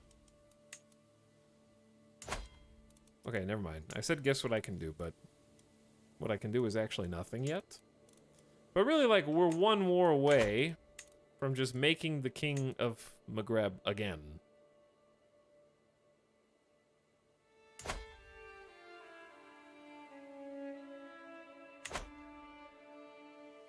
And ended up right back where we were. Then I just have to get the other kings to like me, which they kinda do. Because my court grandeur is good. They're also open-minded. They like my banner. They like conciliation.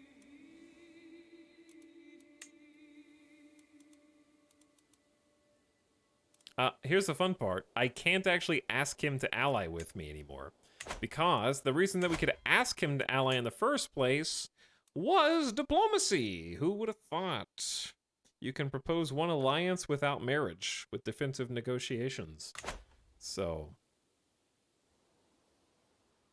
still not sure what future me's gonna do, but it's at least in a better state than it was when I first took over as king. Because that was a mess. I don't know how much we'll be able to do before this guy dies, but he has really good health compared to his previous. Like, we have whole of body for a medium. He's in good health. Not just fine, good. He's exhausted, but he's good. Humors are well balanced. We just got to reunite all of this and take it to the next level.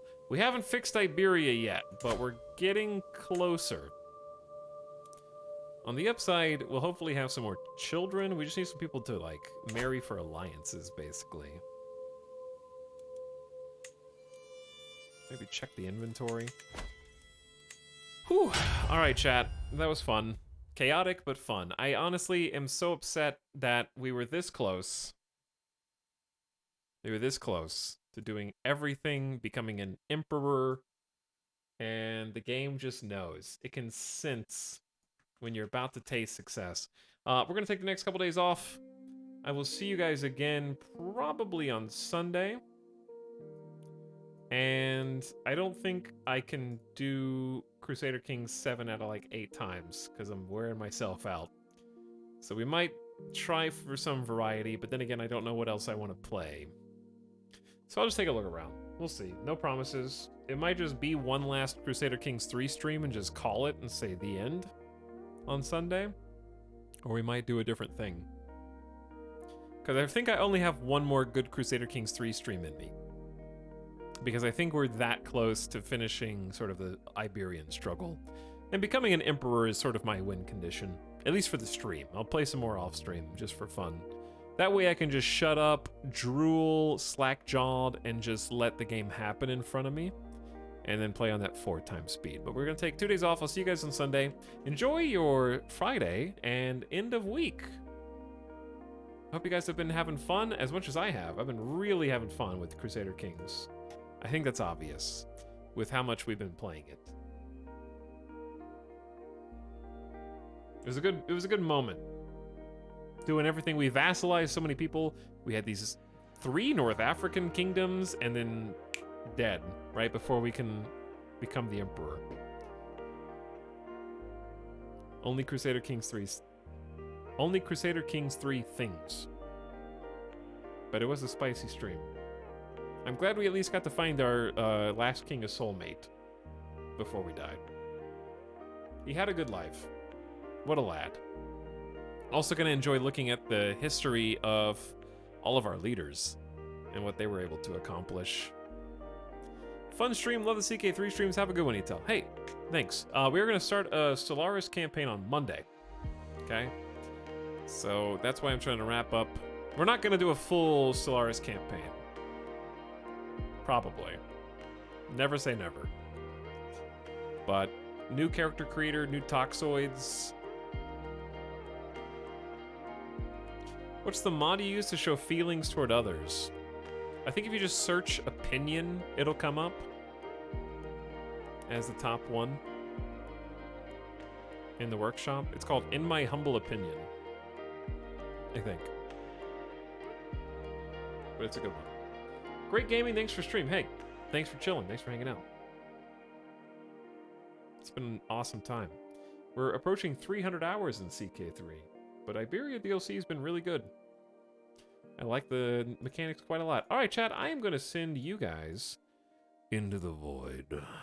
So good night for now, and enjoy your darkness and space. Okay?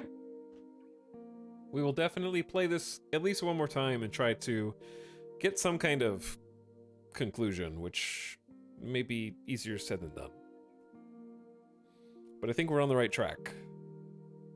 Because things were dire with how fractured the kingdom went, but it's salvageable. It is salvageable. Especially with a character who is callous and ambitious. That makes it easier to RP. Otherwise, I'd consider just dealing with things on the Iberian Peninsula and leaving Africa alone. But yeah. Night-night. Bye, everybody. come back Sunday at like 2 p.m. Pacific for another stream. Probably Crusader Kings, but you know, I don't know. I don't know at this point. Just get out of here.